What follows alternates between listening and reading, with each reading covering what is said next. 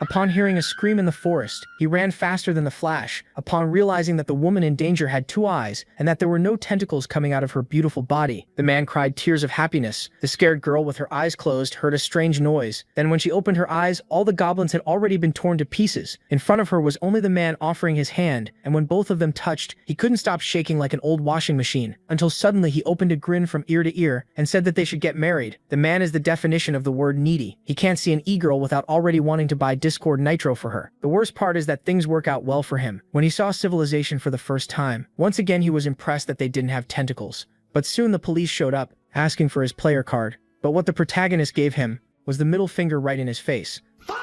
On the day he went to take the test to measure his strength. When this guy touches a strange white orb used to measure a player's rank in total strength, almost nothing happens. The orb only gets a little darker, and the darker it gets, the stronger the person is. So everyone reads him as an F-rank nobody, and Oh Kang-woo is crushed. He grabs his new ID and leaves right away. That card lets him enter E-rank gates. The girl watching him feels bad because with a rank that low, he'll probably die soon. But then pure darkness starts swallowing the orb until a crack runs through the middle. The girl freezes. This has never happened. Even S-rank players only make it dark gray, not pitch black, and never enough to shatter it. Now she can't stop wondering who this guy really is. Here's the truth. Oh Kang-woo has just returned after being the Demon King in Hell for 10,000 years. Every demon feared him on sight. But after getting sick of hell, he chose to return to Earth. One of his servants, Balrog, asks why he'd go back when he already has everything in hell. No one dares breathe for a second. The Demon King stares down at his servant, and Balrog starts shaking, too scared to meet his eyes as he remembers the power of gluttony. That power lets the Demon King absorb any demon he touches,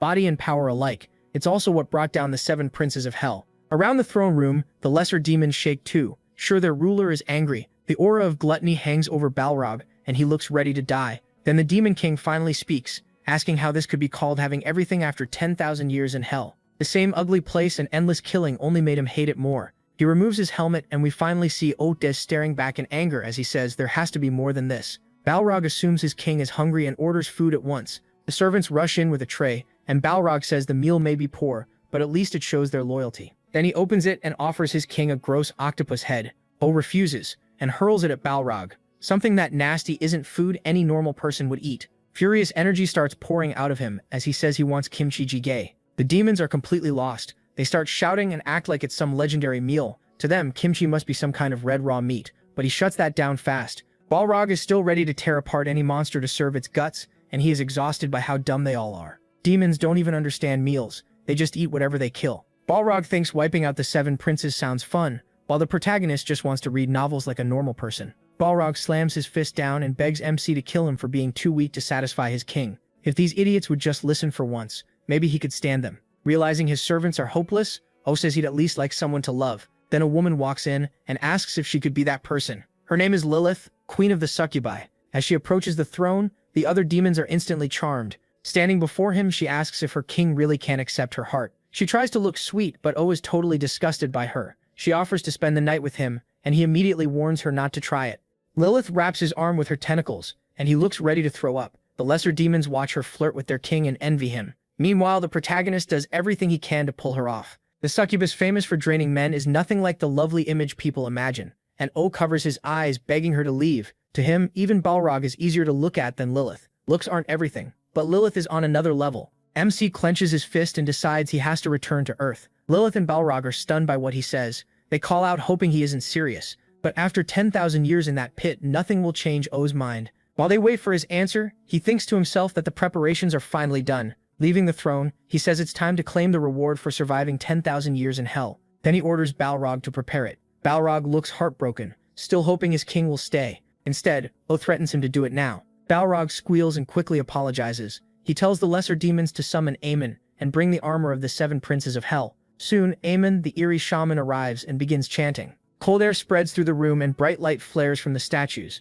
The light gathers at the center of the platform. Balrog tells, "Oh, everything is ready." Lilith tears up as her king walks away, and Balrog joins in while the protagonist drops his armor. Both of them look crushed, still hoping he won't really leave. Even so, MC steps onto the platform without hesitation. As he nears Aemon, the shaman explains that pouring huge mana into the armor of the 7 princes can bend space and time and rip open a crack between dimensions. Bull listens and gets ready. Purple energy pours from his body as he thinks about going home. He focuses, mana surges around him, and the myriad demon gate takes shape. The gate splits open, and a massive wave of mana bursts through the room. Amanda throws up a shield against the power pouring from him. Even then, the magic overwhelms him, and he can only marvel at it. The statues begin to shake under the pressure, until one eye lights up. Soon the rest react the same way, as Oha's power keeps rising. Seeing that, Amon tells the protagonist the gate is about to open. Then it cracks wider and fully opens before him. He knows no family, lover, or friends are waiting on Earth, but just escaping hell is enough. As he reaches the gate, Lilith cries out to him. Her non-stop sobbing makes him pause for a moment. Balrog tries to calm her while she asks if he's really leaving. Avoiding her eyes, O tells her not to cry. He really doesn't want to see that face again, but Lilith instantly blushes, taking his words the wrong way and acting thrilled. Then bubbles start coming out of the holes in her body before liquid starts spraying out. That awful sight leaves O completely horrified, while Lilith goes on about wanting to follow him. He dives through the gate at once, before things get even worse. Lilith runs to the gate and shouts that she'll follow him no matter what. MC gives a small smirk and flips her off, hoping he never sees that lunatic again. He slowly descends into a control room, thinking only about getting back to Earth. Then he lands beside an orb, excited to finally be home. Suddenly, the orb fires off electricity, and a window appears warning that a nuclear crack has been detected.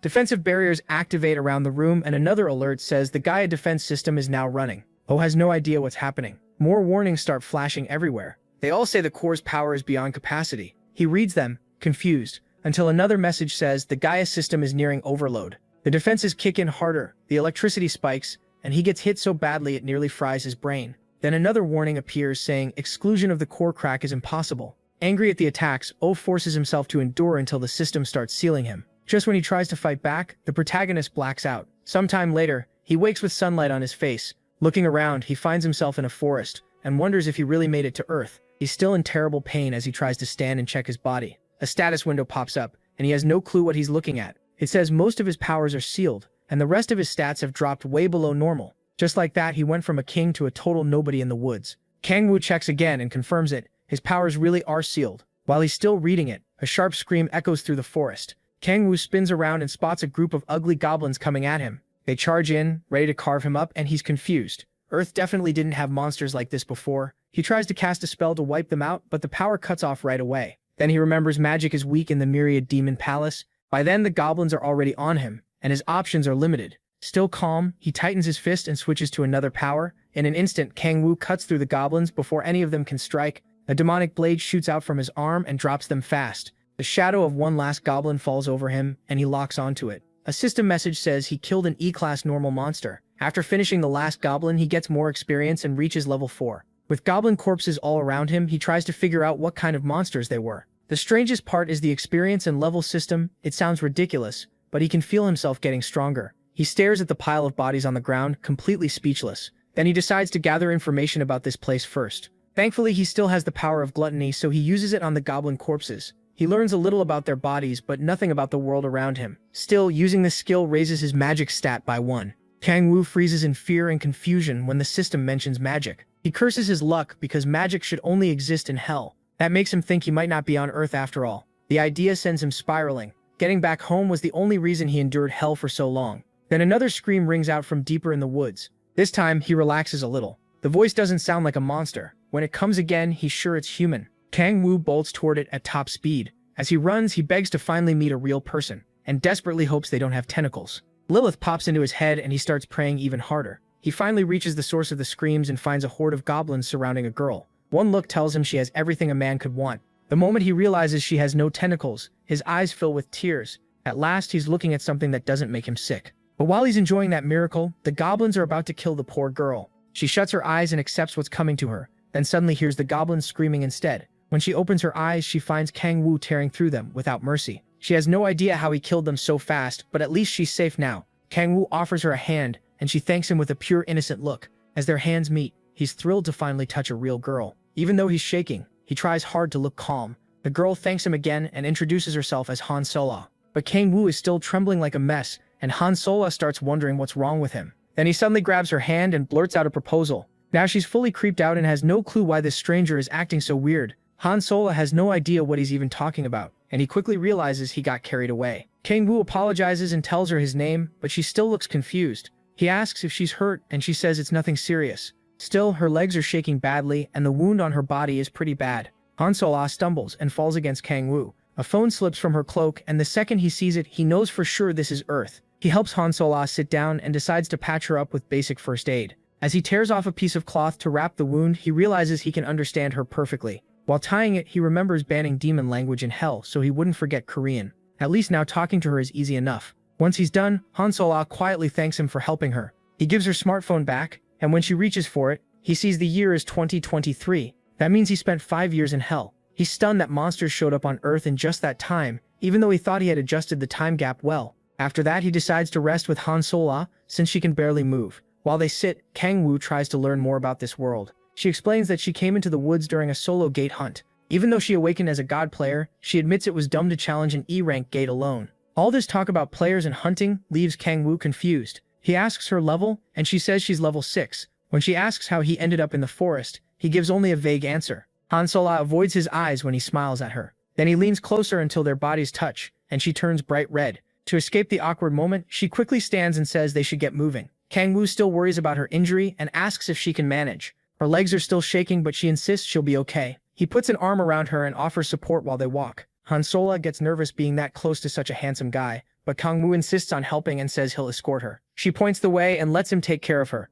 He looks genuinely thrilled just to be beside another human. It has been 10,000 years since he last talked to one, so he's relieved she isn't too suspicious. For now, he plans to keep things simple and slowly readjust to life on Earth. A little later, they reach their destination. There, a huge portal stands. Kang Woo still doesn't know where it leads, and he's sure a space rift like this shouldn't exist on Earth, since he can't see any device creating it. He wonders how such a giant gate is being kept open. Han Sola lets go of his hand and tells him to hurry so they can get out. They step through the portal, and Kang Woo shields his eyes as they pass through the rift. When he opens them again, he can't believe it. The first thing he notices is a guy recruiting people for a goblin hunt. But that wasn't all. People are everywhere, doing all kinds of things, even using futuristic terminals. One person is even trying desperately to talk a thief into joining a party. As Kang Woo takes it in, one thing stands out most. These are normal humans, and not one of them has tentacles. In front of him is a busy futuristic city packed with people. Han Sola glances over as the sight of the city makes him tremble. Tears of joy run down his face. He's finally home. Han Sola notices how worn out his cloak looks, and hesitates for a second. Then she speaks up and shyly invites him to come eat at her place. To Kang Woo, it sounds too good to be real. He just got back home, and now the first pretty girl he meets is asking him over. In her sweet way, Han Sola explains that she just wants to thank him with a meal. For him, things somehow keep getting better. Kang Woo tries to play it cool, saying he couldn't possibly refuse. Just then, some people stop them and ask them to wait. When he turns around, he sees 2 police officers asking for their player cards. Han Sola starts to take hers out, but Kang Woo has no idea what they mean. With nowhere to run, he uses his trump card. His eyes turn black and his pupils glow green. This power lets him twist what people see and control their perception. It's called the power of oblivion. Without the officer knowing, a demon-like force covers his eyes while Kang Woo flashes him the middle finger. Under the hypnosis, the officer accepts Kang Woo's card, even though it doesn't exist. After that, Kang Woo leaves with Han Sola, while the other officer tries to snap his partner out of it. When they arrive at Sola's apartment building, she tells Kang Woo they'll have to use the stairs since there's no elevator. He follows her, taking in all the small things he missed about Earth. The smell of an old apartment, the narrow stairs, the cold railing, even the dusty window. It's all starting to feel real to him. On top of that, he's heading to Sola's place, and maybe hoping for more. At that moment, Kang Woo is sure his future is finally going to be happy. As he starts imagining a life with Han Sola, Han Sola's mother welcomes her home, and Kang Woo's fantasy dies the second he hears Sola call her mom. Her mom rushes over, worried she got hurt, but Han Sola quickly says she's fine. Meanwhile, Kang Woo starts wondering if this really was just a dinner invite. Then Han Sola introduces him and explains that he saved her earlier. Her mother grabs his hands and thanks him from the heart for protecting her daughter. She says she doesn't know how to repay him, but Kang Woo tells her not to worry about it. She invites him in and promises to cook something good. Kang Woo thanks her politely. He had hoped to be alone with Han Sola, but this is still way better than life in hell. Sola's mom goes to the kitchen and asks her to help with dinner. Before changing, Han Sola checks her phone and notices a text from her mom telling her to stay in touch whenever she goes somewhere dangerous. Seeing the phone, Kang Woo remembers he still needs information about Earth, so he asks to borrow it, pretending he lost his own. Han Sola tells him to relax and hands it over. Kang Woo reacts like a kid with a brand new toy, running his fingers over the screen. Then he sits at the table and focuses on what he needs to learn. He searches for news from 2018 and finds something important. 5 years ago, the whole world changed when strange gates began appearing across Earth, and monsters poured out of them. Guns were useless, and even the Chinese army couldn't stop them. Under America's lead, a global emergency group was formed, and Korea became the 9th nation to join. The first player appeared in America, though nobody knew who she was. After that, players started showing up all over the world, and people began to see them as humanity's hope. While reading, Kang-woo realizes it all began the same day he fell into hell. That makes him think one of those gates is what dragged him down there. Still, he treats the article as guesswork for now and decides to learn more later. A little later, dinner is served. As he thanks them, his eyes lock onto the food in front of him. It almost doesn't feel real, but there's no doubt about it. It's kimchi stew, the dish he's wanted for so long. They tell him to dig in, but Kang-woo is too shocked to answer. Slowly, he lifts his spoon and scoops up some stew. Han-sola and her mother sit down to eat too. Han-sola can tell something is off with Kang-woo. His hand shakes as he brings the spoon to his mouth. She and her mom wait to see if he likes it, but he says nothing. He just keeps eating one spoonful after another. That starts to worry them. As he eats, Kang-woo remembers falling into hell 10,000 years ago. To stay alive, he took in demonic power and became something close to a demon. But because he was still human, nothing he tasted down there ever felt right. He survived by eating demons, but they tasted absolutely awful. Bit by bit, he almost lost his mind. The only thing keeping him together was his wish to come home. Now he's finally back, tasting real food again, and tears run down his face in pure relief. Han-sola stands to get him another bowl, and her mom smiles, happy he loves it so much. The so-called king of hell keeps eating like a starving bum, grateful he made it back to Earth. His messy manners don't bother Han-sola at all. She just watches him with quiet admiration. Then a huge explosion erupts, but Kang-woo is so focused on eating that he doesn't even react. The stranger appears through the wreckage, cursing whoever made him bust through the door. Han-sola and her mother rush out to see who broke into their home. The thug steps forward and yells for Sola to come out right now. He demands to know who gave her permission to enter the gate. His nerve makes Sola furious. Even though she's trembling, she still stands her ground and tells him to get out of her house. The order clearly offends him, and he can hardly believe she said it. Sola says it again and calls him Han Tae-hyun, asking who he thinks he is for barging in like this. She warns him not to come closer, saying she's a real player now, but Tae-hyun looks at her like she's joking. He bursts out laughing and mocks her for trying to sound tough. Then he suddenly slams a fist into the wall beside her. He's furious that someone as low-level as her would dare call herself a real player. Sola shields her mother and warns him again not to come any closer. Tae-hyun glares down at their mother with open disgust. He rants that their father died early, and their mom barely earns anything. That sets Sola off, and she shouts that he's the reason their lives are so miserable. He ignores her and grabs her, trying to drag her to the Andress Guild. Sola struggles and says she'll never join such a worthless guild. Tae-hyun gets mad at that, insisting he's helping her get into a good party. She finally snaps and bites his hand, drawing blood. He instantly slaps her away before she can do anything else. Their mother rushes to Sola after she crashes to the floor. Now Tae-hyun is completely furious. Grinding his teeth, he asks if she really thinks kindness alone can keep her alive in this world. He tells her to come quietly and be an offering. Since she thinks she's a real player, he says they should settle it in a fight, player against player. Their mother begs her son to stop hurting his sister and promises she'll work harder. She gently reaches for his hand, but Tae-hyun shoves her away and sends her to the floor. Sola breaks down and rushes to her mother's side. She screams for her to wake up, but Tae-myun shows no guilt at all. He's only angry that their mother bothered him after being told to leave. Sola shoots her brother a deadly glare, but he isn't scared in the slightest. He towers over them like he wants her to try something. He reminds her that she's low level, while he's a stage 2 meta-human. In his eyes, she has no chance. Then he mocks her, asking if she really thinks she can beat him. He grabs her by the mouth and calls her an idiot whose only value is her pretty face. He admits the only reason he wants her in the Andress Guild is to look better to his seniors. Other than that, she means nothing to him. Then he suddenly senses something strange. Looking over, he sees Kang-woo drinking down an entire pot of kimchi stew.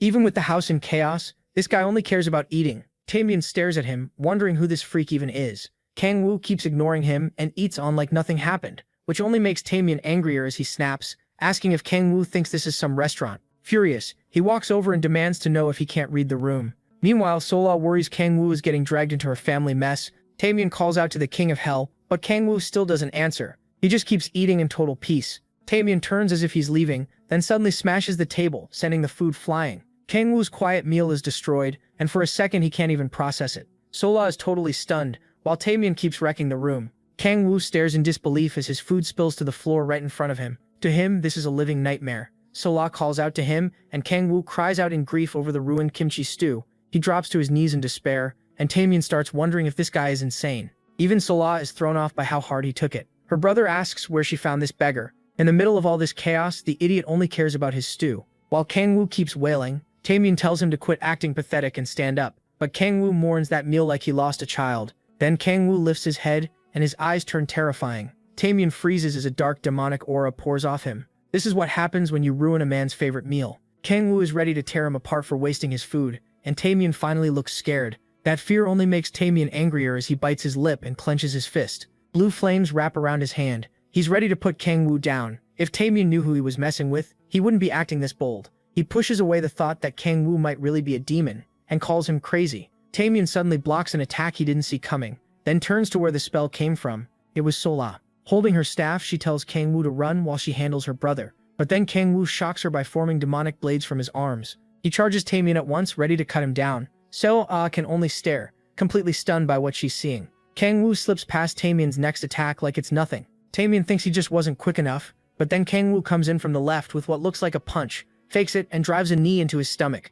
The hit knocks the air out of Taemyeon. Even so, he recovers fast and swings again. Kang Woo avoids it, and Taemyeon starts flailing wildly. His moves are easy to read, so Kang Woo nails him in the side again. Taemyeon has probably never been embarrassed like this before. With blood running from his nose, he grabs Kang Woo's legs and insists the attack wasn't that strong. Then he tries to slam him down, but Kang Woo answers with a brutal punch that shows just how weak Taemyeon really is. Then Kang Woo cuts into the thug with his blades, leaving him beaten and torn up. Taemyeon doesn't even get a moment to recover before Kang Woo attacks again. He fires flames from his fists, but Kang Woo dodges with ease after fooling him with another fake. Kang Woo buries a punch in Taemyeon's gut. The idiot drops to his knees, cursing under his breath. Taemyeon wonders who Kang Woo really is as he struggles to stand. Before he can, Kang Woo plants a foot on his head and pins him down. Taemyeon still wants to fight back, but Kang Woo isn't finished with him yet. The Demon King drives his blades into him, and Taemyeon lets out a pathetic scream. Kang Woo tells him to quit whining and act like a man. This is only the start of his punishment. He's going to make Taemyeon pay for every drop of kimchi stew he spilled. Taemyeon can't understand why he's this mad over food, but he has no clue what Kang Woo survived for the last 10,000 years. Kang Woo yanks him up by the hair for insulting that precious meal, and, with murder in his eyes, asks if kimchi stew means nothing to him. Now Taemyeon knows he messed up. He tries to apologize, but the words won't come out right. Before he can explain, Kang Woo starts slamming his head into the floor over and over. That stew must have been priceless for Kang Woo to lose it like this. Even that isn't enough for him, and Taemyeon is barely awake now. Kang Woo orders him to say kimchi stew is sacred, then starts counting. 1, 2, Taemyeon is already shaking from the pain in his arms. When Kang Woo counts 1, he weakly answers, kimchi stew, not loud enough, so Kang Woo pushes the blades deeper into his arms. At this point, Taemyeon regrets everything. He can't believe how much pain and shame he's going through. Looking even crazier now, Kang Woo starts counting again, and Taemyeon finally screams it loud enough, admitting that kimchi stew is sacred. Even that still doesn't fully satisfy Kang Woo. He stomps on him and demands he shout louder, like he's praising a god or confessing his love. Seola can only watch as her brother suffers through all of this.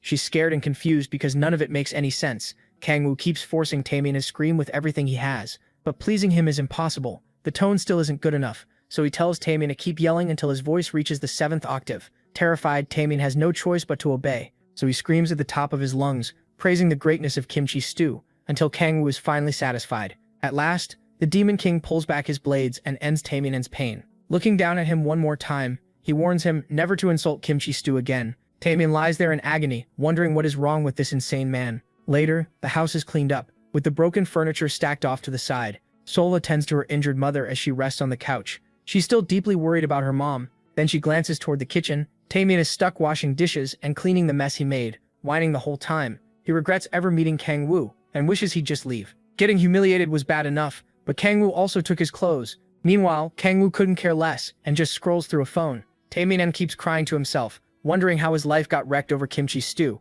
He glares at Kang Woo, clearly bitter after all the pain he went through. Kang Woo notices, slowly sets down his cup, and Taemyeon instantly yelps and turns back to the dishes. Then Kang Woo asks if he's upset that kimchi caused all this. Taemyeon knows it's bait, so he doesn't dare answer wrong. Thinking back to his time in hell, Kang Woo says Taemyeon has no idea how lucky he is to have clothes, food, sleep, and peace. He tells the boy to value life on Earth while he still can. Taemyeon answers obediently, but inside he's plotting revenge. He's waiting to report everything to Andros and get help paying Kang Woo back. While he's lost in that thought, Kang Woo barks at him to come to the table after he finishes the dishes. Taemyeon stands in front of him like a scared animal, and Kang Woo says there's barely any reason to keep someone like him alive. Holding in his rage, Taemyeon agrees that he's worthless, but Kang Woo grabs him and says he won't kill him. One look in his eyes makes it clear Taemyeon may wish he did. Kang Woo fixes him with a cold, threatening stare, and Taemyeon's crushed by the evil aura pouring off him. Then he sees a demon in front of him as Kang Woo uses Oryax's power of dread. Oryax wraps around Taemyeon and fills him with pure terror.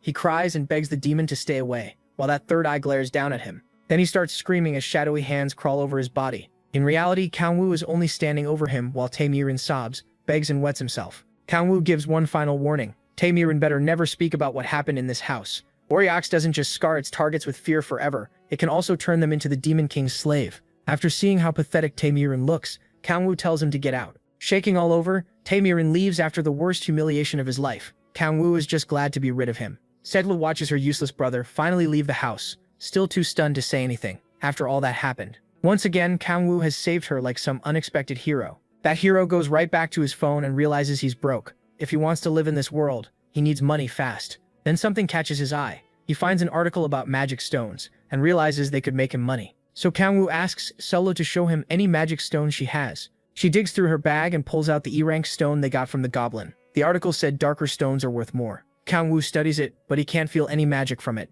He does sense something inside and remembers gaining a magic point after absorbing the goblin's essence, which makes him wonder what these stones really contain. Then he realizes it isn't demonic energy at all, but a different force called magic. Even so, he still doesn't know where the demonic energy is coming from. Kang-woo gives the stone back to Sayla and decides to gather more and sell them for now. To do that, he'll need a player card, which reminds him of the police officers he met. Sayla tells him there isn't a player support center nearby. The closest one is at Seoul Station. She needs to go there too, and asks if he wants to come with her. Looking at her home and her injured mother, Selner explains that she's trying to earn money for her family. She admits it was stupid to rush into the gate like that, and thanks Kang-woo for saving her and teaching her a lesson. After years of seeing only monsters, the Demon King thinks he may have finally met an angel. Selner says she's going to relearn the basics and aim for her second awakening. Kang-woo wishes her luck, though he still doesn't plan to help her yet. After that, Selner goes to get ready so they can leave. Once she heads to her room, Kang-woo thinks traveling with her will only slow down his hunting. As harsh as it is, he knows it's true. Right now, all Kang-woo can do is get his power back and cut out anything that slows him down. Meanwhile, Selner changes into a white robe. Kang-woo stands by the window, thinking about one thing: getting strong enough to survive here. He tells himself to push through, just like he did back in hell. Then Selner comes out and asks for his ID. Since he obviously doesn't have one, she says they need to stop by City Hall first. Later, Kang-woo looks over his brand new ID on the train. What bothers him is how easy it was to get. At the office, the woman even asked if he needed anything else, and Kang-woo was stunned there was no missing person report for him at all. That means no one even knew he was gone all those years. That thought crushes him. His thoughts sink into despair and drag him right back to the nightmare of hell. Selma pulls him out of it by calling to him and pointing ahead. They're almost at the player station. Kang-woo glances outside, taking in the city. Selma is excited too. He slips the ID into his pocket and says things will change from here on out. Then he agrees the city really is impressive. Soon the train reaches the player support station. They get off and Selma leads him to the player support center headquarters. Kang-woo is still surprised by how huge the place is when Selma says she has something for him. She gives him her old phone so he can call her later. Kang-woo thanks her, feeling like fate really did send him an angel. After that, she goes to sign up for the basic classes, and they part ways. Before leaving, Selner says she might be late and asks if he wants to get dinner later. Kang-woo agrees right away, happy to lock in another date with the prettiest girl around. He looks over the building once more and watches players moving all around. Then he spots a terminal that takes ID cards and walks over to insert his card. The machine confirms who he is and prints a waiting ticket. It also tells him to head to the testing room. Then the ticket starts glowing, leaving him confused. A waypoint appears on the floor and shows him where to go. He follows it, sits on a bench, and waits. Behind him, two players start chatting. One says he got a D rank on his test. His friend says he could probably pull a B, but he just laughs. He says that's still nothing next to people like Bake or Chaff. While they keep talking, Kang-woo scrolls through his phone. He catches them talking about the big 5 guild leaders, all S ranks from their first awakening. They say an S rank could get picked up by one of those guilds, though they know they're nowhere near that level. Kang-woo starts thinking about those 5 guilds and the people leading them. From Merpier's Kim Jae-hyun to Red Rose's Cha Yeonju, Hanul's Baek Kang-hyun, Sanari's Jung Hyun-ju, and Onori's Cha Min-hyuk. Those are the leaders of Korea's top 5 guilds, and Kang-woo figures he'll run into them once his strength comes back. That thought sticks with him as he checks his own stats. They're so pathetic that all he can think about is getting his power back fast. Still, he believes player abilities might let him grow even stronger than he was before. At last, his number is called and he's brought into the testing room. After all that waiting, Kang-woo goes in, only to be told to sit again. Once he reaches a desk, a staff member starts handling his test. The woman checks his identity and hands him a marble used to measure rank. The darker it turns, the stronger the person. Kang-woo worries his power might still come out too high. He puts his hands on the marble, and it shines a bright white. He immediately thinks he messed up, and the worker is shocked by how bright it is. But when the test ends, she tells him he's F rank and asks him to remove his hands. Kang-woo can't believe it. The king of hell, stuck with an F rank. The attendant starts explaining what comes next, but he's too stunned to react. He knew his power was sealed, but this is way below what he expected. She says he'll receive an E-rank player card and can enter gates of that level. To enter higher rank gates, he'd need a guardian. Kang-woo keeps wondering if his strange abilities affected the result. He figures if Balrog heard this, he'd tear the woman apart. As old trauma from hell creeps back in, Kangwoo asks how he can raise his rank. She says one way is to complete the basic course, which would raise him to D rank. It's the same class Sol Ah is taking. The other way is to increase the amount of magic stones he's turned in. Kangwoo picks that option right away since it's faster. As he gets ready to leave, the woman tells him to wait for his player card.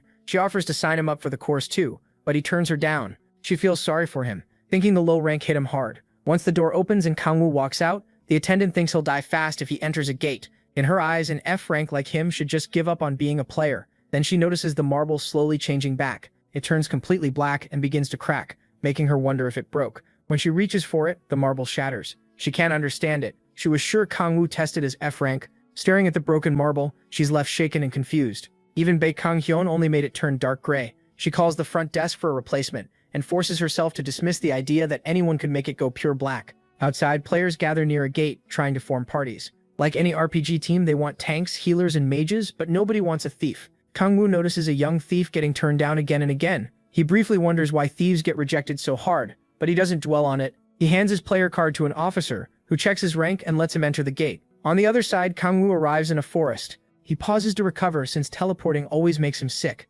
After stretching, he starts looking for monsters. Then someone calls out from behind him. He turns around and sees a huge man towering over him, so big he almost looks like a bear. The stranger asks if Kangwoo is hunting alone and whether he's had a second awakening. A girl with him says their prep is done, and that's when Kangwoo learns the big guy is Tae-soo. After that, he says he hasn't gone through a second awakening. Hearing that, Tae-soo lights up, which makes his teammates nervous. Acting way too proud, he says an E rank like Kangwoo should join a party, especially without the basic course. Kangwoo is already tired of the guy, but Tae-soo keeps pushing him to join their team. His party members clearly don't like that he invited a stranger without asking them first. Tae-miso tries to convince them in a pretty threatening way. To make it easier, he says they won't need to share magic stones with him if Kangwoo joins. That finally gets them to agree. Even so, Kangwoo says he plans to hunt solo. He has no interest in deadweight slowing him down. Tae-miso ignores that completely and moves right into introductions. He asks for Kangwoo's name, and Kangwoo tells him while making it clear again that he won't join any party. Tae-miso just laughs and tells him to speak casually. He claims he's only 24, even though he looks old enough to be the father of a nation. Then Tae-miso shows his player card, which confirms his birth year. Kangwoo finally agrees to talk casually, though he can't help wondering what happened in the 5 years he was gone. He thanks Tae-miso again for the offer, and says he already has his own plan. By now, even Tae-miso's teammates look nervous. Since Kangwoo keeps insisting on going solo, Tae-soo finally backs off, but not before warning him about a powerful goblin called the Hobgoblin. The Hobgoblin is a boss monster, way above normal goblins and much harder to beat. Kangwoo thanks Tae-soo for the warning and admits the guy is actually pretty decent. Tae-soo leaves with his party, and they part ways. Kangwoo thinks that if he were really some clueless F-rank rookie, he probably would have gone with them. But this hunt is better done solo. With that decided, he heads into the forest to start hunting. He tears through the woods at blinding speed and quickly spots goblin tracks. Not long after, he finds a camp packed with goblins. Kangwoo moves right in and drops one before the others even notice. Then his arm blades come out and the next goblin gets cut down. Looks like he hit the jackpot. The goblins freeze in fear, but they still raise their weapons and prepare to fight. Acting almost polite about it, he invites them to begin. The goblins charge in, furious, but they stand no chance against the king of demons. One after another, Kangwoo cuts them down before any of them can touch him. More goblins keep jumping at him, but none of them can stand against the king of hell. These filthy monsters aren't even a real challenge, and he keeps tearing through them with ease. The fight drags on, yet the goblins still don't know when to quit. They're so brain dead they don't even realize they should run. After a while, the goblins finally understand they're doomed and start shaking. Even after killing so many, Kangwoo sees there are still plenty left. That only makes him happier. More enemies to play with, so he keeps the slaughter going. Eventually, all that fighting starts to wear him down. Bodies are piled everywhere, and he admits wiping them all out took some work. Then a system message appears, saying he earned experience from defeating the goblins. His level jumps up by 4, and he realizes leveling also gives him demonic energy points. After that, he touches one of the corpses and uses gluttony on the rest. His power picks up traces of demonic energy, but it isn't coming from the magic stones. He also notices the amount left in each body changes depending on how long ago it died. So if he consumes monsters right after they die, he can gather demonic energy faster. He starts absorbing it, pleased that he can sell the stones and build up demonic energy at the same time. Once that's done, all he has left is collecting the magic stones. As he picks them up, he starts daydreaming about how much chicken he can buy with all that money. He even compares pulling flesh and bones from goblins to eating chicken. He starts drooling, already thinking about getting food with Silul once he gets paid. The idea of Silul feeding him like a lover sends him over the edge, and he starts scooping up stones like a vacuum. Then the ground suddenly begins to shake and the air changes. Kangwoo senses something's wrong and turns toward the source. A giant goblin steps out of the woods. and Kang Woo wonders if this is the hobgoblin Tae Soo warned him about. Its presence alone is terrifying. The monster locks onto Kang Woo and lets out a wild scream. Kang Woo is surprised to see it can use magic. The hobgoblin rushes straight at him, leaving him only a split second to react. He brings out his blades and gets ready to fight. He's calm because his demonic energy should be stronger than the hobgoblin's magic, but that doesn't mean he's safe. The creature brings its sword down and Kang Woo barely dodges in time. Even with its huge body, the hobgoblin stays fast and follows with another strike. Kang Woo is in a tight spot, but he still manages to block while airborne. The goblin doesn't stop there and comes after him again, ready to crush him like a bug. Another heavy swing tears through the battlefield. Kang Woo blocks it with his blades, but the real problem is the monster's raw strength and size. He knocks the weapon aside and tries to counter, only for the hobgoblin to stop him with its shoulder guard. His stats are still too low, so the blow bounces off and throws him back. He knows he needs a real opening, fast. The goblin keeps swinging at him, and Kang Woo dodges every strike. No matter how big it is, the monster keeps up non-stop attacks without exposing a gap. He keeps evading, still waiting for one clean chance. Every swing comes close to taking his head off, and he admits this hobgoblin is on a whole different level from the weak goblins before. That's what you'd expect from a boss monster. He leaps aside from another attack, and the hobgoblin ends up cutting a tree in half. It's wrecking its own territory now, and with no underlings around, Kang Woo sees it as prey already heading for death. He grabs a dead goblin skull and tosses it past the monster's shoulder. The hobgoblin notices its fallen comrade's skull and flies into a rage at the insult. It charges him, exactly like Kang Woo planned. He tightens his fist, pulling together, crushing power and fury. Then he uses the Demon Crossel's rage and forces that power into the hobgoblin. At first, it looks like nothing happened, but that's not true. The monster suddenly becomes even crazier, ready to tear Kang Woo apart. Kang Woo is pleased the plan worked. As the hobgoblin attacks again, he slips past the strike, and everything behind him gets cut down in one sweep. The hobgoblin keeps attacking wildly, not caring what it destroys. Kang Woo explains that this skill boosts the target's power several times over, but it also turns them into a complete maniac. With its senses gone, the monster swings everywhere without thinking, smashing anything in sight. The rampage continues, but Kang Woo avoids every hit. That actually makes dodging easier. Then he dives into attack, since his enemy has left itself wide open. One quick slash cuts the monster's leg and drops it to its knees, but it still refuses to quit. Even angrier now, it brings its weapon down at Kang Woo too late. He's already won. Kang Woo drives his blade through its head, killing it. The first monster ever taken down by a buff. Glad the brutal fight is over, he admits it was annoying, especially since his old powers would have made it easy. Then the system pops up again. For clearing a monster hideout alone, he gets 150 bonus experience, gains 3 more levels, and unlocks his second awakening at level 11. Kang Woo celebrates the huge win, and sees the new skill is called Insatiable Hunger. It lets him absorb more demonic power from defeated enemies through gluttony. Combined with his player abilities, he's sure this will help him grow much faster. Without wasting a second,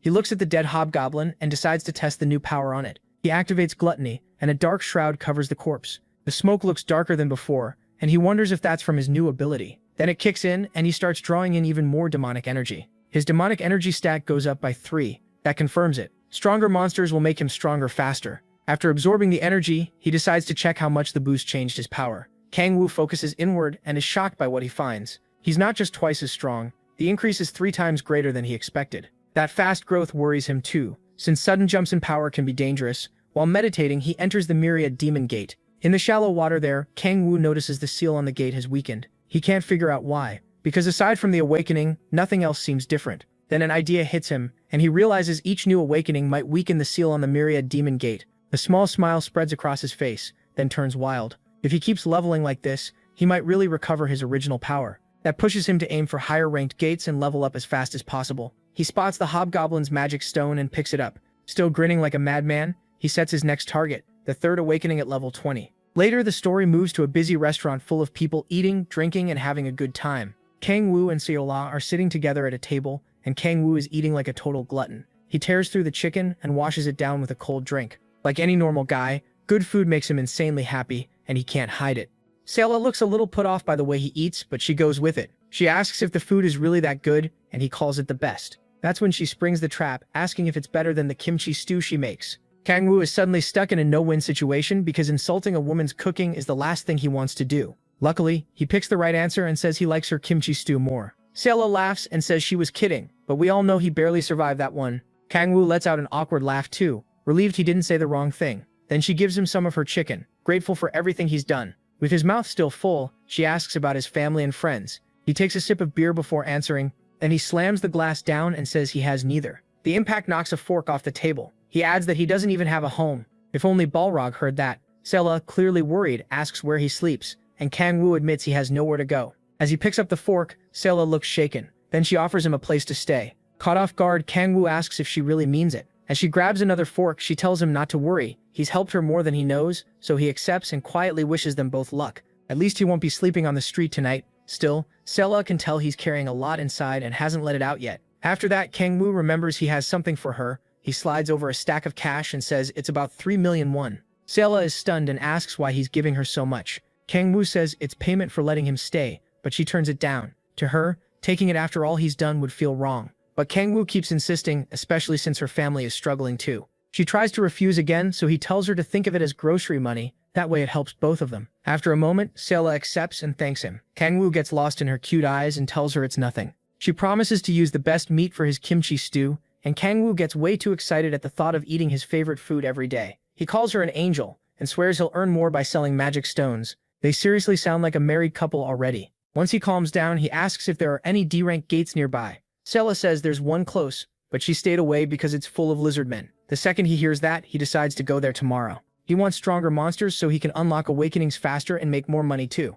While grabbing another piece of chicken, he wonders if lizard meat tastes good, and asks Sela. Later that night, a room in Sela's apartment is opened for him. She says he can use it since it used to be her brother's room. Sitting on the soft bed, he thanks her for letting him finally sleep in comfort. As Sela leaves, she switches off the lights and they say goodnight. Kang-woo gives her a shy smile before the door closes. Then he stretches out on the bed and thinks about how he hasn't felt comfort like this in 10,000 years. The peace and quiet make it even better. As he drifts off, Kang-woo admits coming back to Earth was the right choice. The next day, he heads to a gate and finds the usual crowd of players recruiting. Now that he's D-rank, he notices bus parties looking for people chasing their third awakening. On the way in, Kang-woo spots that same thief from before begging to join a team. Nobody wants him, and even Kang-woo starts to feel a little bad. Still, he gets his ID checked by the officers and enters the gate. Inside, he takes a moment to loosen up and prepare for the hunt. Then he uses the power of silence to make his steps nearly soundless. After that, he runs into the forest. He remembers Sai-Halas saying lizard men hear well but don't see very well. So the key is getting close without a sound before they can swarm him.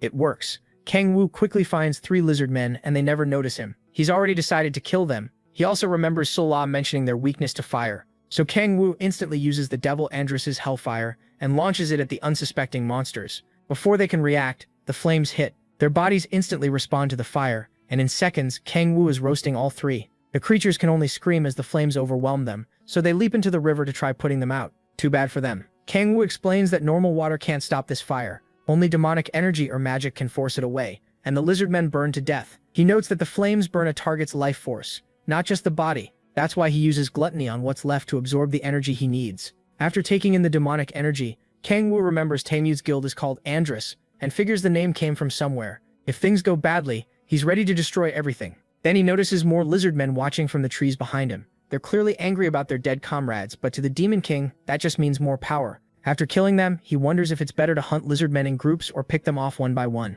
Suddenly someone calls out to him and he turns to look. The stranger takes one look at his gear, assumes he's a newbie, and asks if he wants to join their guild hunt. Already annoyed, Kang-woo asks who they are. Their leader proudly says they're from the Andrus Guild. Kang-woo glances at the pendant the idiot is wearing and is not impressed at all by the guy's attempt to look cool. He turns to leave and flatly says he's not interested. The leader gets mad that Kang-woo brushed them off. The girl beside him worries their master won't like this when they return. So the fool decides they'll beat Kang-woo up and drag him out half dead. The whole group looks ready to cause trouble. Clashing his armed guards together, the leader says they're about to teach him a lesson. Meanwhile, Kang-woo tears through the forest, burning every lizard man he finds. They keep screaming as the fire eats away at them, but they can't do anything. Each time one dies, Kang-woo absorbs the body right away. After a while, he clears the whole area and devours every lizard man there. While absorbing the last one, he thinks it's probably better to take the risk and level up fast, but he's still not fully sure. Then someone calls out to him again. He instantly knows it's that idiot party leader from earlier. The guy shows up with his lackeys and claims he's just checking whether their new recruit is hunting properly. Kang-woo can tell he's the type who bullies weaker people, so he plays along and says there's nothing to worry about, he's doing just fine alone. The leader mocks him, saying that can't be true since his clothes are clean and there aren't any corpses nearby. Kang-woo says he's resting and that only makes the guy madder. He demands to know why Kang-woo is being rude to a senior, and Kang-woo says his whole act is getting annoying. That sets him off and he looks ready to tear Kang-woo apart. Kang-woo doesn't care and even asks if he wants to fight. One of the ugly lackeys gets fired up by that, but the leader stops him. The kid can't understand why, but the leader wants to punish Kang-woo himself. Judging by Kang Woo's face, he'd love to wipe the floor with this moron. The party leader warns that Kang Woo will regret messing with him. Kang Woo, on the other hand, looks almost excited to see what he'll try. The guy pulls out his sword and bangs it against his metal arm guards. The rest of the group watches, waiting for things to explode. The idiot reminds Kang Woo that lizard men are sensitive to sound, but the Demon King still isn't impressed by such a cheap trick. Kang Woo just tilts his head and smiles while they wait for the lizard men to show up. The leader keeps making noise with his sword, and soon the water starts shaking as a horde of lizard men rushes in. The party leader orders the mage to put up a barrier to keep the monsters out. Safe behind the shield, he sneers at Kang Woo and tells him to drop to his knees and beg. Sure, the lizard men will be too much for him. But Kang Woo is actually excited. He wonders if this pathetic setup is all the idiot can do. The party leader starts to get uneasy. Kang Woo tells him that if he's going to play dirty, he should commit to it. His eyes glow red and he brings his hands together. A brutal burst of sound explodes out. It's loud enough to pull in even more monsters. The Endress Guild party is caught off guard when the ground suddenly starts shaking under them. Kang Woo keeps stomping, making the noise even worse. Terrified now, the leader begs him to stop before everything spirals out of control. Kang Woo cuts the noise at once and gives the leader a smile. The guy calls him insane for pulling that stunt, and now things really start to heat up. Inside the barrier, the party watches the lizardmen closing in. Seconds later, a whole swarm surrounds them. Everyone freezes and the mage starts shaking. She's never seen this many before. The leader snaps at her to hold it together before the barrier fails. Then he turns on Kang Woo, screaming and asking if he wants them all dead. Kang Woo just scoffs and jumps onto a tree branch. The leader stares up in panic, afraid Kang Woo is about to leave them behind.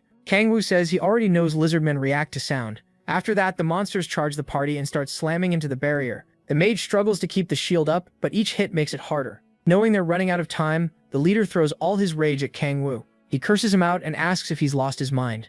Kang Woo says the leader has it wrong. He's not dying here. The only ones about to die are them. Then he uses the power of silence to hide his presence from the lizard men. The monsters ignore him completely and stay focused on the Endress Guild party. As they keep tearing at the barrier, the leader finally realizes Kang Woo can control sound. In that same moment, the barrier breaks and his teammates are instantly overrun. He shouts for the mage to put it back up, but when he turns, a lizard man's tail has already pierced her. Tears fill her eyes as the monster moves in to eat her. The leader drops to the ground and can only watch her get ripped apart. All around him lie his friends' bodies. Shaking with fear, he tries not to make a sound so he won't be next. One lizard man lifts a dead teammate's body, and he stares at the nightmare in front of him. In moments, his whole team is nothing but torn meat. The boy's limp hand lets the spear fall. He fights back the urge to throw up at what he's seeing. When he looks up again, the monsters have picked him as their next target. He begs Kang Woo to save him, admitting he was wrong to act so arrogant. Kang Woo cheerfully calls him Sion Bai and tells him good luck. The idiot curses the Demon King with everything he has as the lizard men start devouring him alive.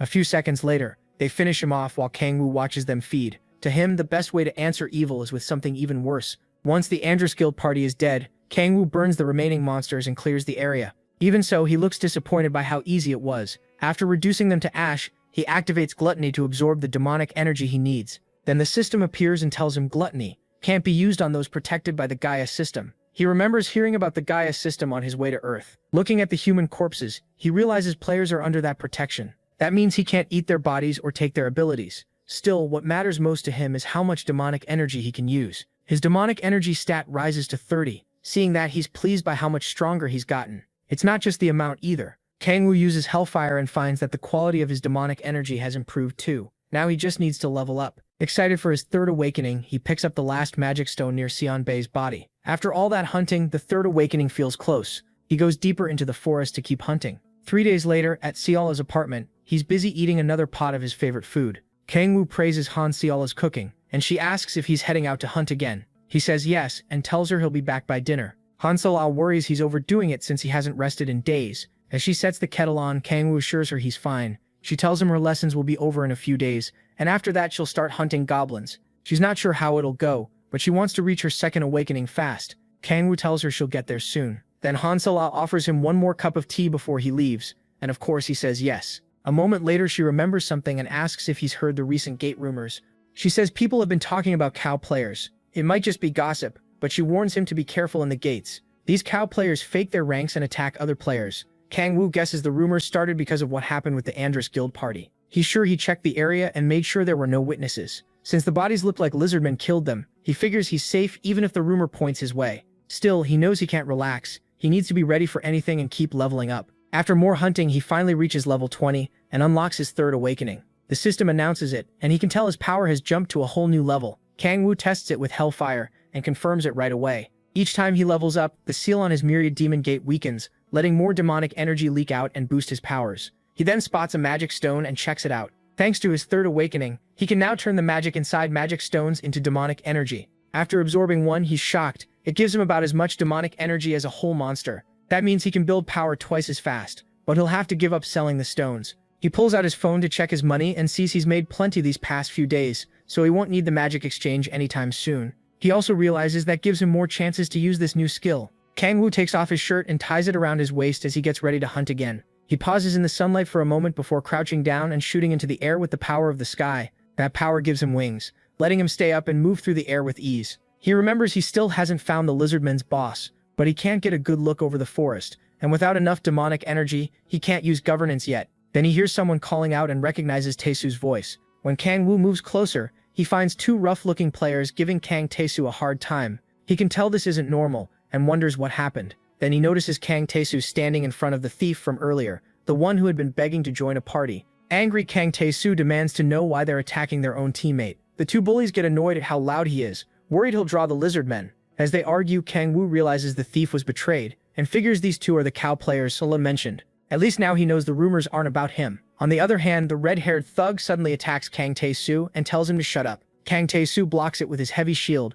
but the force still pushes him back a little. He's furious, though he also looks worn down. The two bullies are annoyed by how sturdy he is and wonder if he's really only had his second awakening. Kang Tae-soo tightens his grip on the shield and slams it hard into the ground. Then he tells the cow players he's not going down that easily. He triggers a skill, and his shield lights up with a crackling orange glow. Even so, the two players don't look worried. They're sure Kang Tae-soo can't beat them without a third awakening. Tae-soo tries to act tough, but he's clearly exhausted and won't hold out much longer. The pair close in, ready to finish this, but the green-haired one reminds his partner they can't kill the big idiot. Oh catches that line and starts wondering what they meant, so he stays hidden in the bushes and waits to see what happens next. As Kang Tae-soo struggles to keep his skill active, MC thinks back to their last meeting and wonders if he should step in. Right when one of the bullies moves in to finish Kang Tae-soo, Oh notices something odd about the player. He steps out of hiding, and the man freezes in confusion. He has already spotted demonic energy wrapped around their weapons. That immediately makes him curious about who these guys really are. The two players demand to know who he is, asking if he's just passing by or some unlucky fool. Kang Tae-soo is stunned to see the protagonist again and can't figure out why he suddenly showed up. Then the two morons warn, that after seeing this he won't be leaving unharmed. The green-haired one tells his ugly buddy they don't need MC alive, so he can do whatever he wants. That only confuses Kang Tae-soo more, especially when they say they already met their quota by catching him and the useless thief. That puts the red-haired brute in a great mood. He levels his axe at him and charges, ready to chop down the Demon King. Doesn't flinch at all. Kang Tae-soo shouts in panic as the attacker closes in. By then, the blade is already inches from the protagonist's head. MC just smacks the idiot across the face. His partner can only stare as the fool crashes to the ground. The red-haired guy scrambles back up, and his teammate yells, asking what the hell he's doing. He tries to say something feels wrong, but he never notices, getting close. Before he can react, the Demon King hits him fast and keeps beating him down. Kang Tae-soo is shocked to see him handle him so easily, and starts wondering if this is really the same. The protagonist Kang-woo, he knows. The other bully rushes in to help, and draws his sword. Just as he goes for Kang-woo's head, fires the power of destruction and drops him in one blow. The hit sends him flying into a tree, knocking the breath out of him. He crumples to the ground and his partner can only watch helplessly. Grabs the red-haired idiot by the hair and starts questioning him. In a cold voice, he asks where the demonic energy came from. The fool talks back and asks how MC even knows about it, so he slams his head into the ground for dodging the question. Then he yanks his head back up and makes it clear he's the one asking questions. Giving him one last chance, the protagonist asks again where he got the demonic energy. The guy says he can't tell him, and makes him regret that by using the power of dread. A demon appears before the terrified fool and drags him into a nightmare far worse than anything he's known. After getting scared like a coward, he blurts out that the demonic energy came from his guildmaster. MC watches the pathetic man break and spill it, but his partner suddenly shouts at him to shut up and calls him Co Tai-ho. Too shaken by the nightmare, Tai-ho keeps trembling. His teammate yells again, asking if he's lost his mind. Doesn't like the interruption. He forms a ball of demonic energy and blasts the other guy with it, telling him to stay put for now. Then he turns back to the frightened Tai-ho and asks about the guildmaster.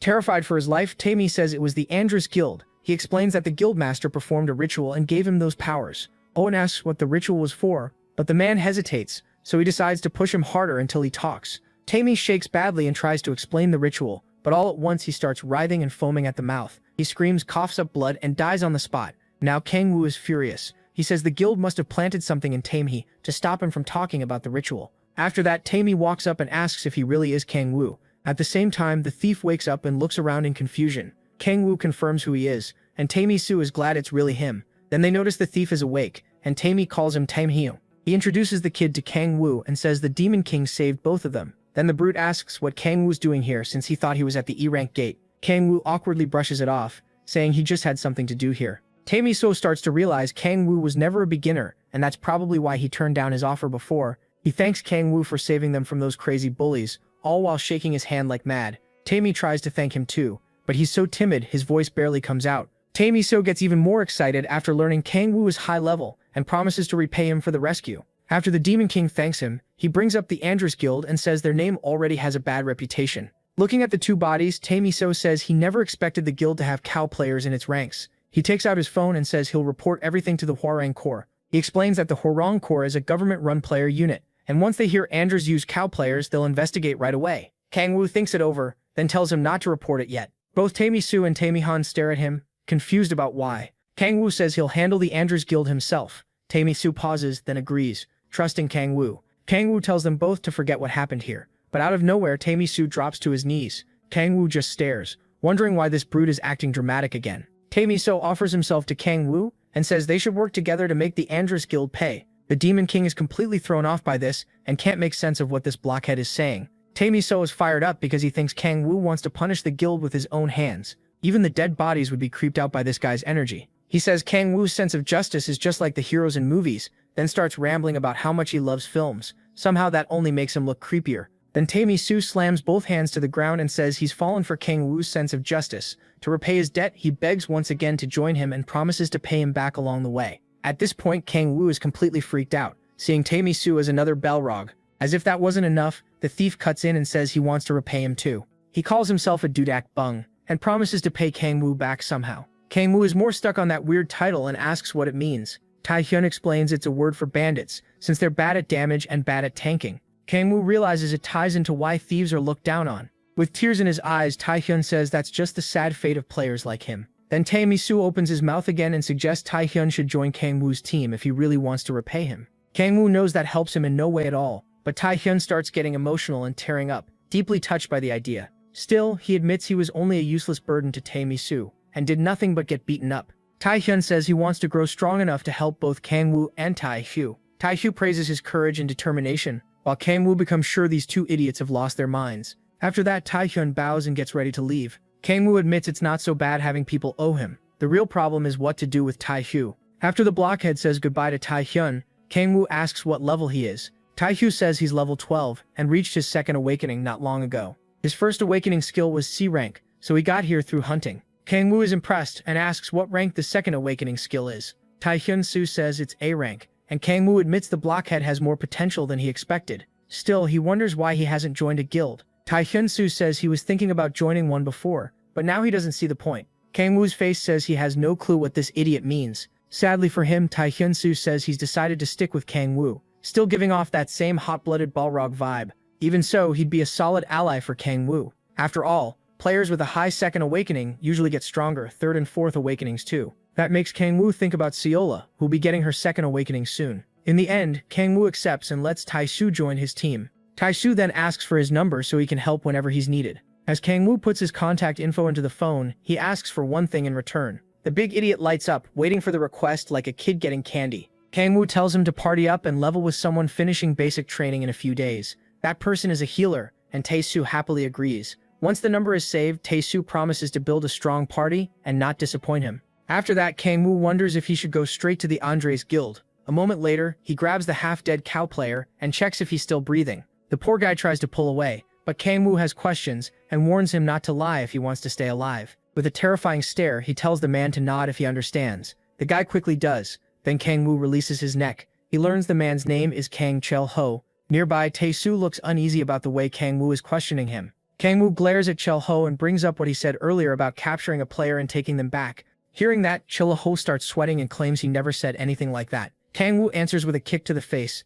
and Chel Ho screams. One look in his eyes makes it clear that kick woke him right up. Kang Woo hauls him up again and asks if he remembers now. This time, Chel Ho admits the captives are taken alive as sacrifices. The useless thug keeps shaking in fear while Kang Woo thinks over what he just heard. Then he throws Chilleho aside. He also remembers Han Tae-hyun mentioning the same thing before. That's when Kang Woo gets an idea and breaks into a creepy smile. He grabs Chilleho again and stares him down with cold demonic eyes. Then he says he has a favor to ask. With that look on his face, Chilleho is definitely about to regret his life choices. Later, Chilleho heads past an alley carrying luggage. Someone stops him and shines a flashlight in his face. After confirming who he is, the man says he and Taeho had gone out to find sacrifices. He asks why Chilleho took so long, then notices how badly beaten he looks. Since they went into a D-rank gate, that makes no sense. He also asks about Taeho and Chilleho says he's dead. The man is completely thrown off by that. Chilleho tries to move on, but the man keeps asking how Taeho could die in a D-rank dungeon. As he hands over the luggage, Chilleho says there was a high-level player inside and Taeho died helping him kill that person. The man opens the suitcase and finds a body inside. The body looks fine and the sacrifice is still alive. Still, he says Chilleho is acting strange and Chilleho blames it on Taeho's death. The man tells him not to dwell on it and says fewer people might even be better. With this sacrifice, they can still get baptized. And since Taeho is dead, all the demonic energy can go to Chilleho. Even then, Chilleho still looks uneasy. He gets even more tense when the man asks if he can spare a little power this time. Then the guy jokes that maybe Chilleho killed Taeho to keep it all. Angry now, Chilleho snaps at him to just handle the sacrifice and storms off. While he runs off, the man wonders where he's going. Chilleho ignores him and keeps sprinting, desperate to get away. After that, the man carries the luggage inside, thinking Chilleho took Taeho's death harder than expected. Later, he enters a strange room where some kind of cult ritual is already going on. At the altar stands the guild leader, who says he's late. The lackey repeats what Chilleho told him and mentions Taeho's death, but the leader only cares about the sacrifice. He orders him to bring it over fast since they're out of time. The suitcase is unzipped, and the guild members begin chanting. Then the guild leader lifts Kang Woo's body onto the altar. He calls on the power of Andros, saying it's been a year since his conversion. Then he asks his god to grant him greater power. The chanting goes on as Kang Woo is prepared for sacrifice. The leader thinks this will satisfy his followers by giving them the demonic energy they crave as players. Then he removes his mask, revealing a rotten face, and starts the ritual. He orders one of his men to bring magic stones, and the lackey opens a chest packed with them. As his followers' greed grows, the power becomes more demonic, and the leader dreams of becoming a full demon. He asks who was supposed to be baptized this time, and the man says it was Chael-ho, but that fool ran off. Hearing that, the leader decides there will be no baptism today. The followers are stunned, but he shuts them down at once. He says only those who do the work deserve baptism, and without his teachings, none of them would even get the chance. Still, since the sacrifice has no owner now, he decides to keep it for himself. Then he turns to his lackeys and announces the ceremony will begin. The crazed leader crushes a magic stone and releases demonic energy into the room. At the same time, the markings around the altar begin to glow. With this many magic stones, he'll be able to hold more rituals and keep feeding on that power. Then space suddenly cracks open and demonic energy starts pouring out. The leader wants to absorb all of it himself, but doing that would kill him. That is why he needs a medium. If the sacrifice absorbs the energy until death, he can drink the corpse's blood and take in the refined demonic energy. So he starts pouring it into Kang Woo's body, not realizing he's the one walking into a trap. He even prays for the energy to consume Kang Woo and kill him. Too bad for him. Kang Woo keeps absorbing it while pretending to suffer. The guild leader starts wondering if Kang Woo has an A-rank ability because he's lasting so long. That only makes him happier since a better medium means more demonic energy for him. The veins on Kang Woo's face bulge and his body shakes as he keeps taking in more power. The leader is amazed by how good this medium is. Excited now, he tells Kang Woo to keep screaming and absorb even more as the intake keeps rising. Meanwhile, Kang Woo slowly regains more of his old power. Before long, the absorption rate becomes insane, and the leader starts wondering why it won't stop. For the first time, he's terrified, and he begs for it to end. But it's already too late. His followers get nervous too, unable to tell what's happening. Then their leader starts screaming, desperately begging for the absorption to stop somehow.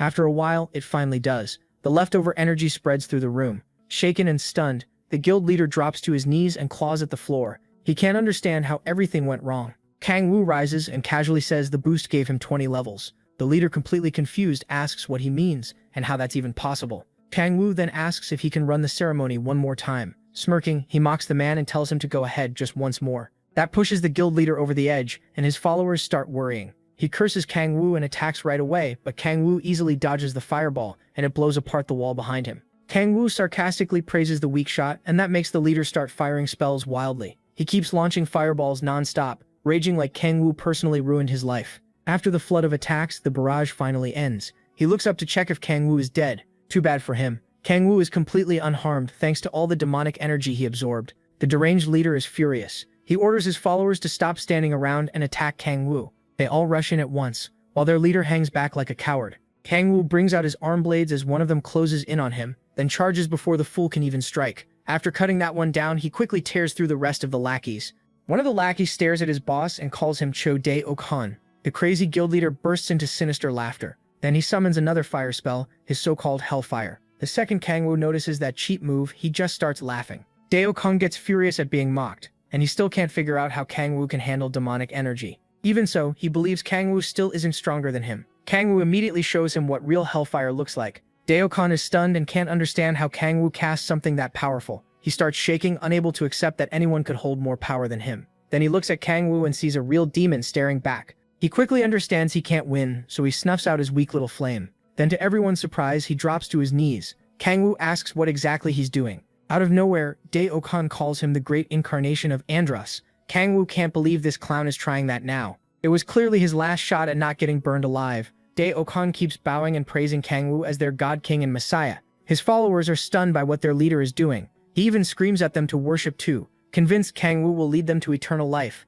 Kang Woo instantly sees through it. This idiot is trying the oldest, dumbest trick possible. The others kneel as well while Dae-ok-han keeps laying it on thick, hoping the act will save him. Kang Woo cancels the spell and walks over to the trembling fool. Dae-ok-han says he's so overwhelmed he might burst, and Kang Woo admits he's not completely brainless. Then he plays along and releases the power of the sky, spreading his demonic wings. Dae-ok-han looks up at him like a pathetic believer. Kang Woo lets out a wild laugh, then declares that he is Andros, the king of hellfire and ruler of all demons. After that, he orders Dae-ok-han to send everyone else away so they can talk alone. Once the followers leave, Kang Woo starts questioning him. First, he tells him to drop the fake worship act. Dae-ok-han still looks scared to death, but manages to ask who Kang Woo really is. Kang Woo shuts him down right away. Only he gets to ask questions, and Dae-ok-han only needs to answer. With a look that could kill, Kang Woo asks how he used magic stones to make a crack with magic. Dae-ok-han says he learned it after someone preached to him. He explains that a man in a demon mask came to him one day and promised eternal life if he followed the demonic religion. Kang Woo slams him to the ground, calling him an idiot for trusting something he knew nothing about. Dae-ok-han hurriedly explains that the masked man crushed their guild in an instant and gave them a choice: die or obey. Scared for their lives, they accepted his preaching and followed his orders. When Kang Woo asks where that man is now, Dae-ok-han says he never saw him again. They only got orders through letters. Even so, Kang Woo calls him a dog for following those orders. Dae-ok-han tries to say it was because the man was too strong, but Kang Woo doesn't buy it. He knows Dae-ok-han may have been forced at first, but after that he kept doing the ceremonies because he wanted more power. Kang Woo wonders who the masked man is, and realizes this isn't something he can ignore. Then he orders Dae-ok-han to hand over the letters. The guild leader gives him one letter, and Kang Woo is surprised that's all there is. This really proves how stupid this guild leader is. Kang Woo opens it and reads that people should accept demonic energy, become demons, and gather as many players as possible. It still doesn't add up, so he asks if Dae-ok-han was the only one approached. The guild leader says he hasn't met anyone else. Kang Woo doesn't believe that for a second. If this is meant to grow the demonic religion, Dae-ok-han can't be the only one. Angered by the idea of the demonic religion turning Earth into hell, he grabs Dae-ok-han and gives him 3 orders. Investigate the demonic religion, stop the ceremonies, and tell no one about what happened here. Dae-ok-han tearfully agrees to every demand. Kang Woo tells him to get out, and the man runs off at once. Even then, Kang Woo feels he still has to clean up the Andros Guild's mess. Once Dae-ok-han starts digging into this, the government will probably catch him, but Kang Woo still thinks the demonic religion is worth investigating. And once Dae-ok-han and his followers outlive their use, Kang Woo plans to get rid of them too. With that settled for now, he takes a moment to heal himself. A little later, he returns home and greets the only woman in his life, Seolha. She's clearly worried since he was gone so long without contacting her. He checks his phone and sees all her missed calls. He was just too busy to answer. Kang Woo apologizes and says it wasn't anything serious, which finally eases her mind. He thanks her for worrying and promises to call next time if he's out that long. That makes her blush. Then she heads off to finish dinner, and Kang Woo asks for his favorite. Sola says she's already making kimchi stew with top-quality meat. Excited, he thanks her for cooking such great meals every night.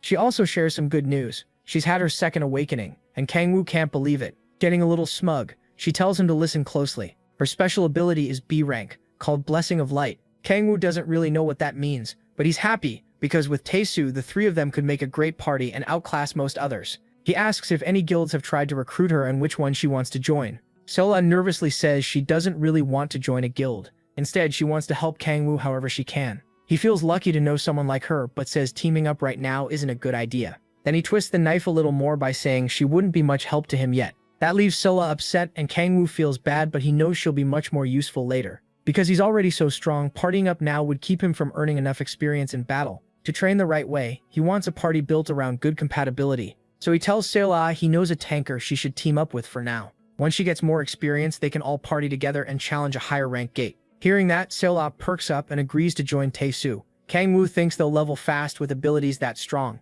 Seola, meanwhile, is already excited to grow stronger and join him, and he says he'll cover whatever she needs until then.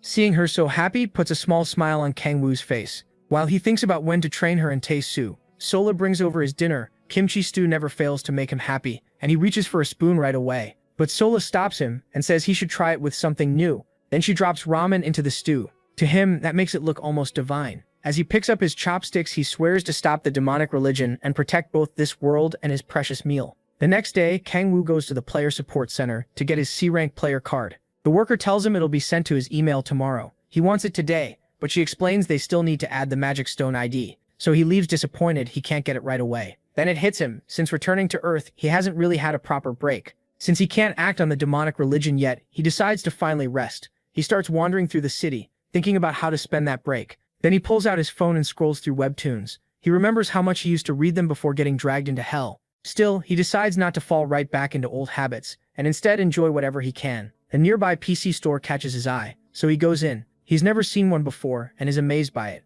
Once he sits at a gaming computer, he even notices he can order food from the menu there. He orders a bowl of ramen since people say PC room ramen hits different. While he waits, he loads up one of the most popular games there. It's a team-based tactical RPG where each player fills a different role. Naturally, he picks the wild, chaos-causing class. Once the match begins, he's blown away by how good the game looks. He learns fast that killing monsters gives him gold. Before long, his teammates figure out he's brand new, and the chat turns toxic. A worker brings over his ramen and sets it down for him. While his teammates keep losing their minds, Kang-woo happily digs into the ramen. The angry messages keep flooding in, but the Demon King couldn't care less. He's too focused on how amazing the ramen tastes, especially with the pickled radish. He washes it down with a soda, and honestly wonders if this is heaven. Only then does Kang-woo glance back at the screen and see that his character is dead. A loud voice suddenly yells about having the worst teammate ever. Confused, Kang-woo turns to find the source of the screaming, and spots a girl glaring at him. She snaps, asking what he's staring at. Then she tells him to mind his own business, because she's already in a terrible mood. But when she notices his game screen, she doesn't know if that makes things better or worse. Not only is Kang-woo a total beginner, he's calmly eating ramen in the middle of the mess, which annoys her even more. She marches over and tells him to get up, while she's still asking nicely. Kang-woo has no clue who this unhinged woman is, or what she wants. That just makes her angrier, and she calls him a troll as she grabs for his shirt. Kang-woo slips away from her hand, and she's stunned by how fast he moved. He tells her to quit picking on him, and asks why she's so mad. She tries a few more times to catch him, but his reflexes are way better. Then she stops holding back and comes at him seriously. The two end up in a brief scuffle, with Kang-woo dodging everything she throws at him. Their exchange is so quick it's hard to follow, but he avoids every attack. At last she stops, realizing he's not some normal guy. Now curious, she asks who he is and whether the Mir Guild sent him. Kang-woo says he has no idea what she means and isn't with any guild. She says he's lying, there's no way someone that skilled isn't in a guild. Kang-woo asks about hers and she says she belongs to the Red Guild, one of the top 5 guilds. The second it leaves her mouth, she realizes she wasn't supposed to say that. Kang-woo ignores all that and asks for the bill, which makes her snap because he's treating her like she's not even there. He doesn't look pleased either now that she's still bothering him. She keeps pressing him for a real answer, saying she's never heard of an A-rank level player with no guild. So he shows her his player card, and it marks him as D rank. Even then, she can't believe he's really a beginner. Something feels off to her. If he were truly D rank, she should have beaten him. After that, Kang-woo leaves and says goodbye. She stays frozen in shock, wondering if he's the person she thinks he is. As soon as Kang-woo steps outside, his expression turns grim. He still hasn't recovered all his powers, but years of fighting left him with sharp reflexes. Even so, running into someone near his level was the last thing he expected. He recalls her last move and admits she vanished from his sight for a split second. If not for his instincts still saving him, he might have lost. Her skill shocks him, and he wonders who she really is, though he's also glad he got away. Then he notices something. Meanwhile, the girl he fought opens a window and jumps out. When she's sure no one is around, she pulls out her phone and calls her guild. The Red Rose strategy team answers and addresses her as Cha Yeonju, before transferring her to HR. A man named Park Yeonwoo picks up and asks what happened. As guild leader, she tells him to investigate something important right away. Kang-woo asks if this is about a demonic religion follower, but she says she's not sure. Kang-woo explains that the guy is hiding his identity. She still refuses to believe Kang-woo is really D rank. Since Kang-woo only has a D rank card, Kang-woo notes he wouldn't need a mana scanner, which makes fake cards easier. C rank and above are much harder to forge. Still irritated, Yanju talks about the encounter, and Yanwu says that if Kangwoo were just a D-rank worshipper, he'd be hunting players around that same level. She cuts him off and says Kangwoo is far beyond that. He could read her movements. That shocks Yanwu, because no demonic religion follower so far has ever reacted to her speed. Yanju has spent a long time investigating the demonic religion, and none of them were on her level. But after seeing Kangwoo move, she can't figure out what he really is. Because of his skill, they start thinking he might even be a manager or leader in the demonic religion. Frustrated, Yeongju grips a button she tore off tightly. Then she tells Hyun-woo to dig up information on Kangwoo as fast as possible. She ends the call, still unsure whether he's with the demonic religion or not, but one thing is clear, he could easily beat her. At the same time, Kangwoo realizes a button was ripped off his jacket. So much for perfect reflexes. Still standing in the alley, Hyun-woo thinks that if Kangwoo is really a D-rank player with talent like that, her spot as a high-rank player won't stay safe. Meanwhile, Kangwoo decides he needs to enter a C-rank gate as soon as his card arrives. He glances back for a moment, like he sensed hostility nearby. Later, Hyun-woo goes back to the PC room and finds that her rank dropped. Since Kangwoo ruined her streak by being useless, she swears she'll kill him for it. And all the way across the city, Kangwoo somehow feels that dark energy. The next day, Kangwoo heads to a C-rank gate. The brochure says monsters like trolls appear there. At the entrance, officers stop him and explain that only C-rank players in parties of 5 can enter. They add that the boss, the chief troll, has appeared inside, so solo entry is banned for now. Kangwoo sees that as good luck. The moment he gets his license, a boss shows up too. Around him, some parties decide to call it a day because of the boss. He can tell C-rank gates feel different from the lower ones. The players carry better gear, and security is much tighter. That's a problem for him, since he wants to get inside alone and claim the rewards before more players rush in. Then he hears a group nearby getting fired up about killing the chief troll and making a fortune. At the same time, others sound much less sure of themselves. Fear and doubt spread through the crowd as people complain about the boss monster. That gives Kangwoo a nasty idea, and it's easy to see why he used to be the king of demons. He slips behind a player mid-conversation and uses his power of rage on him. The effect hits instantly, and the man's whole attitude changes. He starts asking his teammates why they're always like this, and they stare at him, confused by the sudden outburst. The guy begins ranting about how thugs used to beat them up in middle school, and how he always wanted to tear those guys apart. When Gates appeared, he thought his wish had finally come true, that he wouldn't have to stay weak anymore. Then he starts shouting, asking why they still have to bow to monsters. One teammate gets worried by the breakdown and doesn't notice Kangwoo use rage on him too. His attitude flips as well, and now he's yelling that they should slaughter the monsters instead of shaking in fear. Another player gets caught up in it and swears she'll never forgive the monsters for killing her younger sibling. A scar-faced man looks around and sees the madness spreading, which fires him up too. He joins in, shouting that he'll make everyone who looked down on him kneel. Soon, everyone is screaming about killing monsters, and the whole area turns chaotic. The guards grow alarmed, wondering why the players are causing such a scene. Then the crowd rushes them, demanding the gate be opened now. Not long after, the players start pouring into the gate like a crazed mob. One guard reports the incident to headquarters, and while he's distracted coordinating with the others, Kangwoo slips by and heads straight for the gate entrance. Seeing all those crazed players work together is a beautiful sight to him. Now he can get inside and take the rewards waiting there. Kangwoo passes through the portal and arrives in a desert. The place is huge and totally different from the gates he entered before. Kangwoo blocks the blazing sun and quickly realizes this desert is so huge, tracking down the boss won't be easy. He checks his status window and notices a special ability is now available. His demonic energy is a little over 50, so he has enough to use it. After that, he jumps to the top of a large hill. From there, he activates Astaroth's power of observation. The skill lets him take in the whole area at once. Even with all that information coming in, he searches through it and spots a massive pack of trolls. Among them, he finds the chief troll. Then he shuts the skill off, since it's clearly draining him. As he thinks about how to get close to that crowd, a group of players charges into the desert. Kangwoo decides to use them for his plan again. While those players deal with the small fry, he heads for the chief alone, leaping across the desert. On the way, he spots a few trolls and draws them in. Kangwoo lands and triggers his special ability to start the attack. Using his power, he summons a long demonic staff and puts on a flashy act. Like some cheap martial arts extra, he spins the staff around, then locks onto his target. Next, he hurls it at the chief troll and kills the boss instantly. The system gives him bonus experience for beating the boss and doing the most damage. He gains 4 levels. It ends so fast that even Kangwoo is stunned by how easy it was. How does a boss die in one hit? He starts wondering if the chief troll was really a boss at all, so he checks the status window. Even then, he can't figure out why a C-rank gate boss was so weak. After thinking it over, he realizes the truth. He's just gotten way stronger. Seeing that safe hunting isn't really possible anymore, he gets ready to go all in. He jumps down the hill, extends his arm blades, and prepares to tear through the remaining trolls. So he changes plans and decides to enjoy the massacre like the maniac he is. The trolls rush him right away, but Kangwoo doesn't move, waiting for them. The excitement makes him grin. With that demonic look in his eyes, he says he'll wipe them all out at once. In a flash, he cuts through the horde without a sound. The trolls turn around, confused about what happened. Then the marks on their bodies start to glow, and they all explode from the inside. Kang Woo stands there as blood pours over the sand.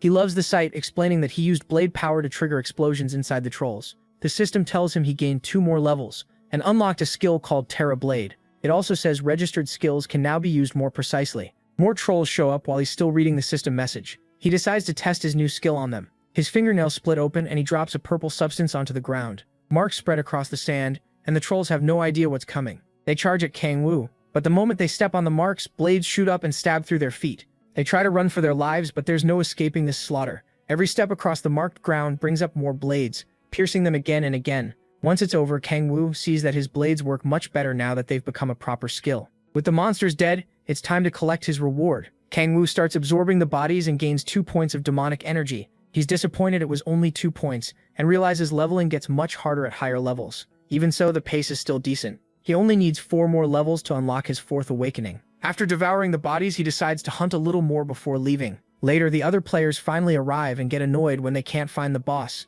They wonder if the government got it wrong since they can't even find a single minion. Then they remember seeing some trolls running away. They also find traces of the chief troll's corpse, but the body itself is gone. That kills their motivation, and they decide it's better to head back. One of them says they should keep searching, but even he gives up, while the group keeps complaining. Nearby, Kang Woo watches them in secret and is glad they still haven't found him. He decides to blend in with the crowd and slip out during the confusion. When the players leave the gate, they crowd the guards and demand compensation for wasting their time. During all that chaos, Kang Woo looks for a chance to get away. Then someone shouts for everyone to shut up, and he turns to look. A squad of soldiers arrives, and people recognize them as the Hwarang Corps. Everyone gets tense right away, because their appearance usually means trouble. The soldiers step aside to let a white-haired woman pass. The players recognize her as Bae Kwa Yong, commander of the Hwarang Corps' 3rd unit. She looks like someone nobody wants to cross. She slams her sword down and orders everyone to be quiet. Her gaze sweeps over the crowd, and she says there have been reports of cow players appearing in deranked gates. As the Corps members move toward each player, Baek announces they'll inspect everyone who has reached their 3rd awakening. Kang Woo immediately gets nervous. This is bad for him. Annoyed by the whole situation, he tries to figure out how to get past Baek and her soldiers, all while hoping she hasn't noticed him. Baek keeps a close watch on the crowd in case anyone tries something. The soldiers try to calm people down, saying the inspection is simple. They're only looking for players on a watch list. Even so, Kang Woo knows he's done plenty of shady things, and he prays he's not on that list. With eyes everywhere, it's hard for him to even think about escaping, and sneaking past Baek won't be easy either. As he searches for a way out, rage starts building inside him. Then Baek walks up and asks for his player card. Trying to stay calm, he hands it over. While she checks the card, Kang Woo thinks about how careful he'll need to be now that the cow players are already making moves. They talk for a moment, and Baek says she can't just leave all the work to her subordinates. Kang Woo tries to charm her a little, telling her she looks really cool. Baek keeps searching for anything wrong with his card, but he keeps her busy with more questions. She confirms that cow players have been showing up a lot lately, which is why they're doing random checks. After verifying him, she gives the card back. As Kang Woo takes the card, he notices her hands are shaking slightly. He talks about cow players killing people for money, and she agrees, but he knows she's lying. He also knows the government is hunting the demonic order too. Baek quickly says goodbye and moves to the next player. As she turns to go, Kang Woo asks for the suspect's name, so he can report them if he sees them. She thanks him, but tells him to leave that to the professionals. He agrees so he won't seem suspicious. Noticing he just reached C rank level, she advises him to keep leveling in D rank gates, and he thanks her. Baek calls Kang Woo a good person, and says she hopes there will be more people like him. He accepts the praise, though he knows if there were more people like him, the whole world would be a mess. Then he watches Baek move on to inspect the next player. After that, he calls Soon, and asks to meet up. A few days later, he meets Sue and Sola at a cafe. Sue finally meets Sola and asks if she's the healer Kang Woo mentioned. She greets him, but hesitates to shake his massive hand because she doesn't want it crushed. Sue stares at them like a creep, and says she and Kang Woo look good together. Once they sit down, Kang Woo tells Sue he wants to take Selo with them into D-rank gates. The big guy agrees right away, since having a healer helps him too. Things get awkward when he calls Selo Kang Woo's sister-in-law, and she starts blushing hard. Sue tells her not to worry about that and asks her to explain her ability in detail. Besides healing, she can also boost her teammates' strength, stamina, and dexterity. Sue is impressed and asks if she can heal and buff at the same time. Selo says yes, but her attacks are weak. Even so, Sue is still amazed. A healer who can buff and protect herself is rare, so Sola thanks him for the compliment. She also says she isn't planning to join a guild right now. Meanwhile, Kang Woo is practically melting because she didn't deny being called his sister-in-law. Anyway, Sue gulps down his drink like a brute and says the three of them are going to make history. Sola and Kang Woo can only stare at how crazy he sounds. Then Kang Woo asks if Tae-Soo has anyone in mind for the dealer spot. Taesu says he has two candidates. Both just had their second awakening, and he swears Kangwoo will like them. Kangwoo remembers last time and doubts that confidence. Taesu admits he can be wrong sometimes, then offers to introduce them before tomorrow's hunt. They agree. Taesu tells Kangwoo she wants to level up fast so she can stay by his side. He tells her not to rush. Meanwhile, Taesu keeps acting like the perfect third wheel, grinning at them like a happy creep watching young love. Then Taesu says they'll meet in East Incheon tomorrow. Kangwoo asks why so far, and Taesu explains he wants to clear the troll gate there because something happened at the closer one. Kangwoo is surprised when he hears it's a beginner D-rank troll gate. Trolls are tougher than lizardmen, so the hunt should help Taesu and Sola grow fast. Kangwoo likes the plan and is glad Taesu isn't all muscle and no brain.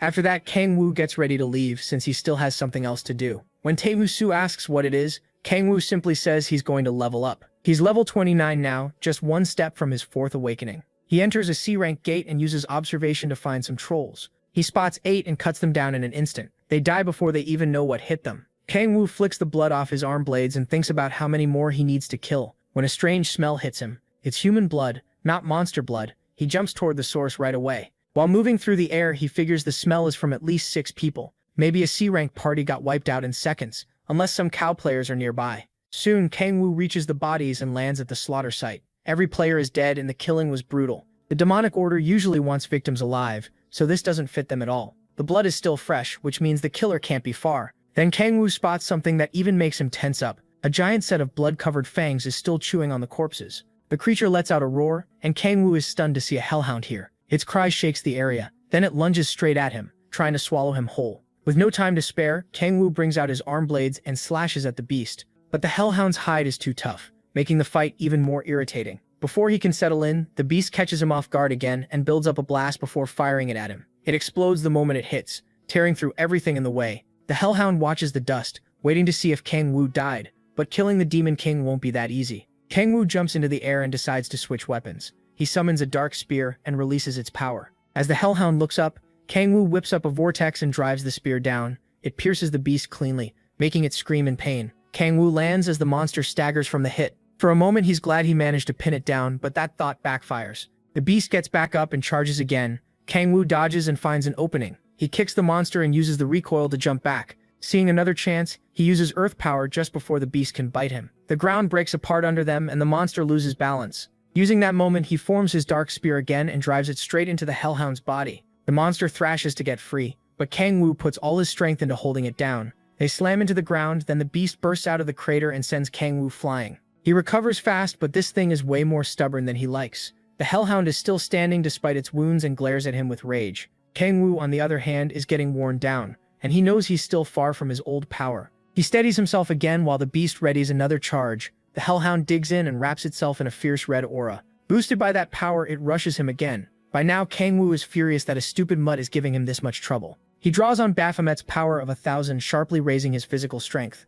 Even so, the beast keeps coming. With that boost, Kangwoo stops thinking clearly and focuses only on tearing the monster apart. He lands a solid uppercut and launches the beast into the air. The mutt flips through the air and crashes back down, kicking up dust and sand. Kangwoo lets out a breath and it almost feels like the fight is over, but the stubborn beast still won't stay down. Right then, Kangwoo wishes he could use 2 powers at once. Still, he used to hunt these monsters in hell, so he's sure he can beat this hellhound even at his current level. He gets ready to attack again as the beast rises from the sand, but suddenly it starts sinking into the ground. At least it's finally over. A system message appears. He defeated a C-rank Cracks fragment. He reaches level 30, unlocks his 4th awakening, and gains a special skill called Ruler of Demonic Energy. It lets him use demonic energy faster and more naturally, and even hide it from others. Kangwoo remembers hearing the name Core Crack before, and wonders if that's what the system calls beings from hell. It also makes him question how that hellhound crossed over at all. Questions keep piling up, but he has no answers yet. For now, he puts them aside and checks the rest of the system messages. As he scrolls, one detail stands out. His 4th awakening skill is A rank. With that, he won't need to worry about small problems anymore. Then he devours the hellhound's body and absorbs its demonic energy. The idea of returning to the power he had before the Myriad Demon Palace excites him, because this time he might grow even stronger than he was in hell. After that, he leaves the gate and heads home. At this point, the only thing that could make his day better is a pot of his favorite food, and he can't stop thinking about it. On the way out, someone calls to him. He turns and sees Yeonju leaning against a wall. Kangwoo isn't happy to see her and doesn't think they're close enough for friendly small talk. Then she introduces herself. Kangwoo remembers hearing her name from players at the support center. She confirms it and says she's the guildmaster of Red Rose. That explains her strength, so he asks what she wants. She says she looked into him, then starts listing his past like a stalker. She knows he vanished for 5 years and suddenly came back as a player. Kang-woo feels uneasy but admits she's right. She even knows the exact day he registered. The support center marked his first awakening as F rank, but she clearly doesn't buy that. Kang-woo says nothing and just stares at her blankly. Yeongu adds that she even suspected he was a criminal because of how fast he leveled.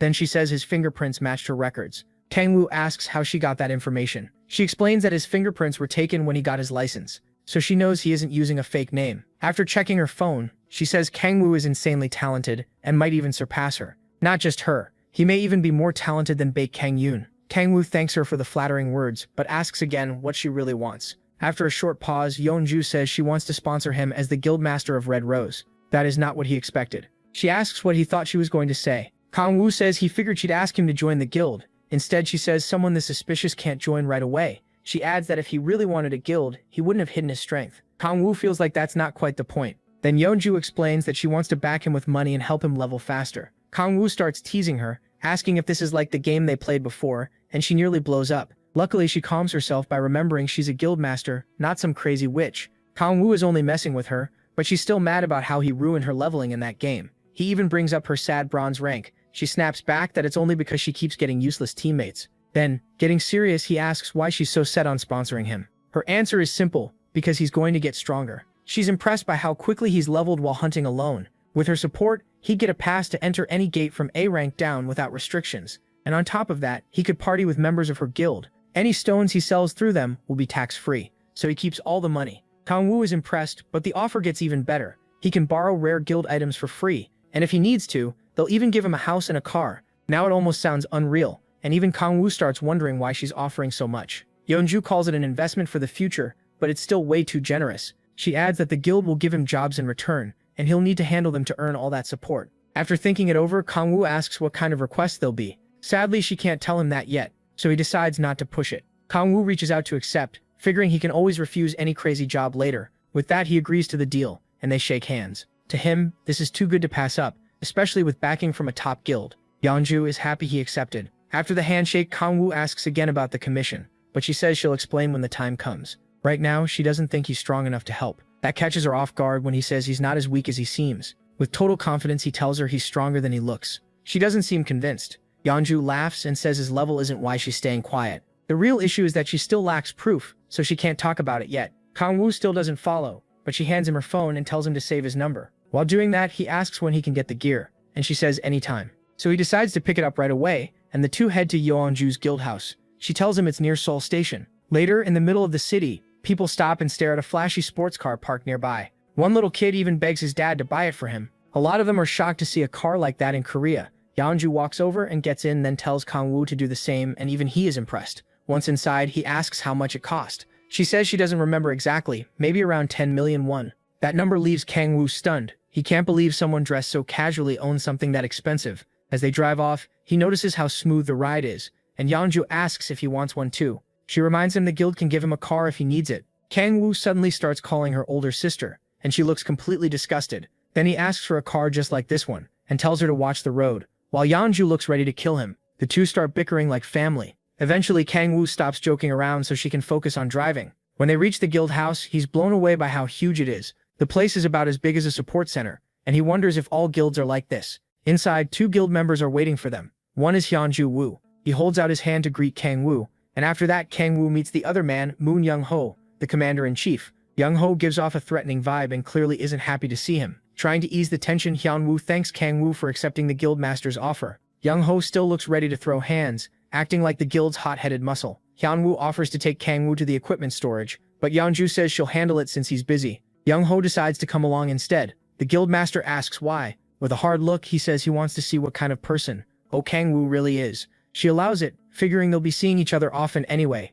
They ride the elevator to storage, where Yeonju tells the protagonist he can borrow anything up to epic rank. She opens the doors, and Kang-woo is stunned by what he sees. Once inside, she explains that he can even borrow unique items if he leaves a deposit. Looking over all the weapons, MC is like a kid in a candy store. He asks about legendary and mythic gear, and Yeonju says the guild members are using those. Then he asks if they have anything above legendary. She says yes, but the deposit to borrow one is 50 million won. He's shocked that's considered the discounted rate, which only reminds him how broke he is. When he asks to inspect the gear, Yangju suddenly slams his weapon into the floor. Both of them are confused by his anger. He steps forward, giving off a threatening air. Then he tells Oh Kang-woo to use honorifics, and the protagonist has no clue what this idiot is on about. Yang-ho says he needs to speak respectfully when talking to their guildmaster. His face twists with even more anger. Oh Kang-woo just smiles and says he doesn't want to. That dumb brute lifts his weapon to attack the Demon King, but freezes when someone shouts his name. MC stays calm, ready for whatever happens, while Yangju demands to know what Yang-ho thinks he's doing. She's furious, and looks ready to tear him apart. The guildmaster demands an explanation, but he's too scared to answer. Oh Kang-woo quietly watches as she scolds Yangju and tells him to stay out of it. He's surprised by how fast the brute settles down. After that, Yangju also warns him to be careful, since Yangju could cripple him. He shrugs it off, but he can tell her guild members are fiercely loyal. Meanwhile, Yangju sulks nearby, and hearing the protagonist call the guildmaster Nona almost sets him off again. Oh Kang-woo says he doesn't want the foreign car anymore, and asks if he can borrow unique rank armor. She says maybe, but only after an internal meeting. Then the musclehead cuts in again. He's mad that MC keeps calling Yangju his older sister, and starts losing it. He swings at him, wrecking part of the room. When the dust clears, Yangju is stunned to see Yangju block the attack. She looks ready to kill him. Oh Kang-woo, meanwhile, is enjoying every second of it. Yangju tries to explain, but she knocks his weapon aside and throws off his balance. The protagonist Kang-woo looks smug as she orders the idiot out. She warns that if he crosses the line again, she'll make him pay. Yangju apologizes for causing trouble. Once that's over, she apologizes to Oh Kang-woo for her teammates' rude behavior. As Yangju turns to leave, MC asks Yangju for unique armor that's easy to move in. While she thinks Yangju comes back and says he can have his armor if he beats him. Yangju finally snaps and is ready to put this idiot in the ground because he just won't quit. Oh Kang-woo stops her and says the offer sounds pretty fair. That leaves her confused. She has no idea what he's planning. She remembers his huge potential, and that he may one day surpass her, but Yangju is level 67, and has reached his 6th awakening. She doesn't think the protagonist can beat him right now. She tries to stop the match, but MC says it's fine. The look in his eyes makes it clear he wants to teach this fool a lesson. Yangju wants the fight too, hoping to make him stop disrespecting his guildmaster. Yangju still can't figure out what Oh Kang-woo is up to, but he's already loosening up for the fight. It turns out Yangju is just a hopeless simp. Yangju saved a long time ago. Now he thinks he is trying to steal his woman. Meanwhile, Yangju is worried sick, but the Demon King doesn't care at all. A little later, they head to the training room, and Oh Kang-woo compliments the place. Yangju again tells him this fight is crazy, but he isn't worried in the slightest. While he warms up, Yangju tells him to begin whenever he's ready, sounding way too confident. He even says the protagonist can attack however he wants for the first 3 seconds. MC asks if he's serious, and tells him to quit acting arrogant and pick up his sword. Yangju ignores him, so he gives the idiot one more chance to grab it. The commander says he has no reason to use full power against someone like him. Oh Kang-woo laughs and decides to give him exactly what he asked for. Power gathers under his feet, and in the blink of an eye, he rushes forward and drives a straight kick into Yangju's stomach before the guy can even react. Yangju goes flying and slams hard into the wall. The hit knocks the wind out of him, and his eyes go empty. He drops to his knees, groaning in pain. Yangju can only stare in shock. Yangju forces himself up, but he has no idea what kind of move. Oh Kang-woo just used twisting in pain. He realizes his armor is the only reason he lived through that. With no choice left, he finally draws his sword. Now he squares up to face him. He still can't understand how someone who's only been a player for 3 weeks could be this strong. In a mocking voice, Oh Kang-woo reminds him he was supposed to get the first 3 seconds. Yang-ho demands to know what he did. The protagonist tells him the answer is simple. He's just stronger. Yang-ho still won't accept it. He bites his lip and tries to recover, but he's barely able to stand. Man-si laughs at him for thinking he was some rookie. Then he mocks Yang-ho for crying about a fight not going his way. After that, he says playtime is over and starts getting serious. Yang-ho grits his teeth, but anger is all he has left. With Yang-ho watching, he knows he can't afford to embarrass himself. He tightens his grip and pours power into the blade. A bright light erupts from the sword and shoots straight upward. Then he locks eyes with the Demon King, who makes fun of his skill name for sounding lame. Oh Kang-woo keeps pushing his buttons, and Yang-ho keeps taking the bait. Burning with frustration and rage, Yang-ho charges with his sword. Oh Kang-woo knows he's still the commander-in-chief, so he won't go down that easily. He uses his shadow power and lays a trap. Yang-ho never notices when he steps into the shadows. Yang-ho tries to warn him, but he already has him trapped. As Yang-ho swings down, the protagonist Kang-woo laughs at the useless attack. Yang-ho rushes in, and at that same moment, Oh Kang-woo appears from the side of the shadow. That's when Yang-ho realizes his target is gone, but before he can react, Man-si grabs his shoulder and tells him the fight is over. Then he releases a shockwave and blasts Yang-ho into the wall again. It only makes him look worse in front of Yangju. Yang-ho loses consciousness again and collapses. Yangju is left speechless and looks at Oh Kang-woo with fear in her eyes. The Demon King reminds her that he already said he was far stronger than Yang-ho thought. Once the fight ends, workers come in to clean up and treat Yang-ho's injuries. Yongho apologizes for everything and says Yongho will be removed from the guild. She'll also warn the others not to pull anything like this again. He says it's fine, he's just glad he got the armor. The armor is called Gargoyle Armor, and it's a unique rank item. Its stats are amazing, so Oh Kang-woo is thrilled to have it. Even while Yongho is upset, he notes that her subordinate ignored her orders. That idiot also bet something incredibly valuable and threw it away like trash. The protagonist Kang-woo wonders if this is what love does to people. He warns Yeonju that if this happens again, he'll have to rethink working with her. She promises her guild will treat him properly from now on. Then he brings up the armor size and she says she'll have it adjusted and sent to him. He leaves it on the display table and lets her handle the rest. After that, Oh Kang-woo heads off and she reminds him to send his measurements for the armor. Once he's gone, Yeonju lets out a long sigh. She can't help wondering if he's even human. A player who's only been active for 3 weeks just crushed her commander-in-chief. That makes her think Oh Kang-woo might really be world ranker level. There are only 8 world rankers in the entire world, and Korea doesn't have one. People once thought Big Kang Hyun-woo might become one, but it never happened. While she's still thinking, Hyun-woo walks in to speak with her. She tells him the gargoyle armor now belongs to MC, and she's calling a meeting to remove Yongho. Hyun-woo is clearly disappointed, but Yeonju says it's necessary to stop this from happening again. Then she asks what news he brought.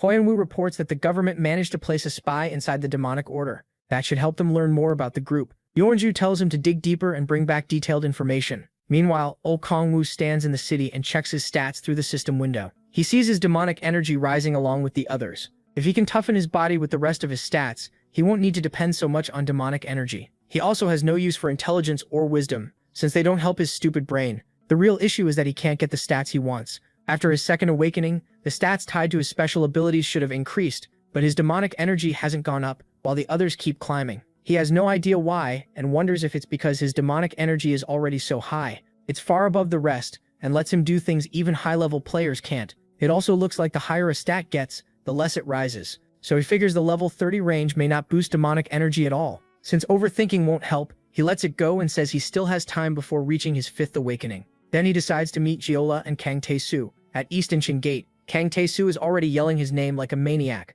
Oh Kang-woo tells him to stop being embarrassing and says he's finished what he needed to do. Kang Tae-soo then introduces the 2 players he mentioned earlier. The good-looking guy is Kim Si-hoon, and the little girl is Choi Yoon-bi. He notices right away how handsome So-hoon is, and even calls him gorgeous. Yeonju, meanwhile, throws a fit after Kang Tae-soo calls her a brat, which only proves his point. She fires back by calling him an old man in his 40s, and crushes his spirit. Then she turns to Kang-woo with sparkling eyes and says she's heard a lot about him. Kang-woo asks about her class and special ability rank. She ignores him the second she sees Yola, starts calling her big sis, and begs to take pictures together. Hyun-woo watches this and wonders if he just found the female version of Kang Tae-soo. Seo-hyun steps forward more calmly, introduces himself as a level 12 player, and says he's a warrior with an A-rank special ability. While Yeon-bi keeps taking pictures, Seo-hyun also explains that she's a mage with a B-rank ability. Hyun-woo thanks him and notices how calm and collected he is. On top of that, he has an A-rank ability and a second awakening, making Hyun-woo think he looks like the hero of a manhwa. Toyochu asks what he thinks of the recruits. Kang-woo smiles and says they're pretty solid. At the same time, Sik-hee-hun gets dragged into Yeonju's chaos, and ends up taking a picture of her with Shilla. The big dummy starts bragging, but Kang-woo reminds him his last party almost got him skewered. Toyochu just says the universe did that so he could meet Kang-woo. The Demon King doesn't even know how to answer that stupidity. Toyochu then asks what he thinks about the team setup. Kang-woo says it's good, they have all the basic roles for a party. For 4 members, it's about the best setup possible. On top of that, 2 of them have A-rank abilities while the other 2 have B ranks, so it's a strong team for hunting. Kang-woo says he'll join their hunt for the day. He wants to watch them and point out anything they're missing or could improve. Tae-mei Sui thanks him in that loud voice of his, which only makes Kang-woo more tired of him. He also warns them that he'll step in only if things get dangerous, so they need to stay sharp. These guys have a lot of room to grow, and he has no plan to carry them. Later the scene shifts. A pack of trolls comes screeching toward the party, and even more pour out from the woods. Tae-mei charges first and slams into them with his shield. The monsters are sent flying back, and Tae-mei grins while mocking them. The trolls start to hesitate. Then Yubin rushes in and blasts them with lightning magic. Right away, she signals to Tae-mei that 5 more trolls are coming from behind. The tank quickly moves to her side and plants himself in place. A bright flash bursts from Tae-mei-su's shield, blinding the trolls and making them cover their faces. As they focus on him, he shouts for them to come, giving Hansel the opening to buff him with light magic. After thanking her, he holds them off with ease. Then she forms an arrow of light and starts shooting the monsters, while Tae-mei-su keeps them pinned back. When her attacks stop, Tae-mei-su slams his shield into the trolls and sends them flying. While they struggle to get back up, Si-hun rushes in and cuts through them in a flash. In one clean move, he finishes them all. When he turns around, Tae-mei is already praising him. He asks if Si-hun trained in kendo before becoming a player. Si-hun says it was just a hobby, which is why he's good with a sword. After seeing him cut down the monsters that easily, Tae-mei Su says that doesn't sound like a normal hobby. Then everyone looks to Kang-woo for feedback, and they tense up waiting for his answer. Kang-woo hops down from the tree and says he'll point out a few things they should fix.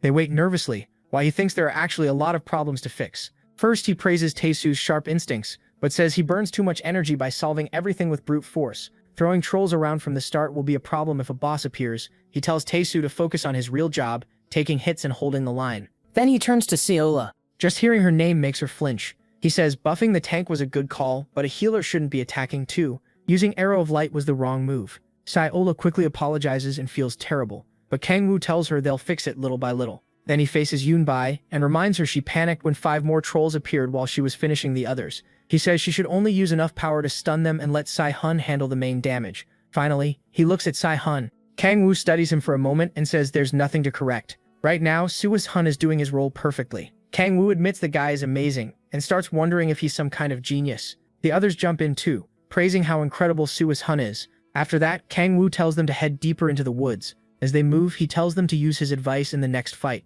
Soon after, Tae-mage blocks a troll and properly plays the tank. Seola gives support where it's needed, and Yoon-bi uses just enough lightning to stun the monsters instead of overdoing it. Then Si-hun jumps in and cuts them down, finishing the job. Watching from a tree, Kang-woo is impressed by how fast they're improving. He thinks they could try set rank gates in a month if they keep this up. After the fight, Tae-su lowers his shield and asks if they did better this time. Kang-woo doesn't want to make them cocky, so he just says they weren't bad. Then they sense another monster nearby. Kang-woo's eyes widen when he realizes it isn't a troll. A horned beast with sharp fangs charges straight at Tae-su's group. One look at its eyes tells Kang-woo it's a demon wolf. Tae-su lifts his shield to stop the charge, but it doesn't look like he'll hold. Kang-woo moves to step in when he sees it's a demonic beast, but suddenly stops. Si-hun has already jumped in and starts attacking the wolf head-on. He forces an opening and tells Tae-su to get back. His blade cuts the monster, then he dodges its counter. Si-hun wraps his sword in a blue aura and keeps pushing the wolf back. Things are going well, but he can't react in time to stop its next strike. The demon wolf smacks him away and lunges in to tear him apart. Just when it looks like he's done for, Kang-woo steps in and shows the wolf what a real demon looks like. Using his enhanced strength, he drives it into the ground with one punch and cracks the earth. Si-hun can only stare, shocked by how strong Kang-woo is. Blood drips from Kang-woo's fist as the system announces the kill and tells him he leveled up. Kang-woo lifts Si-hun up like he's carrying a princess and asks if he's okay. The others rush over to check on him too. They're worried about Si-hun and just as stunned that Kang-woo dropped the beast with a single punch. Seola starts healing Si-hun while Tae-su keeps praising his sword skills. At the same time, Kang-woo is shocked that Si-hun fought a demonic monster that well. To him, the kid is way too strong. Meanwhile, Tae-su is hauling Si-hun around like a toy, and the poor guy begs him to put him down. So Kang-woo decides to support him instead and help him walk. With his hands on Si-hun's shoulders, he secretly uses his omniscient power to check his abilities. The status window shows Si-hun has a triple S rank, and he's also the descendant of the martial arts god. Kang-woo looks at him nervously and wonders who this kid really is. At the same time, Tae-su keeps offering to help him walk. The more Kang-woo looks at Si-hun, the more he feels this guy is the real main character. Another cooler person stealing his spotlight. He wonders if that insane swordsmanship comes from the martial arts god. Once Si-hun can walk again, he thanks Kang-woo for helping him, but Kang-woo starts thinking the kid could become a threat to him. Just like with Yongju, he decides to stay friendly with Si-hun and build a good relationship. Still, he knows things could go wrong, so friendship alone isn't enough. For now though, Kang-woo doesn't think Si-hun is the type to suddenly turn on him, especially after risking himself to save Tae-su. At the same time, he also thinks the kid is kind of a pathetic loser. Meanwhile, Yoon-bi tries giving Si-hun an electric massage. Not knowing how any of this will end makes Kang-woo grin like a madman. While he's lost in those dark thoughts, Silly slaps him out of it and asks if he's okay. He says he's fine and pushes those thoughts aside. Then the group starts asking the real question, why did a demon wolf appear in a D-rank gate? They also thank Kang-woo for saving them. Silly's slot is that Si-hun is doing much better after her healing. Tae-su and Yoon-bi try to calm Si-hun down, so he doesn't push himself too hard. Kang-woo walks over and Si-hun says he feels a lot better thanks to Si-hun. Hearing that, Kang-woo is relieved he's okay. Si-hun looks at him with shining eyes, thanks him again and says he's incredibly strong. Tae-su and Si-hun keep fawning over Kang-woo, and Yoon-bi can barely stand how pathetic they look. Tae-su goes on, saying he's never seen anyone with a second awakening like Kang-woo. Then he asks why Si-hun hasn't joined one of the big guilds yet, since someone that strong could get into any of them. When Tae-su suggests the Mare Guild, Si-hun starts to shake a little. He says he has no plan to join any guild, especially not Mare. Tae-mi-soo gets confused and asks if he has a problem with that guild, but Si-hun tightens his grip on his sword and says it's nothing. Even Tae-mi-soo realizes he pushed too far, so he apologizes for digging into his past. Si-hun says it's okay and apologizes for getting so worked up about the topic. After that, Kang-woo says they should all head home so Si-hun can rest. Si-hun insists he can keep hunting, but Kang-woo tells him not to overdo it. Then Tae-mi-soo asks if Kang-woo will join them again tomorrow, but Kang-woo has no intention of hanging around that loud idiot. He's disappointed, but Kang-woo reminds them he can't always watch over them. They need to learn to hunt on their own. Tae-mi-soo says he'll focus on leveling up, and the group starts to leave. Once they exit the gate, Kang-woo tells Silly something came up, so she'll have to head home without him. He checks his phone, sees the missed calls, and says it's urgent. She asks about dinner, and he tells her to eat first, because he might be late. Silly isn't happy to hear that, but she tells him to be careful. He promises he'll come home as soon as he can. After that, they say goodbye. Once Silly disappears into the crowd, Kang-woo decides to start whatever plan he has in mind. Meanwhile, Silly-hun checks his phone at a bus stop. As he looks through the bus routes and thinks about the Mirror Guild, Kang-woo walks up and says he needs to talk. With a serious face, he says it's important, and suggests they go somewhere private first. A little later, they arrive in a quiet alley. When Silly-hun innocently asks what this is about, Kang-woo suddenly drives a punch into his stomach, knocking the breath out of him. Then he grabs Silly-hun by the collar and throws him down. The poor kid tries to ask what he's doing, but Kang-woo drops a knee onto his chest and says he's making insurance. Holding him there, Kang-woo says Silly-hun is going to become very strong, so he wants them on friendly terms. Looking completely insane, Kang-woo says he wants them to become true comrades. Struggling to speak, Si-hun asks why he has to do this just to become friends. Kang-woo then injects demonic energy into him. Si-hun starts writhing in pain and soon begins to black out. Kang-woo uses soul subordination, reaching for Si-hun's heart to seize control of him. While doing it, he says Si-hun won't remember any of this and will go back to hunting like nothing happened. Then Si-hun's heart changes into a strange demonic one with eyes and teeth. As Si-hun keeps suffering, Kang-woo leans in and tells him he'll grow stronger with Han Sol-ah and Tae-soo,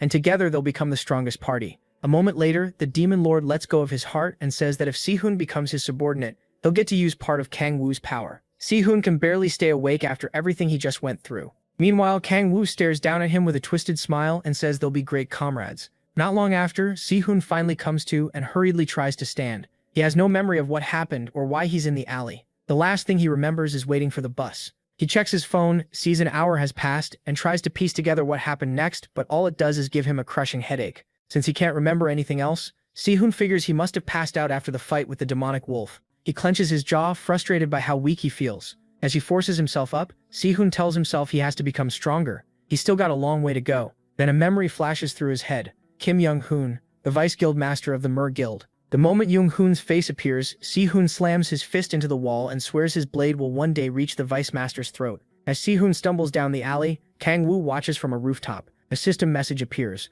confirming that soul subordination worked. Satisfied, he decides to save the commands for later now that he has the insurance he wanted. For now, he just plans to watch Si-hun grow. Meanwhile, Si-hun checks his phone, completely clueless that a mad demon lord has already turned him into his pawn. He finally makes it back to the bus stop and hurries onto a bus. Kang-woo keeps watching, saying Si-hun's talent could someday rival Balak's, once it fully develops. He plans to use this new subordinate against the demonic order since the Myriad Demon Palace is still partly sealed. Like a total stalker, Kang-woo watches Si-hun board the bus and promises to support him however he can. So yes, our protagonist is being pretty creepy here. Then he gets a call from Cho Do-kyun. He answers, and Do-kyun says he found something important. He isn't fully sure, but says he detected demonic energy and it doesn't seem like it came from a human. Kang-woo guesses it was a demon and asks where the trace was found. Do-kyun says it was at the B-rank gate near Wajongbu, and Kang-woo realizes another demon has appeared. He remembers the Hellhound and Demon Wolf showing up at other gates, and gets excited that a stronger demon might help him level up even more. Checking his stats, he feels this could let him reach his 5th awakening sooner than expected. The next day, a train pulls into Wajongbu station, and he gets ready to get off. He's getting sick of riding the train like a normal civilian and thinks it's about time he buys that car. While looking over information on the gate's monsters, he overhears a player say something strange is happening inside. Apparently, some kind of monster mutation occurred, and because of that, nobody is being allowed in no matter how big their party is. The guards explain that the mutation has made the gate too dangerous, but the players keep arguing. Then an announcement says 10 players have died because of the incident, so access to the gate is now restricted. That number shocks everyone. 10 deaths is a lot, even for a B-rank gate. Kang-woo already knows a demon is rampaging inside, but even he didn't expect the gate to be locked down. Reporters press the guards for details, saying the public needs to know what's inside, if the gate is being blocked. The guards finally say the creature looks like a lion. Hearing that, Kang-woo identifies it as a B-war, one of the strongest predators from the second hell. It looks like a lion, has 5 legs, and carries a trait called full stomach. If it eats 5 prey in one day, it becomes full and stops attacking first. Just remembering those creatures from hell makes Kang Woo feel sick. But if there are already 10 dead, that means the boar showed up at the gate 2 days ago. So his plan is simple. Feed it 5 monsters, then kill it once it's full. After deciding that, he calls Yeonju. She clearly isn't happy to hear from him, especially since she's in the middle of training. But he asks her to get him into the boar rank gate despite the restrictions. He says she can pull it off because she has good connections with the higher-ups. Kang Woo hears loud crashing over the phone before she asks if he really needs to enter that gate. Yeonju warns him it'll cost a lot, and he promises to pay her back after it's done. She just hopes he's not planning to get torn apart in there. Then she tells him to hand the phone to a guard. Kang Woo walks over and says Yeonju wants to speak with him. The guard is stunned that someone like her is calling for him. As he takes the phone, the people nearby start wondering who Kang Woo is and how he can contact Yeonju so easily. After a nervous breath to steady himself, the guard tells Kang Woo he's allowed in as an investigator. In return, if he defeats the monster, he has to report what he learned about it. Kang Woo agrees and says he'll do what he can. That only makes the reporters even more eager to find out who he is. As they crowd around him, someone suddenly shouts for him to stop. Kang Woo turns and sees a group from the Mer Guild. Their blue-haired leader is Kang Sung-soo. Since Kang Woo got permission to investigate, Sung-soo thinks his guild deserves the same treatment. He walks over and asks if Kang Woo is the hunter the Red Rose Guild has been backing lately. One look at the gargoyle armor confirms it. Kang Woo starts getting annoyed when Sung-soo questions Red Rose's support and talks trash about the guild. Still, he brushes it off and says he'd rather go alone than with a party. The rest of the Mer Guild members watch while their leader mocks him for acting like a B-rank gate will be as easy as a C-rank one. Sung-soo goes further, saying people like Kang Woo die fast. He claims Kang Woo is chasing fame by hunting the mutated monster, and asks, since when Fourth Awakening players became this nosy? Sung-soo keeps trying to provoke him, but Kang Woo says nothing. Then something in Kang Woo snaps when Sung-soo mistakes his silence for fear. The idiot even tells him to join their party so he won't die alone inside the gate. Kang Woo accepts, acting timid, and saying he's scared to go in by himself. But behind that innocent act, he's already decided to enter with Sung-soo's group for a much darker reason. After counting the 5 other party members, he realizes they're the exact number he needs to feed the Baywar. Sung-soo is just extra, and Kang Woo can't wait to deal with him too. Earlier, Sung-soo got a call from Vice Guild Master Kim Young-hoon, who ordered him to humiliate Kang Woo in public and make Red Rose look bad. That's why he started all this. Back in the present, Sung-soo hesitates, wondering if Kang Woo really means it about joining them. His plan to embarrass Kang Woo in front of the reporters isn't working, and now he's worried he's the one starting to look bad. In the end, he agrees to go in with Kang Woo, leaving everyone shocked that the Mer Guild and Red Rose Guild seem to be working together. Even Sung-soo's own party starts feeling uneasy as Kang Woo walks ahead of them. The reporters know they've got a huge story. Meanwhile, as Kang Woo heads for the gate, Sung-soo stops provoking him and writes him off as a coward. What he doesn't know is that Kang Woo plans for this to be the last time these 2 guilds ever cooperate. Once inside the gate, Kang Woo suggests they combine forces to catch the mutated monster. Sung-soo spits near him and asks if he has any pride at all. He can't tell whether Kang Woo is really that dumb or just acting. Kang Woo stays quiet while Sung-soo keeps insulting him and calling him pathetic. The others join in, trashing Yeonju and the Red Rose Guild while bragging about their own guild and Vice Guild Master. Kang Woo listens in silence and starts thinking about the Mer Guild. Its guild master Kim Jae-hyun also runs a company called Mer Electronics. He and his son Young-hoon awaken as players, then use the company's money to level up fast and build the Mer Guild. As the party keeps talking, Kang Woo figures their guild must be loaded, money for more. For a second, he thinks about making the 2 guilds fight so he can profit from the mess. But he drops that idea. Yeonju is still too useful to lose. Thanks to Yeonju, he gets nice cars and rare gear.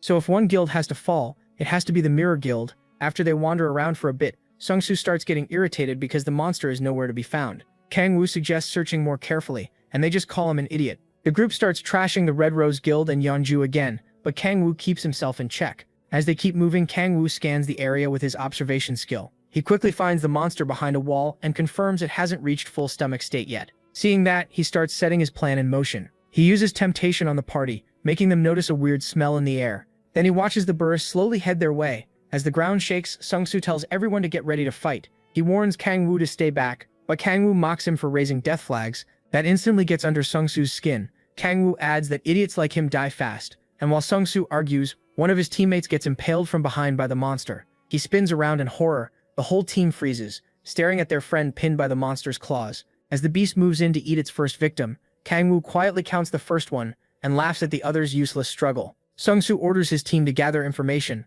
and they launch their attacks. Arrows and spells rush toward the monster, but it vanishes before anything lands. Their attacks slam into the wall and then they spot the monster after it dodges to the side. Sung-soo tries to keep everyone in formation, but the beast takes down a second target in the blink of an eye. When Sung-soo turns back, the monster is already devouring that unlucky teammate. Kang-woo keeps counting while the guild's lapdog starts to panic. Sung-soo yells for everyone to attack faster. As the monster closes in, he starts charging up a spell and slams his staff into the ground. Lightning crashes into the burr, giving the rest of the party a chance to finish it. They rush in to kill the beast, but it instantly kills 2 more people. Now Sung-soo is clearly terrified. He can't understand how his team is dying this easily. Even after taking Sung-soo's strongest hit, the burr keeps moving like nothing happened. The last teammate besides Sung-soo realizes it's hopeless and begs someone to save her. While Kang-woo enjoys the chaos, Sung-soo tries to force his final teammate to hold position. Frustrated, he grits his teeth and decides to use his last attack on the beast. Sung-soo jumps into the air and pours all his power into his spear. He brings it down with everything he has,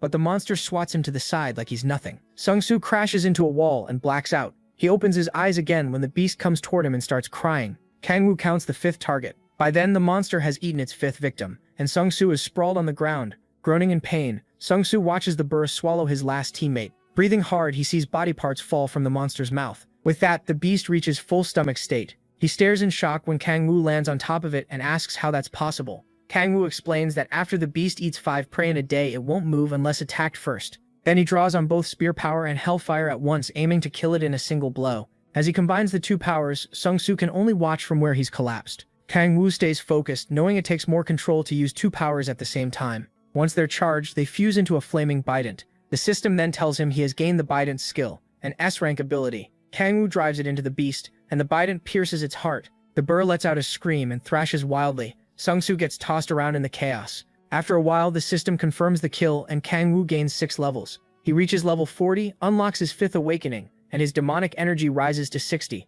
He also meets the requirement for something called extreme demonic delay. Kang-woo checks the system and finds a list of conditions needed to become a demonic god. The first condition is having 60 demonic energy. He still can't find details on extreme demonic delay, but figures it must be a huge power boost. Even after all his time in hell, he's never heard of it before. He starts thinking that if he keeps leveling up, he might surpass the strength he had as the demon king of the 9th circle of hell. And the idea of becoming a demonic god sounds even better. Kang-woo is clearly starving for more power. After that, he starts absorbing the burr to gain extra demonic energy. As an investigator, he should leave the corpse alone, but he won't pass up more power. The absorption works, and his demonic energy goes up by 4 more points. While he's absorbing it, Sung-soo calls out and asks what Kang-woo really is. Kang-woo turns and remembers there's still one annoying survivor left. He walks toward him, and Sung-soo warns him to stay back. With his voice shaking, Sung-soo asks if Kang-woo plans to kill him. Kang-woo says he still has a part to play, so he can't die yet. He tells him to relax because he just has a few questions first. Sung-soo goes silent when Kang-woo asks who ordered him to provoke him. Kang-woo already knows Sung-soo isn't smart enough to act like this on his own, and his party clearly knew about him beforehand. Still, Sung-soo says nothing, so Kang-woo kicks him up and starts smashing him around until he talks. When asked again, Sung-soo finally admits Kim Young-hoon gave the order. Kang-woo then asks why their vice guild master targeted him. The reason is pathetic. Young-hoon asked Young-ju out, she harshly rejected him, and he's hated the Red Rose Guild ever since. Sung-soo also says they wanted to change the Mirror Guild's image and prove they were better than the Red Rose Guild. Seeing what a loser he is, Kang-woo asks for a picture of Young-hoon. Sung-soo hands over his phone, and Kang-woo sees that Young-hoon actually looks decent. Then he notices Sai-hoon in the photo too and says the two look alike. Kang-woo can't believe all this came from something so stupid, and Sung-soo apologizes, saying he was only following orders. Still, he was clearly enjoying it. When he tries to defend himself, Kang-woo shuts it down. If Sung-soo plays his part right, that's enough. Sung-soo quickly says he'll do whatever Kang-woo wants. Kang-woo tells him it's simple, and it might even help him. Later, they come out of the gate and get swarmed by reporters snapping pictures. The press asks what happened to the rest of the party and whether only the 2 of them survived. Kang-woo opens his mouth to answer but instead shouts for an ambulance for Sung-soo, whose face is completely wrecked. The reporters keep firing questions and taking photos, and Kang-woo says the mutated monster attacked them and that he and Sung-soo were the only survivors. Everyone buys the story and tries to contact the Hwoarang Corps, but Kang-woo says that's not necessary. He tells them the mutated monster is already dead, while Sung-soo weakly cries for help. Instead of taking credit, Kang-woo says Sung-soo killed the monster and saved his life. The supposed hero definitely doesn't look like someone who beat a demonic beast. Even so, the reporters press him for more details. Kang-woo starts spinning the story. He says that as soon as they entered the dungeon, they felt killing intent. The monster was waiting near the gate, and everyone knew right away it was deadly. They fought because Sung-soo said civilians would be in danger if it escaped. Kang-woo adds that the monster matched the government's report, a lion-headed beast with 5 legs, and that Sung-soo's party died almost instantly under its attacks. Then he lies even more, saying Sung-soo told him to run when things got bad and face the monster alone. Kang-woo claims he couldn't leave, so he stayed and watched until the end. It was a brutal battle, and when it was finally over, Sung-soo defeated the beast and won. The reporters swallow every word, and Kang-woo even says Sung-soo kept whispering his teammates' names until he passed out. Sung-soo tries to ask for help, but Kang-woo covers his mouth and tells him to stay quiet until the ambulance gets there. Then the reporters ask how Kang-woo feels about Sung-soo's earlier hostile behavior. Looking sad, he says Sung-soo was only worried about him and wanted him to stay alert. To sell the lie even more, our guy even forces out a tear. He calls Sung-soo his savior, the real hero of this age. Soon the papers are full of stories praising Sung-soo, while he ends up in a coma, barely alive. The next day, Young reads the article, and she knows right away Sung-soo was beaten by a person, not that mutated monster. It makes her wonder if she's raising a tiger cub. Then the other woman with her says, Young's rookie is pretty cute. That woman is Jang Hyung-ju, the guildmaster of the Samurai Guild. She asks where Young found someone like Kang-woo. Young says he's not some rookie, then asks when the old lady plans to leave. Hang-ju almost snaps at being called old, but lets it go. Then Young suddenly gets serious, and asks if the mutated monster is connected to the demonic order. Hang-ju says it's only a matter of time before people outside the big 5 guilds learn about the demonic order. Peace only came after those 5 guilds were formed. If the public learns about the demonic order and the human sacrifices they make, society could fall into chaos again. She asks what the Red Rose Guild thinks about all this. Hang-norn looks ready to send her straight to hell. Right then, Kang-woo walks in. Hyung-ju greets him and says she's a friend of Young's. She starts to leave now that he's here, but Kang-woo offers to come back later so they can finish talking. She says it's fine because she was already done, but Kang-woo still feels bad. Then she gets annoyed when he calls her lady, taking it as proof he thinks she's old. After that, she heads out, but pauses at the door and glances back at Young for a moment. Once she's gone, Young tells Kang-woo that crazy woman is just her friend. Then she hands him a card. It's the S-rank gate permit he asked for. Kang-woo says her guild works fast since it came sooner than expected. She tells him to quit flattering her and warns him not to hunt in an S-rank gate. He ignores that part and says he heard what she and Hyung-ju were talking about. Young pours him some tea and says they would have had to tell him eventually, even if it's classified. Kang-woo pretends he knows nothing about the demonic cult and asks if they're behind the monster mutations. Young says the cult is full of crazy fanatics, and they've been moving a lot lately. She doesn't know when the group started or how large it is, but the guilds are still trying to track them down. Young quickly answers her mother-in-law, saying she won't stop her if she wants to leave, then asks Kang-woo if he'll help with her request. Kang-woo pauses for a second, then lifts his S-rank permit and tells her not to worry. He says she's helped him a lot, so helping her back is only fair. Young looks at him, then starts blushing like a little girl and thanks him. She doesn't know he's really in it for the demonic energy he can get. Young says she may call him again if there's an emergency, then warns him one more time not to hunt in S-rank gates. Later, a sleek car speeds out of the guild building. Kang-woo is driving, happy to be traveling by car again. On the way, he decides to check his 5th awakening skill. This power lets him summon a demon from another dimension. The more demonic energy he spends, the stronger the demon can be. The problem is, he can only use it once every 3 months, so he has to make it count. He figures gates work like bridges to other worlds. The stronger the gate, the stronger the monsters that cross through. Crack fragments should work the same way, which means higher ranked gates should let him summon stronger demons too. Kang-woo reaches his destination and gets out. Because he's stubborn, he heads straight to an S-rank gate to test the new skill. The guards scan his card and let him in. Security is incredibly strict. Without the Red Rose Guild, he wouldn't even get near an S-rank gate. The gate opens and he walks through. On the other side is an open field by the sea. He picks a spot and sits down, hoping he can summon something high-ranked like Cerberus. Then Kang-woo starts meditating and begins the summon. The skill activates. He rises into the air as demonic energy pours from his body. It puts a heavy strain on him, but he pushes through. The system starts forming a crack to finish the summon. Sweating hard, Kang-woo keeps his eyes on it and manages to open it. A green light shines out from inside, and the system says a deeper crack has formed because of the Myriad Demon Palace. Kang-woo notices the color right away. Every other crack he's seen was bluish, not green. Then another message says a dimensional gate to the continent of Eleanor has opened. He has no idea where that is and hopes this doesn't somehow send him back to hell. Shielding his eyes from the bright light, he looks for the demon he summoned.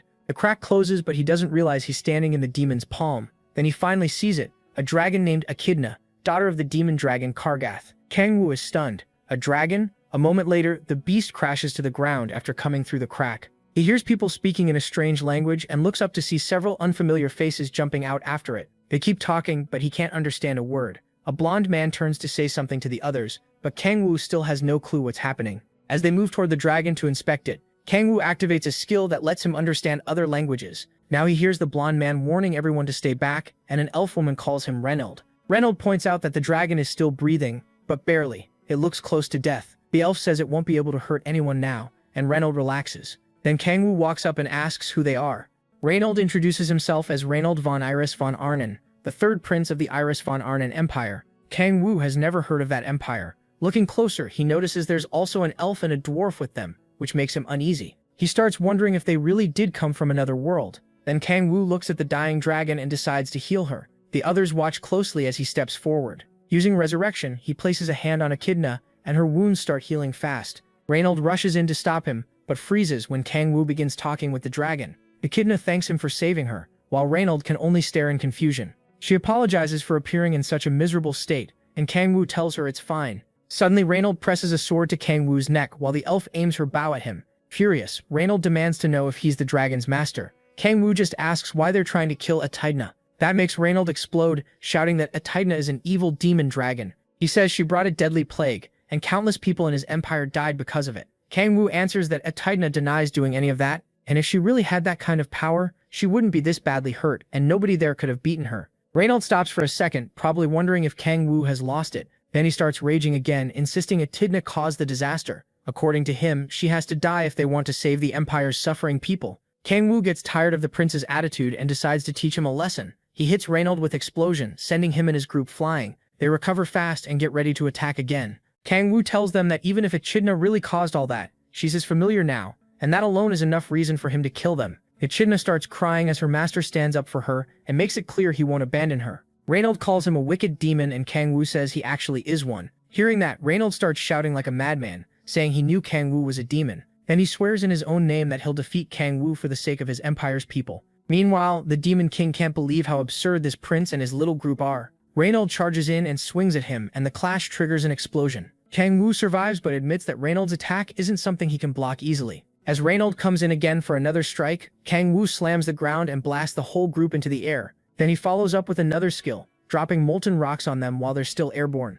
The burly one uses Iron Wall to shield the others from the falling rocks, but even he can't hold out for long. While he's busy protecting the people in front of him, the big guy misses the rocks coming from behind, and by the time he notices, they slam into him one after another. Reynold yells, "Hans," as blasts rip through the smoke. Then O bursts out of it, blades ready to carve him up. At that point, Reynold realizes this fight won't be easy. The mage throws up a shield with her orb. The protagonist tears through the defenses and rushes straight at Reynold. As he gets close, the prince attacks too, using a skill that sends out a storm of slashes.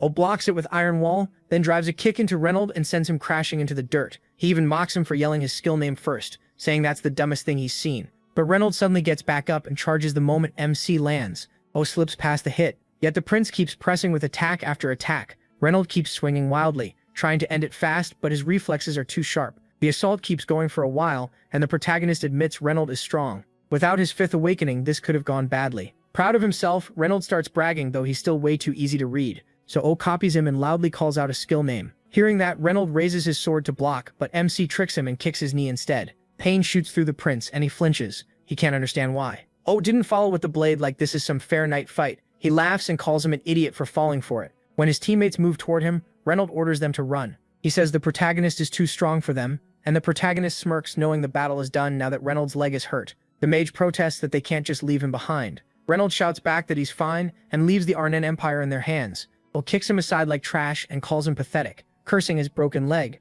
Reynold watches MC move in for the kill. This is always how the Demon Lord fights, with no pity for enemies. He kills to survive. In hell, feelings are a luxury. Then the female mage jumps in front of the prince. O stares down at her as she begs for mercy and asks him to kill her instead. Reynold calls out to stop her from being crazy. Tears pour down her face as she confesses that she loves him. Reynold is stunned. She apologizes for saying it now, then turns to him and says she'll do anything if he spares Reynold. He refuses, and Reynold is shocked that O has none of the mercy he expected. The protagonist says their problems mean nothing to him. If they raised weapons to kill, they should have been ready to die too, and Reynold can't believe how cold he is. MC tells them to save the drama for a soap opera. Reynold calls him cruel, but he can't even bother explaining himself anymore. Just as O gets ready to finish them, the system alerts him that other beings have crossed the gate. Then the Gaia system starts rejecting the intruders. Their bodies glow and they panic, not knowing what's happening. Seeing that, the protagonist tries to kill them before they disappear. He especially wants their rare gear as trophies, so he rushes in. But the system purges them first.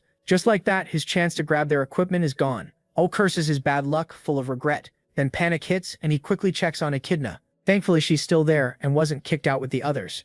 While wondering what the Gaia system is for, he jumps down to her. He remembers seeing something about Gaia while crossing over to Earth and starts thinking it may be tied to the monsters coming from hell these last 2 weeks. Then a terrible thought hits him. Cold sweat runs down his body as he remembers his own crossing and starts thinking this might all be his fault. While his thoughts spiral, Echidna calls to him. She asks where Reynold and his team went, and Oates tells her they're gone. When she thanks him for saving her, he shyly brushes it off. Then he tells her to stay still so he can heal the rest of her wounds. Looking at her huge body, MC asks if she can change size, and she says yes. Then he asks about the continent of Eleanor. Echidna explains it's a world centered around the Arnan Empire, where people use swords and magic and live with creatures like dragons. Later, O drives with Echidna in a smaller form, and wonders if every monster besides demons comes from Eleanor. When she asks where they're going, he says they're heading to his residence. She doesn't know the word, so she assumes it's his nest. He just goes with it and starts imagining being in a nest with Sola. Echidna thanks him and says it's been a long time since she's been in someone else's nest.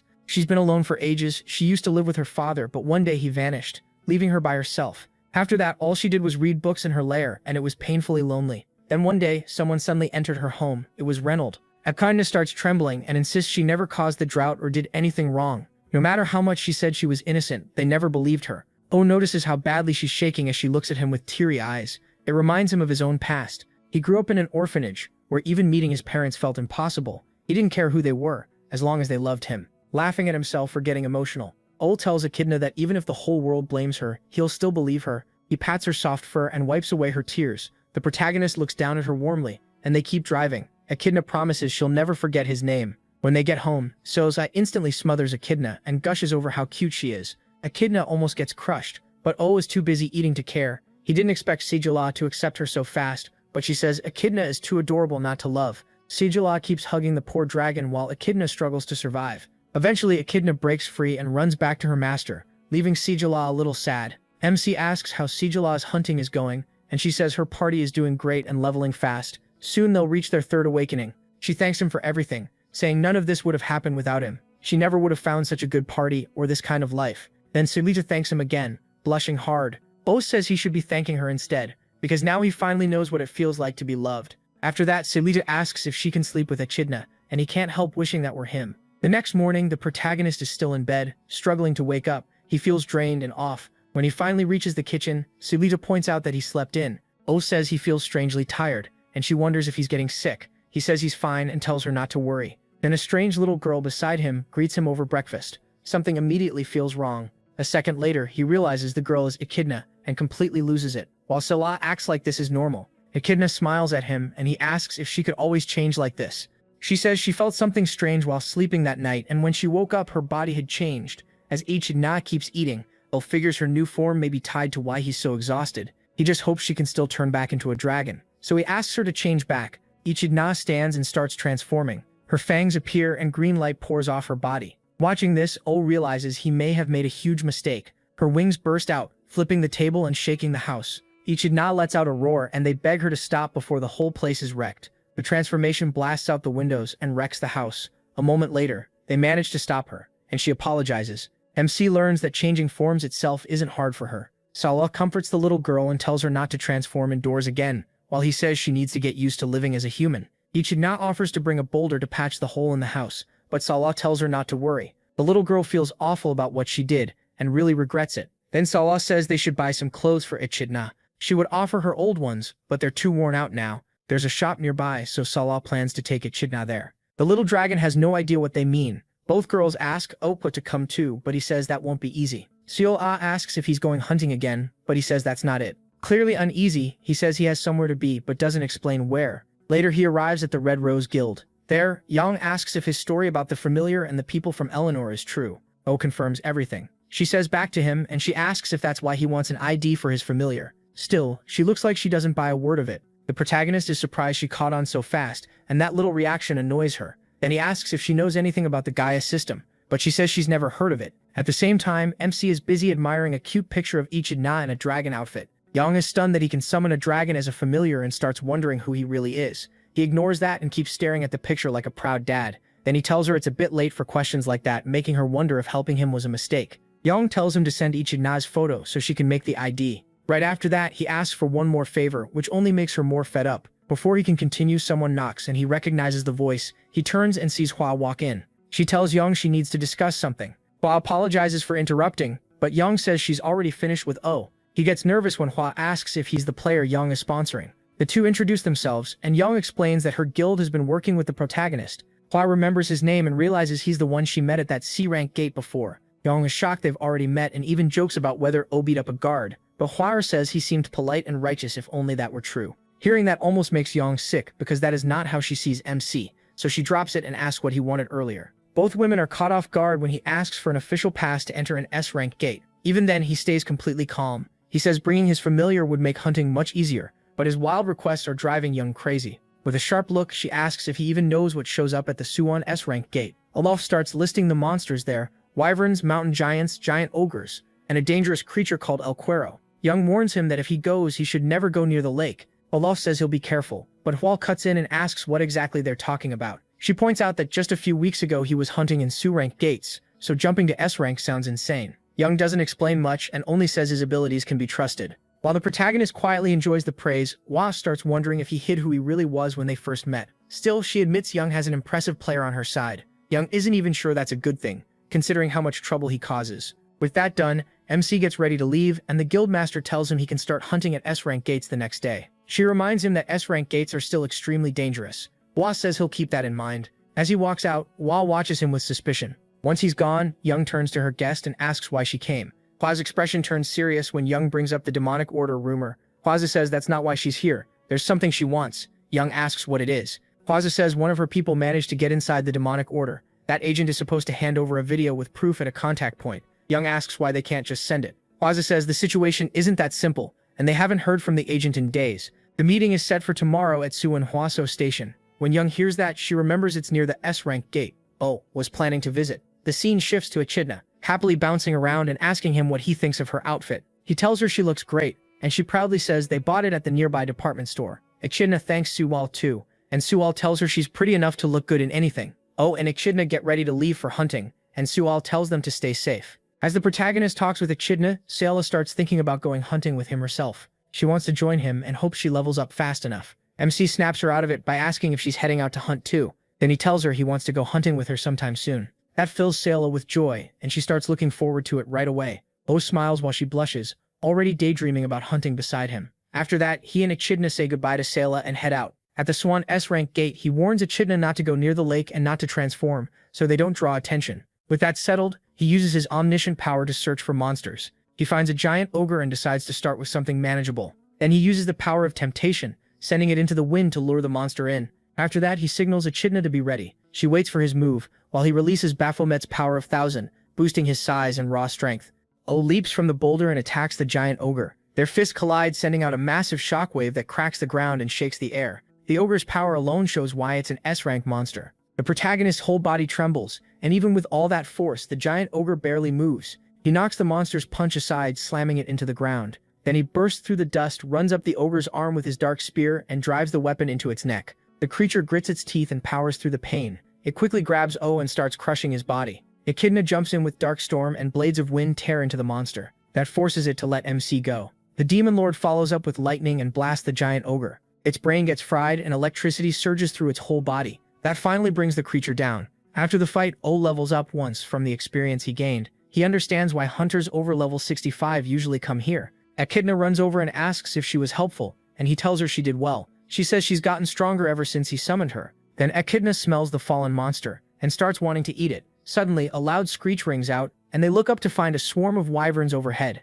O grabs Echidna and looks for a way to escape because there are way too many of them. Realizing he can't outrun them on the ground, he spreads his wings and takes off for safer space. Even so, the wyverns keep up and close and fast. He glances back and sees them right behind him, but still avoids their attacks in midair. Then a few of them tear Echidna's dress, and her expression starts to change. O can tell something is wrong. It hits her even harder because he had just told her that dress looked nice. She gives in to her anger, transforms, and kills several wyverns at once. One look at her terrifying form and roar makes the rest panic and try to flee. But Echidna shows them exactly why making a little girl mad is a bad idea, crushing them one after another. O can only watch the chaos, barely slipping past her claws when she goes after a wyvern near him. She keeps rampaging for a while, and he starts wondering if this is really the same dragon who almost died to Reynold and his party. She's far stronger and scarier than he expected, and that leaves him uneasy as he wonders if she might even be stronger than him. Then Echidna lets out one last roar and finishes off the final wyvern. Sometime later, she wakes up in Oko's arms. He tells her they're still inside the gate and asks how she feels. Echidna clings to him and says she has no strength left.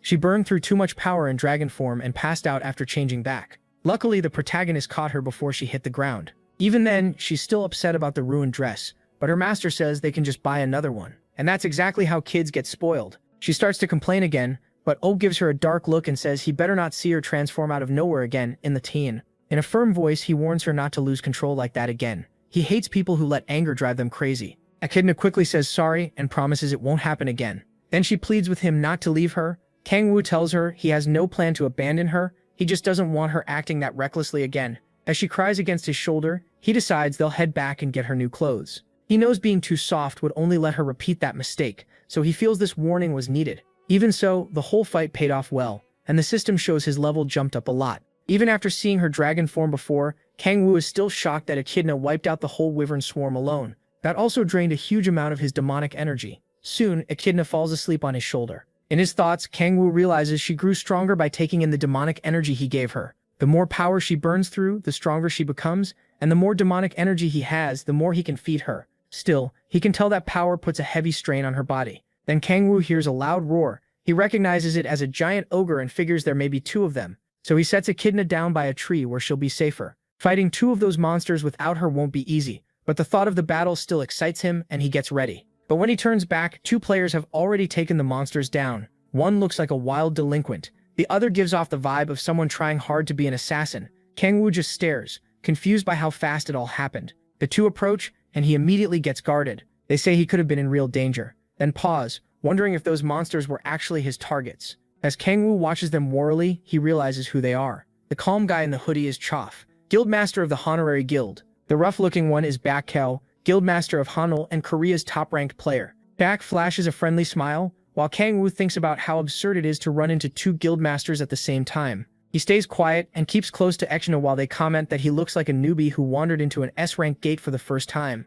Bak says he's lucky they found him and offers to escort him back to the entrance. He also notices Echidna looks worn out, but Kangwoo says they'll be fine on their own and tries to turn the offer down. Cha calls Bulka a meddler for butting in. Then Cha spots something that catches his eye. While Bulka keeps pushing his kindness on Kangwoo, Cha reaches into a monster corpse and pulls out a red orb. Kangwoo politely says he doesn't want to bother them and that there's no need to worry about him. He's trying to stay unnoticed, so being around these two makes him nervous. Meanwhile, Cha grips the item in his hand and watches them with suspicion. A little later, Echidna opens her eyes when someone calls her name. Kangwoo is still carrying her. He tells her they're finally outside and need to buy clothes before it gets too late. He pulls out his phone, opens the GPS, and checks the quickest route to a department store on the city map. But when they reach a quiet alley, he feels that something isn't right. At first, he figures the area is empty because it's so close to the S-rank gate. Then Echidna gets his attention and says she smells blood ahead, making him tense up at once.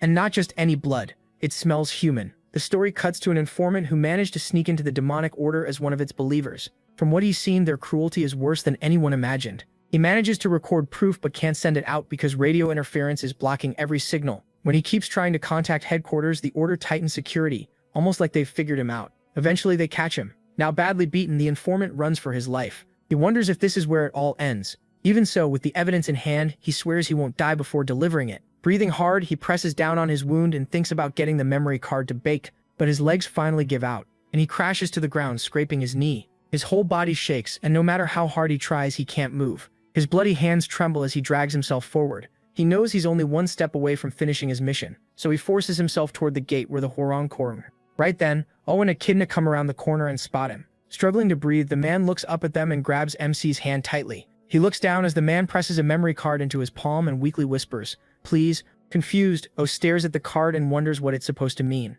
Then the informant collapses. The demon lord tries to question him and calls out to him, but it's already too late. He's dead. All that's left is the strange memory card. So the protagonist Kangwoo decides to learn more by looking through the man's memories. Using his power, he sees enough to know his sixth awakening has unlocked. After that glimpse, he's sure the man didn't come from the gate, but beyond that, nothing adds up. The only lead he has now is the memory card, so he puts it into his phone to check what's on it. When it loads, a video file appears on the screen. The moment he sees it, Kangwoo freezes in horror. Echidna grows worried when she notices his body shaking. Kangwoo's face turns bright red as the video starts playing, and he realizes it's that kind of content. He tries to act disgusted, but his expression says otherwise. Then he looks closer, thinking maybe he's missed something, but all he sees is a very steamy video feeding his worst urges. In the end, he starts telling himself it's not that bad, especially since it's his first time. When Echidna asks what he's watching, he hurriedly covers the screen and says it's important evidence. His guilty little moment ends fast when he senses people coming. A group of masked men suddenly rushes in and blocks his path. One of them instantly calls him out for watching explicit content, and he awkwardly pretends he has no clue what they mean.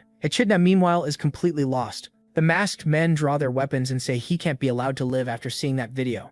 Kang-woo can't help wondering if this really makes him that unforgivable. They clearly don't buy his act, and it's obvious they're after the clip, so MC slips his phone back into his pocket. After a brutal massacre, Kang-woo brushes off his hands and walks back to the informant's body. He checks the video on his phone again, wondering why the demonic order wanted it back so badly. Then, like the fool he is, he gets distracted by the video all over again.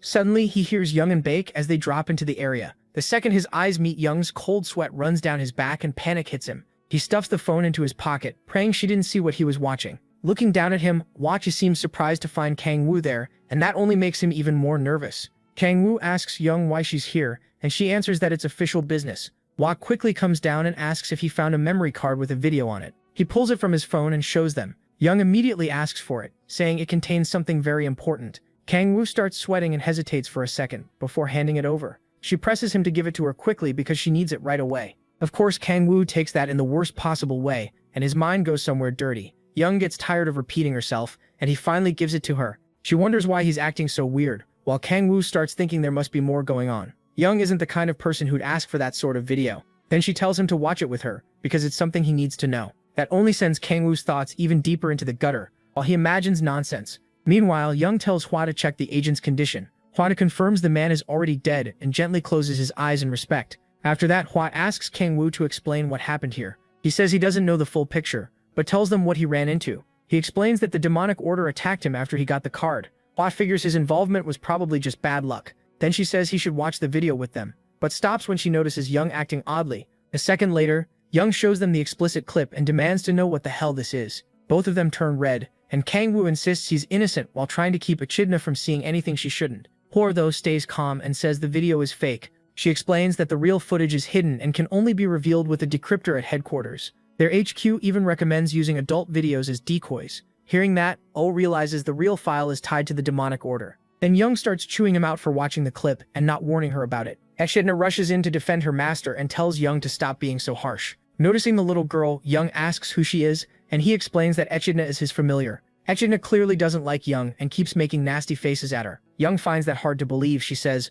seems like the type who'd have a creepy demon, not a little kid. Hwa cuts in and says they need to get to headquarters right away and check the real video. That night, they arrive at the Hwarang Corps headquarters. As Hwarang enters, the members stand ready. She asks a man called Park Jun-suk if the night team is prepared. He says everything is in order. Hwarang then announces that Agent Kang Dong-hoon has died and tells them to push even harder, so his death means something. While she talks about support for his family, Hwarang watches and is impressed by how well she leads. She orders Captain Jun-suk to decode the video as fast as possible, then asks to meet General Chang Hyun-jae. Instead, she's told he's away investigating an SS rank gate in Japan. Han-jae is her direct superior, and the top authority in Hwarang Corps. In the whole country, only Bairang Kang-yoon can match him. With nothing else to do, she heads to the investigation room and waits for the file. Once the decryption is done, they play the footage on a projector. The clip shows a demonic order follower talking to a cardinal. The follower says the summoning prep will be finished in 3 weeks, and a major guild is backing them. He adds that if all goes well, the order should reward them with something even greater.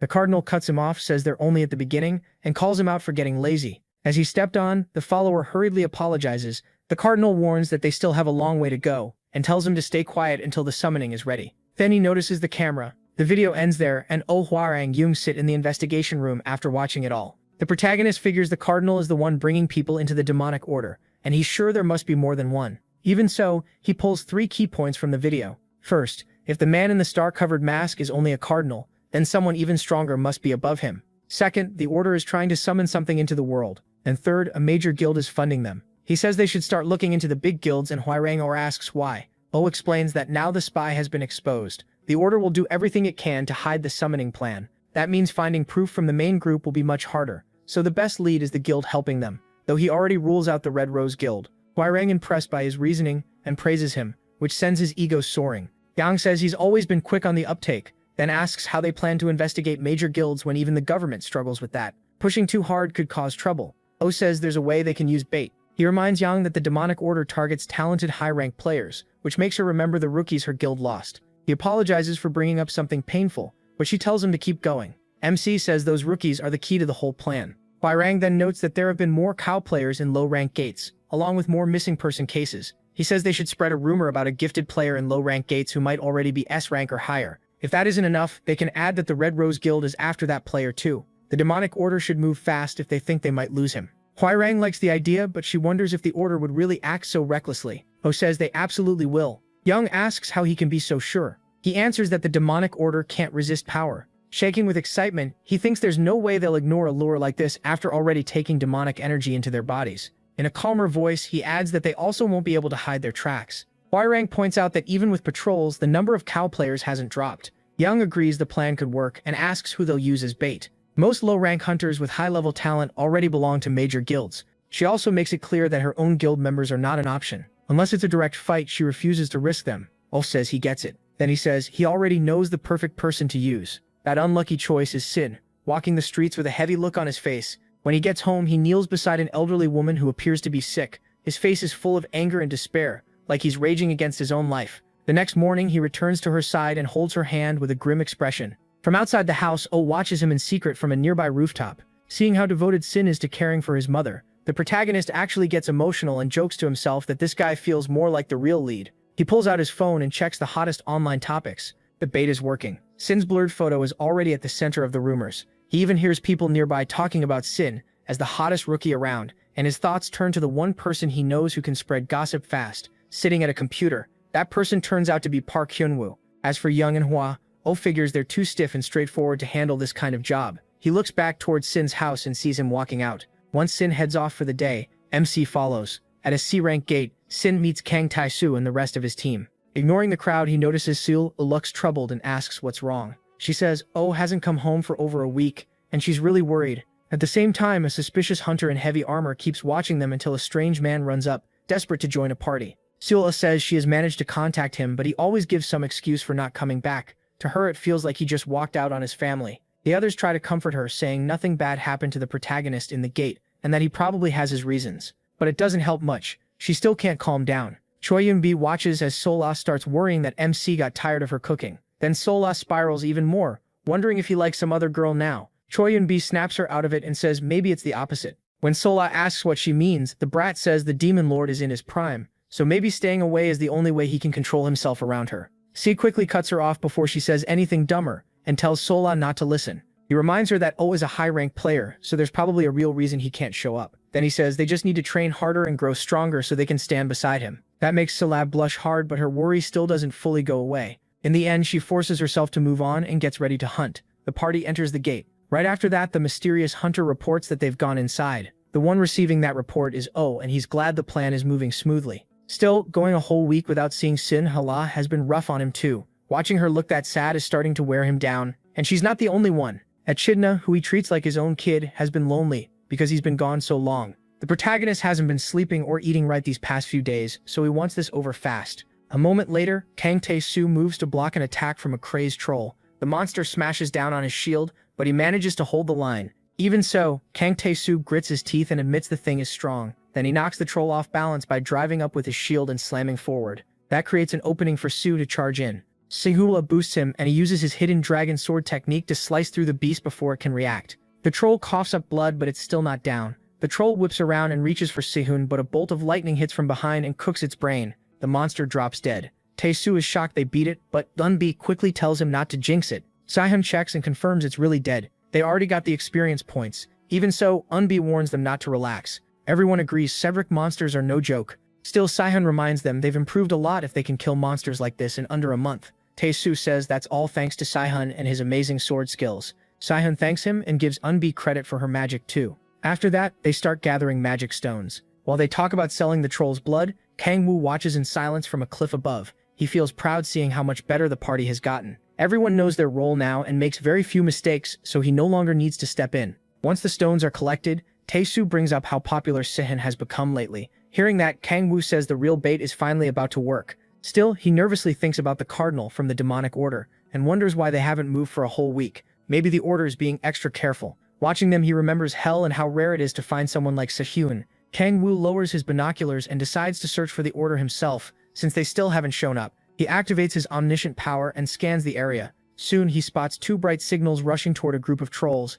and in an instant the two players cut them down and keep going. As Kang Woo studies them, he sees they're strong enough to kill trolls with ease. They don't even stop for the magic stones, they're heading straight for Sehun. That makes him grin. The demonic order has finally taken the bait. Later, Sehun's group brings down another troll. As they regroup, Tae-soo praises Sehun for beating it without Yuan-B's help. She jokes that he'll make her jobless if this keeps up and tells him to slow down. Sehun laughs, then catches a strange movement. He warns Han Sol off. She turns and sees another troll coming from behind, and the team tries to form up, but the troll is killed before they can do anything. The whole group is stunned. Who could take out a troll that fast? When Sehun looks up, he instantly recognizes the man taunting them. It's Kim Young-hoon, standing there like he's enjoying the monster's blood. Tae-soo and the others turn to Sehun, asking how he knows the vice guildmaster of the Mirror Guild. Young-hoon is the guildmaster's son, a spoiled rich kid born with every advantage possible. He does have some talent, but mostly he climbed to the top using his father's money.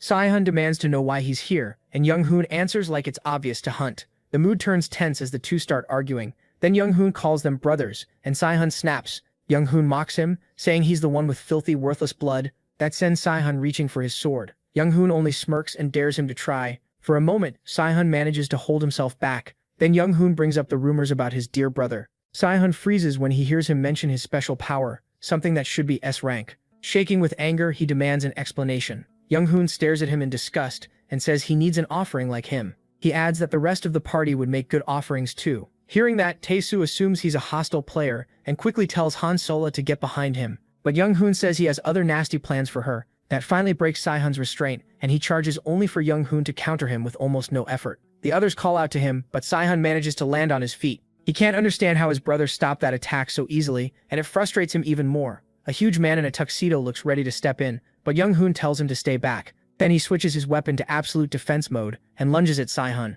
Laughing wildly, Young-hoon mocks him for attacking so confidently. A storm of slashes forces Sehun on the defensive. He struggles to block the non-stop attacks while his brother keeps insulting him. At last, Sehun parries one and throws Young-hoon off balance. Seeing an opening, he swings to finish it, but Young-hoon still knocks the strike aside. Then he kicks Sehun and sends him crashing into a wall. Tae-soo and the others shout his name but don't manage to help. As Sehun pulls himself from the rubble, he realizes the truth. Young-hoon isn't controlling those sword moves, the sword is moving him. His absolute defense system is special gear built with his father's company's resources. It reads the enemy's movements and automatically moves the user's body to defend. Back in the fight, Young-hoon calls Sehun a bug and tells him to stay crawling on the ground where he belongs. Then he rushes in for the killing blow, but Tae-mi jumps between them and blocks it with his shield. As Tae-soo strains to hold on, Young-hoon wonders who this guy even is. Tae-soo doesn't care. He puts everything into stopping the blade and swears Young-hoon won't touch Sehun while he's still alive. With a roar, he pushes back with all his strength. Then he notices something strange. There's no resistance.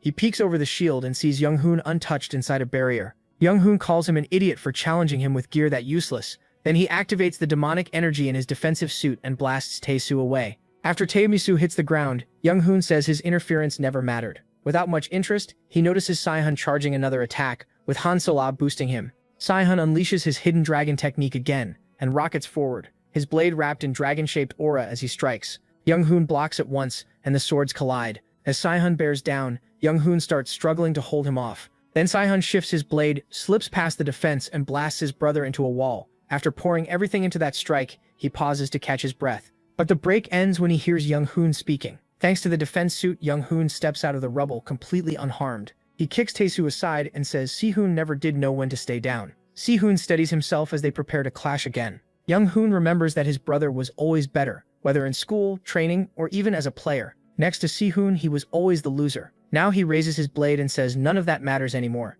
Sehun braces himself for whatever trick comes next. What follows is worse than he expected, and it leaves him speechless. Young-hoon copies Sehun's last move with his own sword, bragging that money and power let him crush him whenever he wants. Then he charges, ready to kill his brother with Sehun's own technique. Sehun tries to block, but his sword breaks and he's smashed into a wall. Young-hoon laughs, thrilled to stand over him. Han Sol-ek rushes in to heal Sehun, while Choi steps up to protect them. She fires lightning, but it does nothing against Young-hoon's defense. He ignores the attack and keeps mocking Sehun, saying there are things he'll never be able to surpass. Meanwhile, Han Sol-ek tells Sehun she can't heal him any more than this. After patching him up, she urges him to stand while she goes to help Choi, Mubi. But Sehun looks broken and says he has no strength left. Young-hoon slowly walks toward him, brushing off every attack from Choi Yoon-bi and Han So-la. The two girls do everything they can, but his defenses are too much. Tae-soo is still down and can't help either. Seeing all this, Si-hoon curses his own weakness for failing to protect his friends. As despair takes over, he hears a strange voice ask if power is what he wants. From the cliff above, Kang-woo watches the whole mess unfold. After seeing everything, he's convinced the Mir Guild is tied to the demonic order. He's also surprised to learn Si-hoon is the son of a concubine and has an older brother. After contacting the right people, Kang-woo decides it's time to step in. He's about to step in, but stops when he hears Si-hoon shout that he wants power. A huge force floods into the young prodigy as he declares that he wants the strength to crush his enemies. And somehow, Kang-woo gets even luckier. Out of nowhere, Si-hoon draws out insane power and uses his hidden technique again. A system message tells Oh that Si-hoon has accepted the power of the heavenly god. With just a piece of that power, he gains even more skills. Then another message appears saying MC has found one clue to metamorphosis. At this point, he almost wishes Si-hoon were the main character instead. When the brothers clash again, Si-hoon completely takes over. He throws all his new power into one strike. The battle carries them up into the air. Even there, Kim Young-hoon can barely keep up. At last, Si-hoon cuts through Young-hoon's absolute defense. Then he falls into a blind killing frenzy. Kim Young-hoon tries to answer with the same technique he stole from his brother,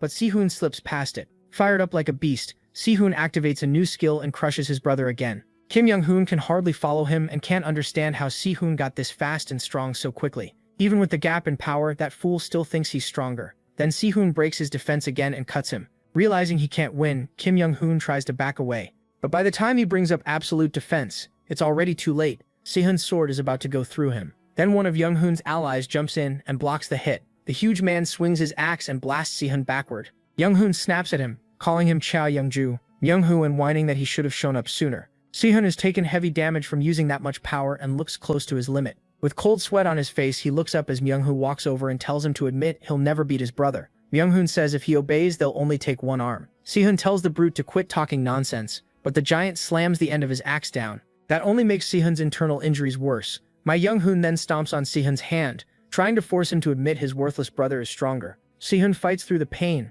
but his body is out of strength. As Young-hoon lifts his axe to cut off the prodigy's arm, he says the weak only deserve to suffer. While Si-hoon tries to gather even a little strength, he remembers his mother apologizing for giving birth to him. In that moment, he answers her in his heart. He can endure, and he's always been thankful she gave birth to him. Si-hoon finally breaks down, crying as he apologizes to everyone for being too weak. Choi can't help because she's out of mana, and Si-hoon now is still busy healing Kang Tae-soo. So Si-hoon accepts it and shuts his eyes as the axe comes down. Then his eyes snap open when he hears a familiar voice. He turns and sees Oh Kang-woo stopping Myung-hoo's axe with ease. As his arm blades crack the weapon, he tells Myung-hoo he agrees with what he said about the weak. Then he kicks the brute away while Young-hoon watches from a safe distance. With a grin, he says he'll gladly help him experience what the weak are entitled to. Si-hoon asks how Oh ended up here. The protagonist just says he'll explain later. He tells Choi and Sepira to take Si-hoon somewhere safe and treat him. Myung-hoon gets back up and asks if MC is from the Hwarang Corps. If he were, he wouldn't have come alone. He tells him to stop talking and attack already.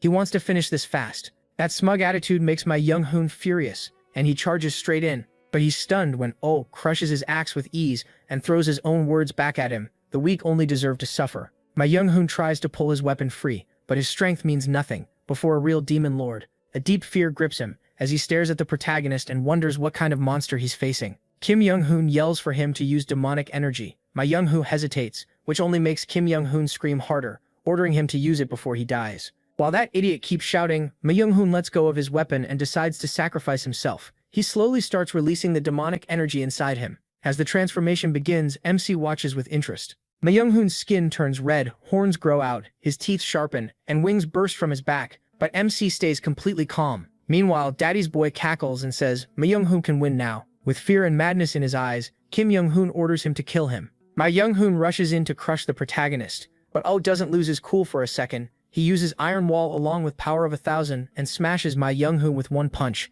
knocking his glasses clean off. The twisted demon coughs up blood as a hole tears through his chest. Kim Young-hoon trembles as he watches his ally get wiped out that easily. As Young-hoon's body drops, MC turns to his next target. Seeing that crazed look, Kim Young-hoon wonders if he is a ranker. That's the only way he can explain Young losing so fast. With no good options left, Kim Young-hoon decides to run and call his father. He pulls out a communication orb that works even inside the gate. Too bad for him, the Jolm appears right beside him and asks where he thinks he's going. A slap sends him straight to the ground. As Kim Young-hoon struggles to rise, he asks who the protagonist is, but MC answers by stomping on his head. Oh notices enemies always ask the same thing, and wonders if the demonic order teaches them that. Then he spots the orb in Young-hoon's hand and instantly realizes he was trying to call his father. Kim Young-hoon tries to lie, but he tells the spoiled brat to go ahead and contact him. That would make this even more fun. Jae-hoon is in his office when his orb lights up. He expects his son, but hears the protagonist's voice instead, and demands to know who's speaking. MC tells Jae-hoon that his son is being held hostage. Then Jae-hoon hears Kim Young-hoon screaming for help.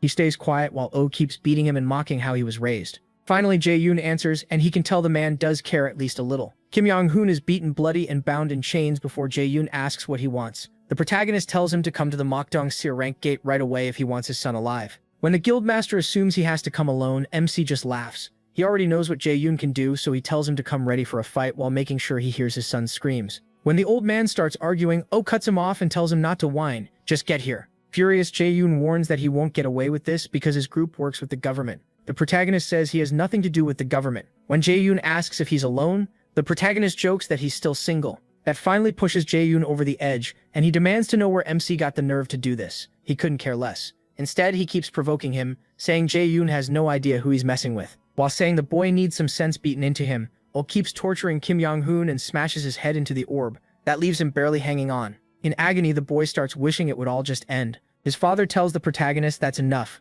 but he gives him 20 minutes to arrive or worse things will happen. Oh listens as the old man warns that if this is about ransom, it's already too late. Jae-yoon swears he'll find him no matter what and tear him to pieces. MC just wishes him luck, then smashes the orb with Young-hoon's skull. With that done, he moves on. Then he hears Young-hoon weakly begging to be saved, promising as much money as he wants. The protagonist kicks him and says money isn't what he wants. Desperate, Kim Young-hoon asks what he does want. Oh says he wants peace and prosperity for every bowl of kimchi stew on earth. Daddy's boy can tell he's not being serious. If only he knew how much that food means to MC. When he tries to protest, he grabs his face and shuts him up. Then Young-hoon hears that the protagonist is waiting for his father and suddenly brightens, sure his dad will save him no matter what. But Oh uses his power on Kim Young-hoon and says he's glad Jae-yoon loves his son so much. Before Kim Young-hoon can respond, MC uses demonic power to torture his mind. Later, he leaves the gate with Sola and her party, giving them quick instructions. Then someone calls his name. He turns and sees Young and Hwa. Young says she brought all the troops he asked for, though she still thinks that much force wasn't needed. Sola and the others are surprised he knows two famous women like them, but Oh says they're not exactly on good terms. Young looks ready to bite his head off for that. Still, she lets it slide for now and asks who his group is, so Sola introduces herself. Young gives her a quick once-over and instantly gets jealous of her chest. She asks what Sola is to the protagonist, but Sola throws the same question right back. Before it turns into a full fight, the protagonist cuts in and says they can do introductions later. For now, he tells Sola to leave with her 3 party members. Then Hwa asks if the thing he's dragging across the ground is MC lifts the chains and reveals Young-hoon's half-dead face. The troops and nearby players get nervous seeing Kim Young-hoon treated like that.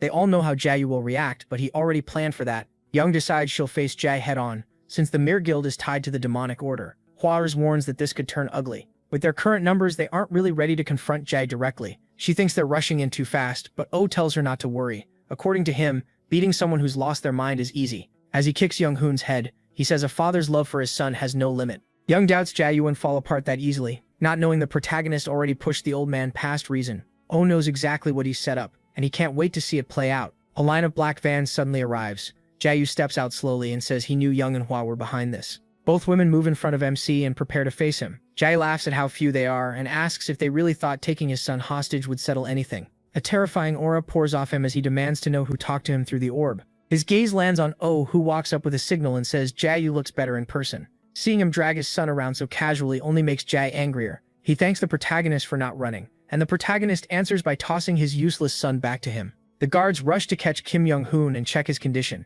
Jae is stunned that MC gave him back so easily. Even Young and Hwa can't figure out why Oh would return their hostage. That only makes Jae more suspicious, and he asks what he is planning. The protagonist keeps acting innocent, saying he only returned Kim Young-hoon because a worried father must be suffering. Now Jae starts to get uneasy as he holds his half-dead son. He calls out to him while MC laughs and enjoys the show. Jae desperately checks if Kim Young-hoon is still okay. He stares down at his son, waiting for any answer. The fear in his eyes keeps growing, and then Kim Young-hoon finally speaks with a shocking question. He looks at Jae and asks who he is. That one line shatters Jae. Kim Young-hoon asks again. Jae frantically tells him he's his father, but when he shakes him, the boy cries out in pain and begs him to stop. Young-hoon scrambles away from him, and the guards try to calm him down. Watching his own son reject him leaves Jae speechless. Too many emotions hit at once, and he can't process any of them. Meanwhile, Oh enjoys every second as Young Hoon keeps screaming for his father to let go. Jae's anger finally becomes too much to hold back, and it explodes when he sees what his son has become. Young steps up to protect her people and orders them to fall back at once.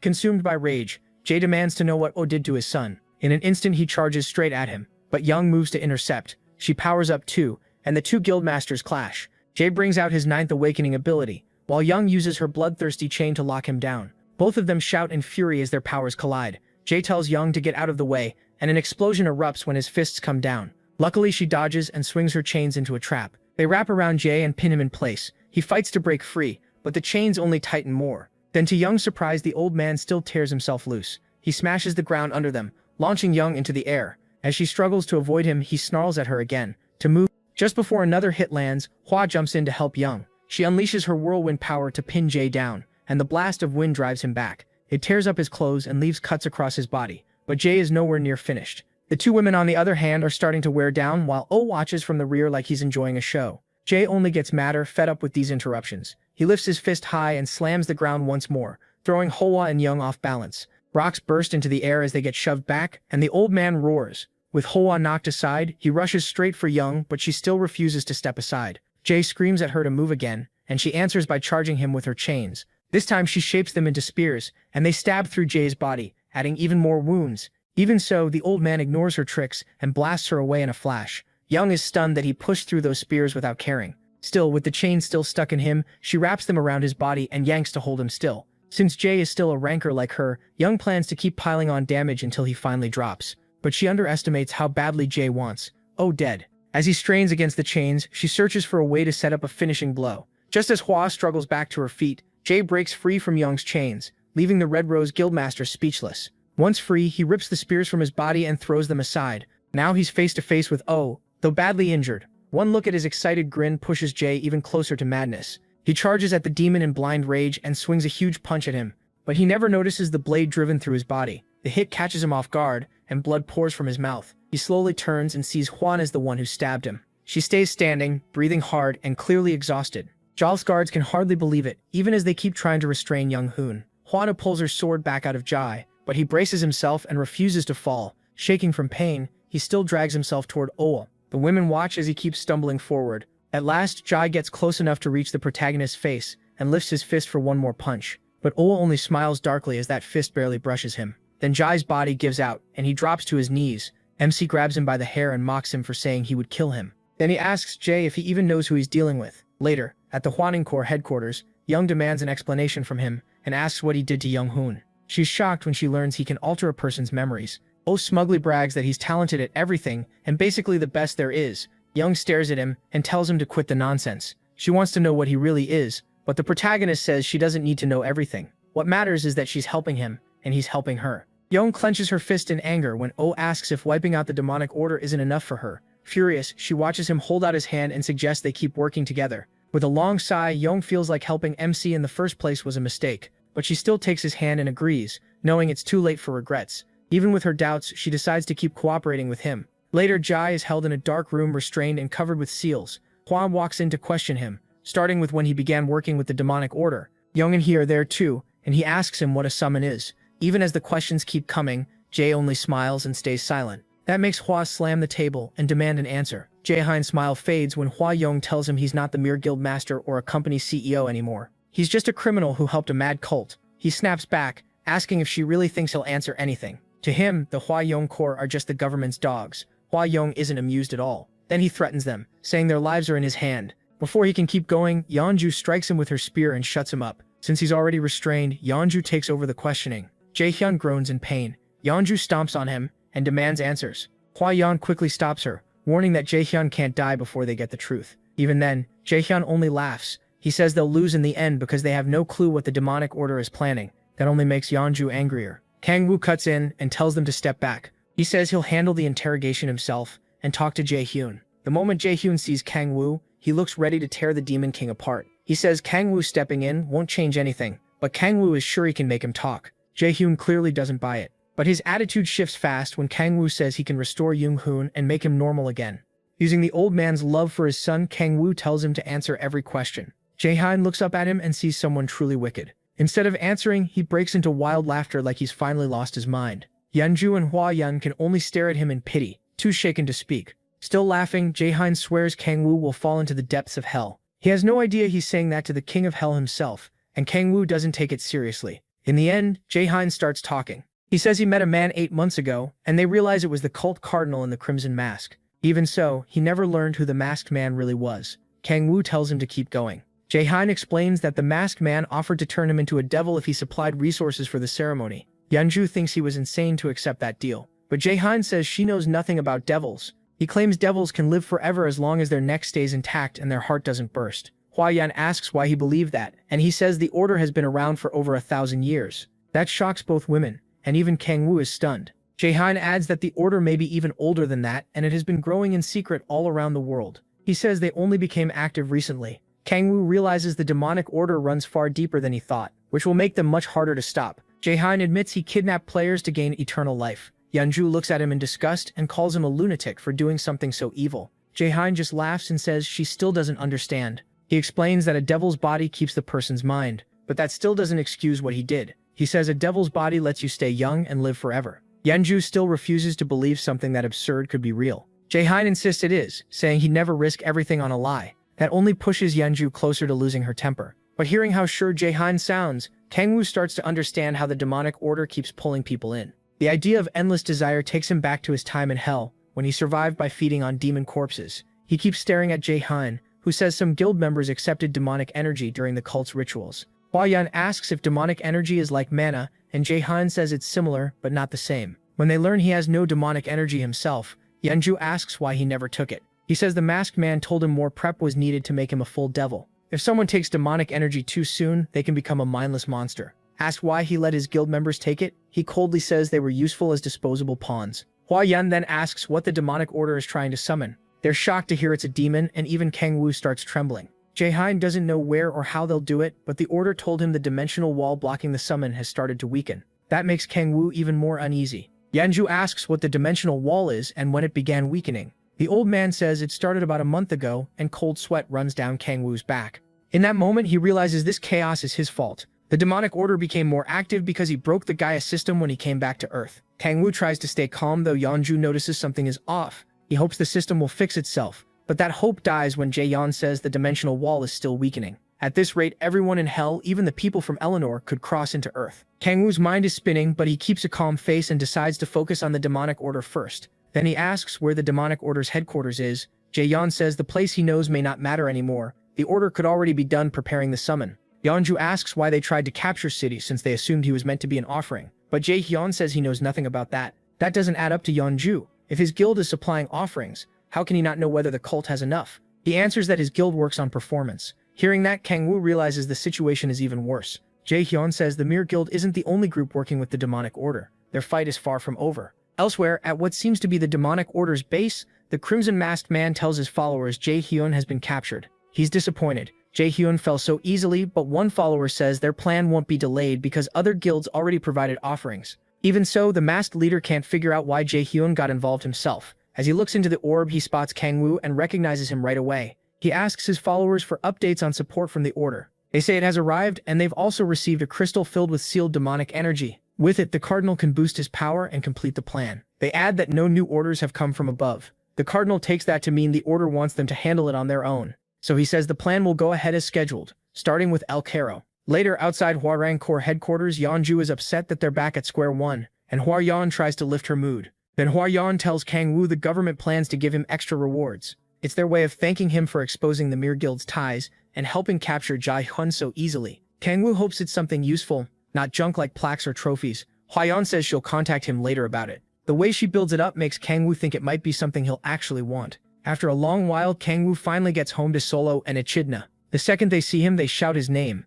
Echidna tears up at once, crying. She asks where her master has been all this time. He apologizes for being gone and says he had things to handle. Echidna worries he left because she did something wrong, and she begs him not to abandon her. She promises to be better and pleads with him to stay. Kang Woo gently comforts her and tells her none of this was her fault. He tells her not to worry and promises he'll never leave her. Feeling guilty for being gone all week, he holds her close and tells Sola everything is settled. He also says sorry for not explaining things better before. Sola says it's fine. She knows how much he cares and she trusts he'll tell them everything when the time is right. Kang-woo looks at her warmly, then perks up when Sola offers his favorite meal again. He agrees right away, and she heats up kimchi stew. The next day, Kang-woo, Sola, and the rest of her party visit Sai at the hospital. There, Kang-woo explains he had been keeping an eye on the swordsman because of the demonic order, and then rumors about Saya started spreading. When Saya asks where those rumors came from, Kang-woo brushes it off, saying that's bound to happen when a party has talented players. Deep down, he knows the rumors and this whole mess started because of him, but he keeps that to himself. Still, Sola wishes he had told them what was going on sooner. Sola says she gets why he's hiding things to protect them, but every time he does, she feels farther away from him. Kang-woo quickly says sorry for making her worry, and Sola apologizes for speaking too boldly. But Kang-woo tells her she has every right to feel that way. When he calls her family and promises to do better, her face lights up and she starts blushing. That one word leaves her shaking with nerves. Still, she gathers her courage and asks him to speak to her more casually. Since he sees her as family and already talks that way with Young, Sola thinks he should do the same with her. Meanwhile, Tae-soo and the others are quietly enjoying the sweet little moment between them. In that tense pause, their fingertips brush. Kang-woo then tells Sola she should speak casually to him too, and that only makes her blush even more. Then Echidna cuts in and ruins the moment. She asks her master to peel an orange for her, ending the mood right there. As Kang-woo handles that, Sim notices something else on his mind. He apologizes for killing the mood, but says there's something he needs to ask. Then Si asks what happened to Young Hun and his father. Kang-woo answers coldly. They're going to spend the rest of their lives in prison. There's no way out for them, not even with money. Mirror Electronics is also falling apart because of the scandal around its founder. Sai's face darkens when Kang-woo brings up the debt he was stuck with. But Kang-woo says he'll receive legal compensation, and his sick mother will be moved to a better hospital. Sai thanks him as tears run down his face. Even Tae-soo and Yoon-bi get emotional watching him. In that tearful moment, Sai calls Kang-woo his savior and says meeting him was the luckiest thing in his life. If only he knew what Kang-woo had really done. Sai even says he'll call Kang-woo his brother and serve him from now on, which only makes Kang-woo feel more guilty. Even so, he accepts it and starts talking to Sai more casually. Then Kang-woo and Sola grow curious when Sai says he has something serious to share. Yenpalmi and Tae-soo lean in too after he admits he's been hiding something from everyone. Sai reveals that his ability is SS rank, but his level is still too low to use it fully. Even so, it lets him use the power of the martial arts god Cheon Tae-hwang. Everyone is stunned that his first awakening gave him something that strong, and they start firing off questions. Kang-woo stays calm since he already knew this. But that changes when Sai says he was chosen as a protector because the Gaia system malfunctioned.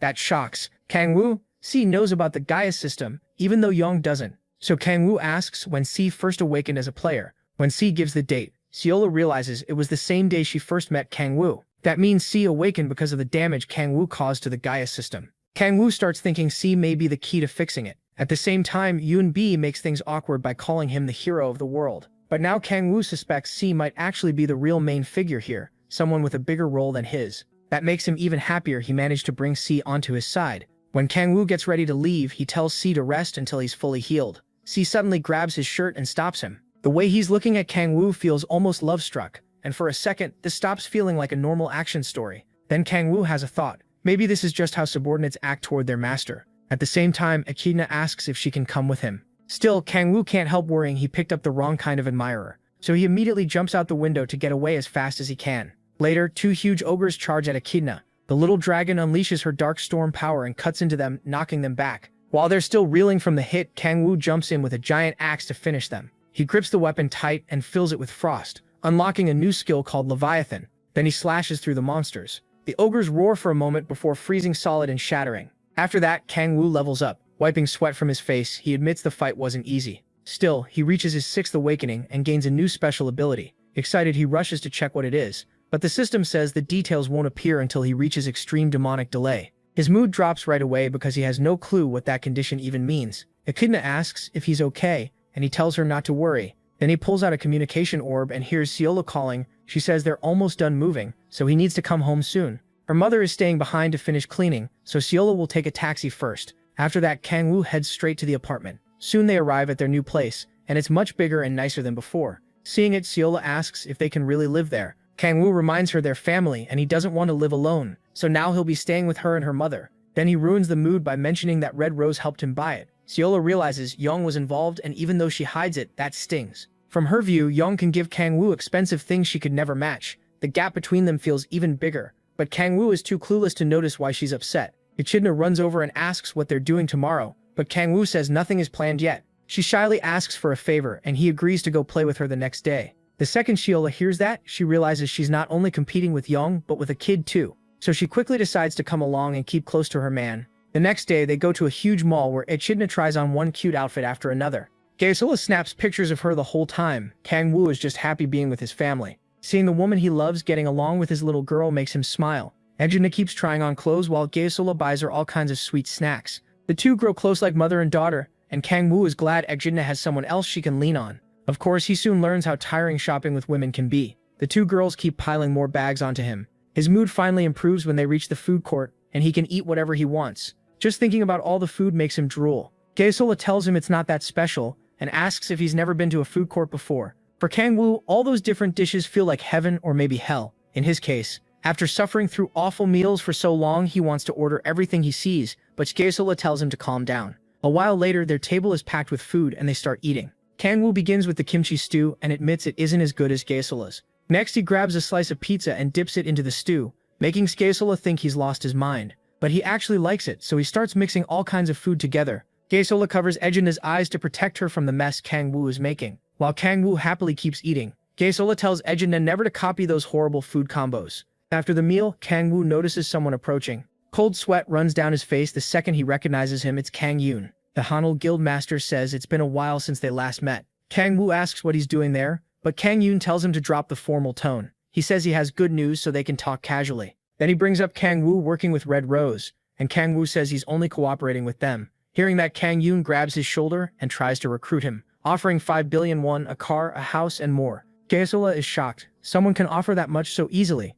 Kang-yoon also promises him an executive spot in Hanul, but Kang-woo says the offer is too small. Kang-yoon can hardly believe what he just heard. He calls Kang-woo funny for saying that, but Kang-woo isn't joking. He makes it clear he has no intention of working under anyone right now. So Kang-yoon raises the stakes, and Kang-woo pays close attention. The easygoing guildmaster says he'll throw in one legendary item for free if Kang-woo joins. Legendary gear is incredibly rare and can't just be bought with money. It's usually crafted from parts taken from S-rank gates or even higher. Legendary gear also links itself to its wearer, and if the user doesn't meet the right conditions, it can reject them. That definitely gets Kang-woo's attention. Even so, he still turns Kang-yoon down. Kang-yoon accepts the answer and backs off. Before leaving, he hands over his card in case Kang-woo changes his mind. Then he drops something extra into Kang-woo's kimchi stew, saying it'll make it taste better. Echidna notices, but Gaesola quickly covers her eyes again. After that, Kang-yoon says goodbye and leaves. Kang-woo lifts a spoonful to try it, but now he looks totally put off. Later, he meets Youngju. She asks why he refused such a huge offer, and he says he doesn't want to work under anyone right now.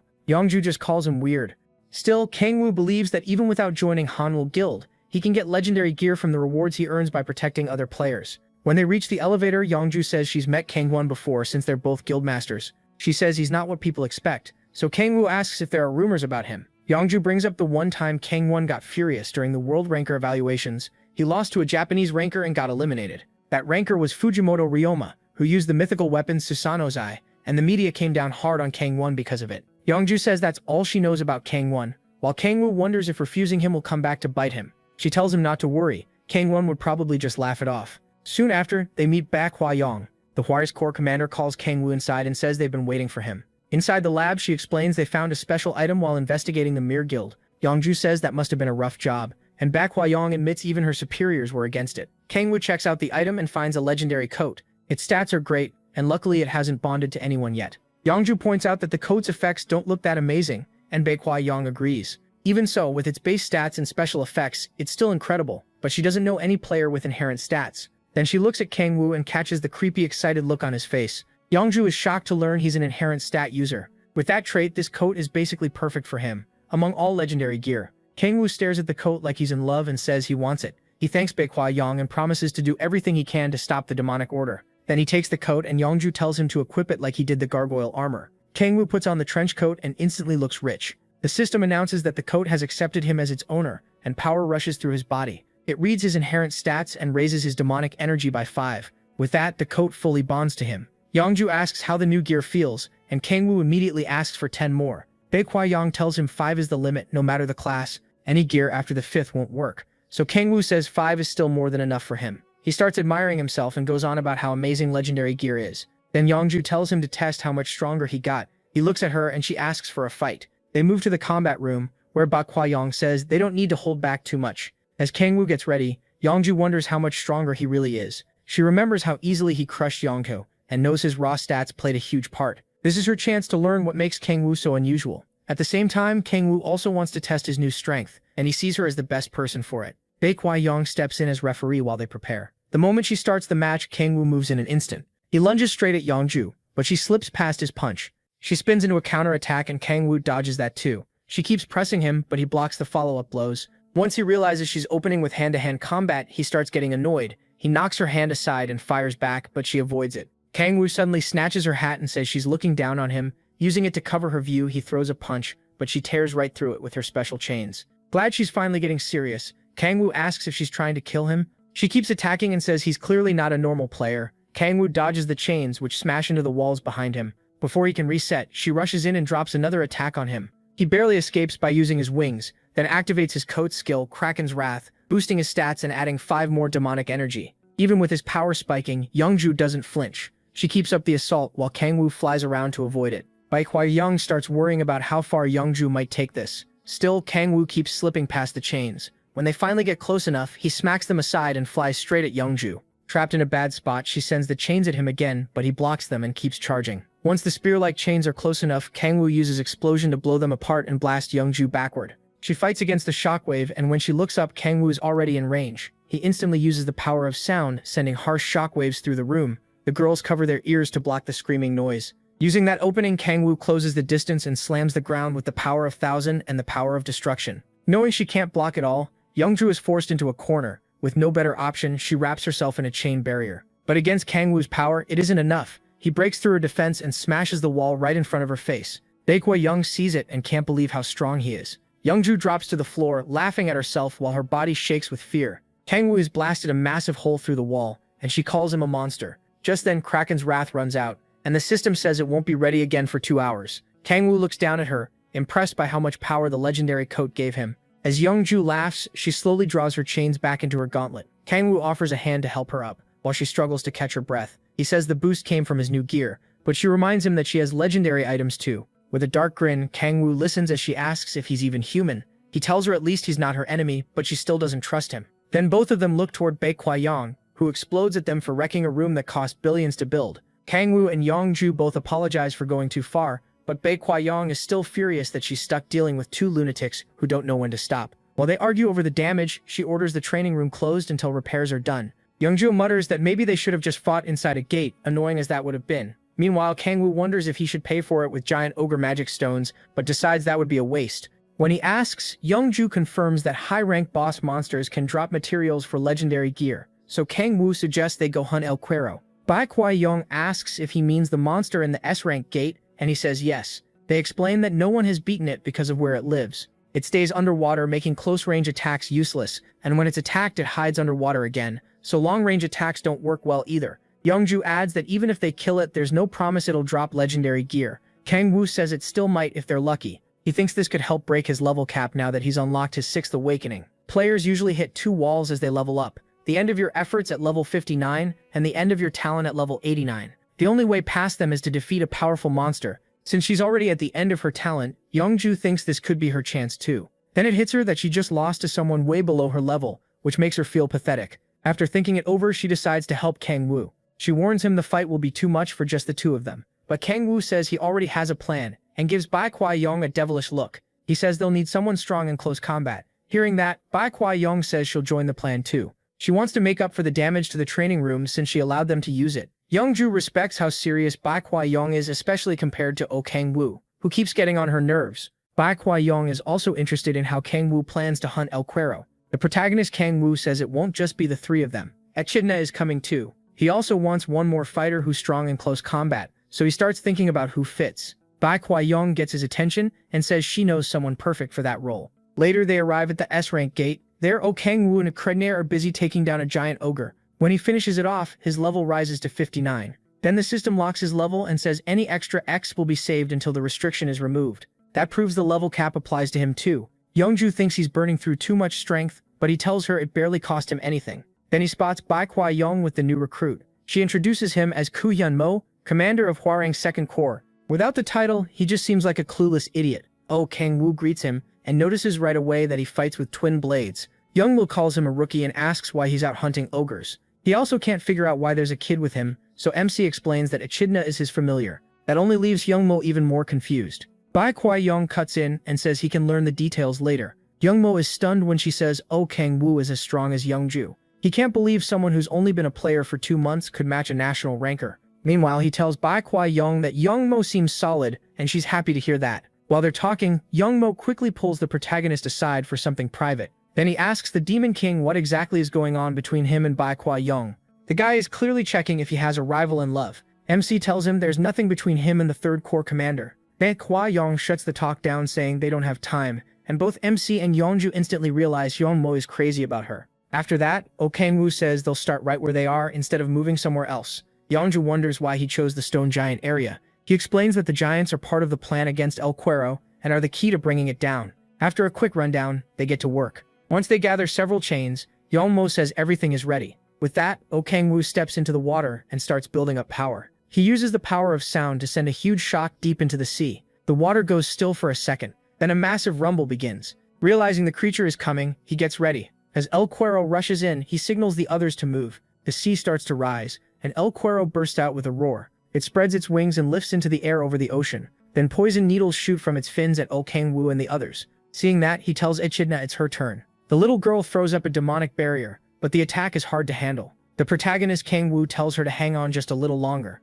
At the same time, Hyunmo and Bai Kuai-yong move in with the chains. Oh Kang-woo joins them, tells them to hold tight and opens his wings. Then he shoots into the sky at incredible speed. Once they're over the sea monster, he drops them, and Yeonmo starts screaming the whole way down. Still, they land safely on El Cuero. Its slick body makes footing hard, so Oh Kang-woo gives them more chains and tells them to take opposite sides of the monster. They have to act fast before it dives again. The hooks sink into the monster's body, and it lets out a scream as it thrashes wildly. Even so, they manage to stay on. El Cuero suddenly makes a strange cry, and Oh Kang-woo notices it right away. He warns them to hold on because it's about to flee. After twisting its body hard, El Cuero launches upward, and strange electric patterns spread across it. As the monster tries to dive deep again, everyone clings on. Oh Kang-woo moves to stop it and orders the others to attach the last chains. He dives into the water and activates the power of destruction along with the power of 1,000. Then he throws a punch through the water as El Cuero closes in, blocking its path downward. The shockwave nearly throws Bai Kuai-yong and Hyunmo off, but because he attacked from underwater, the blow loses some force. He sees it only knock the monster back into the air, so he looks for another way to hurt it. That's when he spots El Cuero's gills. Oh Kang-woo spreads his wings and rushes for that weak point. The Demon King slashes into it, and the creature cries out in pain. Then he notices yellow sparks around him. Bai Kuai-yong sees them too and realizes El Cuero is using its spark. Echidna calls to her master and raises her barrier again. With all the chains attached, Bai Kuai-yong decides it's time to jump off. She tells Hyunmo that Oh Kang-woo is stronger than they are, so all they need to do is stay out of his way. They leap off just before the monster unleashes its electric burst. As she falls, Bai Kuai-yong looks back and wonders if MC is still inside it. Then we see him protected by Echidna's barrier inside the beast. He realizes she shielded him the moment she sensed he was in danger. But keeping up a barrier from that far away is draining her badly. Oh Kang-woo tightens his fist and rips his way out of the monster's body. Thanks to his familiar, he feels even stronger. After cutting through it, he drives El Cuero down toward the ground. He pulls out the chains and signals to Yeonju. From far away, standing on the stone giants, she catches it. At once, she attacks the giants to stir them up. Yeonju keeps provoking them, and she's clearly having a great time. Laughing like a maniac, she lashes them with her chains. The giants start chasing her, and the chains tied to them yank El Cuero out of the sea. Oh Kang-woo uses his powers to keep those chains locked onto the monster. It only needs to come a little farther onto land before they can really finish it. But suddenly, El Cuero starts fighting the chains, and even the stone giants get dragged back. Oh Kang-woo strains to hold it in place because the monster doesn't seem weaker despite all the damage it's taken. Even injured, El Cuero manages to line itself up and fires poison needles from its fin at the stone giants. Echidna blocks them with her barrier. Things are getting dangerous, and he starts wondering if he underestimated this sea monster. While Echidna struggles to keep the shield up, he searches for any way to weaken El Cuero, but there aren't many options. So he tells Yeonju to use the thorns. She tries to warn him that he'll get caught in it too, but he just shouts for her to do it now. Yeonju is furious, but she has no choice except to follow his order. Using her arm braces, she activates her special skill, Energy Drain. As its effect reaches him,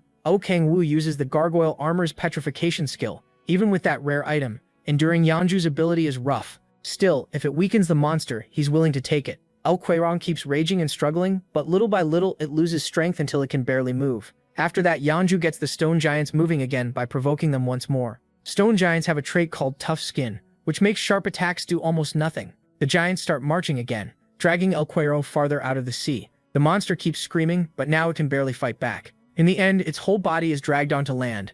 Kang-woo cuts the chains off himself and feels relieved that the plan worked. Echidna immediately runs over to check on him. He yells that it's still dangerous, right as El Cuero tries to strike at her. Luckily, Hoyeon jumps in to protect the girl, and Hyumo carries Echidna away. After Hoyeon's hit, the monster tries to attack again. Then Kang-woo moves in with the others to finish it for good. Echidna is relieved to see her master alive, but he puts her right back to work by telling her to handle the stone giants. Meanwhile, Yeonju is still having fun treating the giants like pack animals. The protagonist Kang-woo tells her to stop messing with them and come help. She snaps back that she's only doing what he told her to do.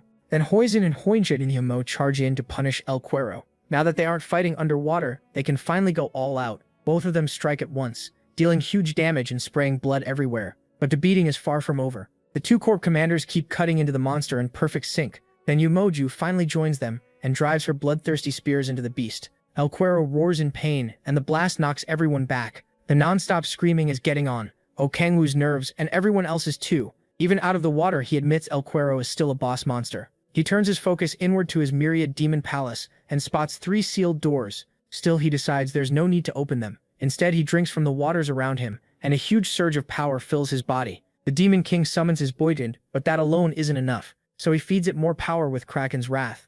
Kang-woo also adds the power of shattering, and once everything fuses into the spear, he creates a deadly new skill called Gay Bulg. His party freezes when they feel how terrifying that power is. He tells them to get clear and charges straight at the sea monster. Once he's close enough, he drives the spear into the beast's body. Faced with that overwhelming force, the monster starts shaking and lets out a helpless scream. Hoinjin and the others can barely keep their footing from the shockwave of Kang-woo's strike. All of them stare in awe, wondering if this is what a 6th awakening skill can do.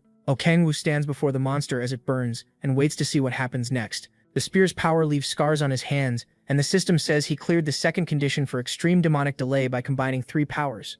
Kang-woo reads the message with his hands still trembling. Clenching his fists, he remembers that in hell this would have been easy, but now just using that much power wears him out. He knows he's still far from where he wants to be and wants even more power. Before that craving swallows him, his teammates snap him back. They ask what kind of power that was and why he didn't use it earlier. He says it was his first time trying it. When he shows Yeonju his shaking hands, she just sees another chance to beat him someday. Echidna returns to say she's done with the stone giants, then throws her arms around him as he praises her. That's when he notices something strange. The system never announced El Cuero's defeat. The monster is still alive, refusing to die. He quickly tells his teammates to stay ready, because the fight isn't over yet. They check the status window and confirm it. The monster hasn't been defeated. Things start looking bad, and Kang-woo can't understand how El Cuero survived. In hell, Gabol could kill a demon from the 7th hell, so a gate monster surviving makes no sense. Even so, the team holds position as the monster shrieks again. Then MC notices something strange coming out of El Cuero. Looking closer, he realizes it's demonic energy. Long, nasty tentacles start growing from the monster's wounds. Using those new limbs, it begins crawling back toward the sea. Bakwai Yong and the others spot it too, so Yeonju throws out her chains to hold El Cuero down. But she's too drained to stop it, and the beast starts dragging her with it. Her teammates tell her to throw the chain back to them too. Once she does, they grab hold and it turns into a full tug-of-war with El Cuero. Even with everyone pulling, they still can't keep it from reaching the water. Kang-woo has almost no demonic energy left after mixing 3 powers, and it feels like they might still lose. At that desperate moment, Echidna turns into a full dragon and tells her master to leave it to her. Yeonju and the others panic at the sight of a dragon, but he quickly explains it's Echidna. The dragon dives in and pins the monster down with her claws. Those claws pierce El Cuero with ease. Trying to keep it from escaping, Echidna tears into El Cuero even more. Yeonju and the rest can hardly believe what they're seeing as Echidna lifts the monster up and slams it back down. After a fierce struggle, Echidna stands over the monster as the winner. Then she happily asks her master if she did well. El Cuero is finally dead, and Kang-woo gets most of the experience since he did the most damage, but his level limit is still active, so he doesn't level up. Echidna changes back into her human form and runs to him. Now Yeonju and the others finally get why that little girl is Kang-woo's familiar. She asks about the tentacles from El Cuero's body, but Baekwai Yeonju says she's never seen anything like that before. Kang-woo steps in and says it isn't some natural trait. He's seen something like it before, and says it looks like what happens when the demonic order transforms into demons. Yeonju guesses demonic energy caused it, and he says they'll know for sure after checking. So they climb onto El Cuero's body and inspect it. The protagonist Kang-woo finds the spot where the tentacles started growing, and reaches inside. To his surprise, he finds something hidden in the beast. The others are shocked that anything was in there at all. He pulls it out, a gemstone. Hyuomo says it's different from a magic stone, and Baekwai Yong wonders if this caused El Cuero's strange change. Kang-woo says he isn't sure, but he can already tell the gem is packed with demonic energy. Unlike a normal magic stone, this gem looks man-made. Realizing someone created it on purpose, MC guesses the masked cardinal is behind it. Now the pieces start coming together, and he tells the team the demonic order is probably responsible. Yeonju looks worried when she hears that. Oh Kang-woo tells them to look at the gem itself and where it was hidden inside the monster's body. It's clear someone planted it in El Cuero, and the demonic energy made the beast lose control. The demonic order is the only group that likely could have done this. It's still just a theory, but Baekwai-yong starts to see his point. As he looks at the stone again, Baekwai-yong orders Hyun-mo to start investigating the demonic order from Pohang. Meanwhile, Oh Kang-woo nearly drools, realizing the demonic order can produce this much demonic energy. Yeonju wants to take a picture of the gemstone, but the protagonist quietly uses his lightning power to stir the beast. While El Cuero suddenly causes a commotion, he secretly absorbs the gem's energy when no one is looking. When Yeonju turns back to ask for the gemstone, it's gone from his hand. Oh Kang-woo plays dumb while she snaps at him. He keeps a clueless face even though he's nervous, then checks his stats. His demonic energy is increased by 3 levels. He's thrilled after hunting more than 100 ogres over the last 3 days. That stat hadn't moved at all. Echidna turns to ask if it's time for them to leave. When he doesn't answer, she gets worried, and after turning around, she sees a twisted look on her master's face. Later, they arrive at the Hwaryang headquarters, and Echidna is already nodding off. They head inside, and Wyon gives them the remaining money, after repairs. Since El Cuero was captured for the first time, they earn a huge amount. She also says she'll investigate the gemstone with Hyun-mo's team and check if similar cases happened in other gates. They'll have to work hard to secure any stone before anyone touches it, because none of them know Kang-woo already made the first gemstone disappear. Yeonju and Kang-woo get curious when Hyun says she has good news. She explains that parts of El Cuero can be turned into legendary gear, and its tailbone will become a sword. Then she mentions the estimated specs, making them both tense. But their excitement dies when Hyun says the weapon will boost either strength or dexterity. Still, she adds that she can't use it herself because the activation requirements are too tricky. Only a player with internal chi can use the legendary sword, a rare trait mostly found in warrior types, especially in China. Yeonju suggests selling it to China, but Kang-woo says he'll keep the weapon.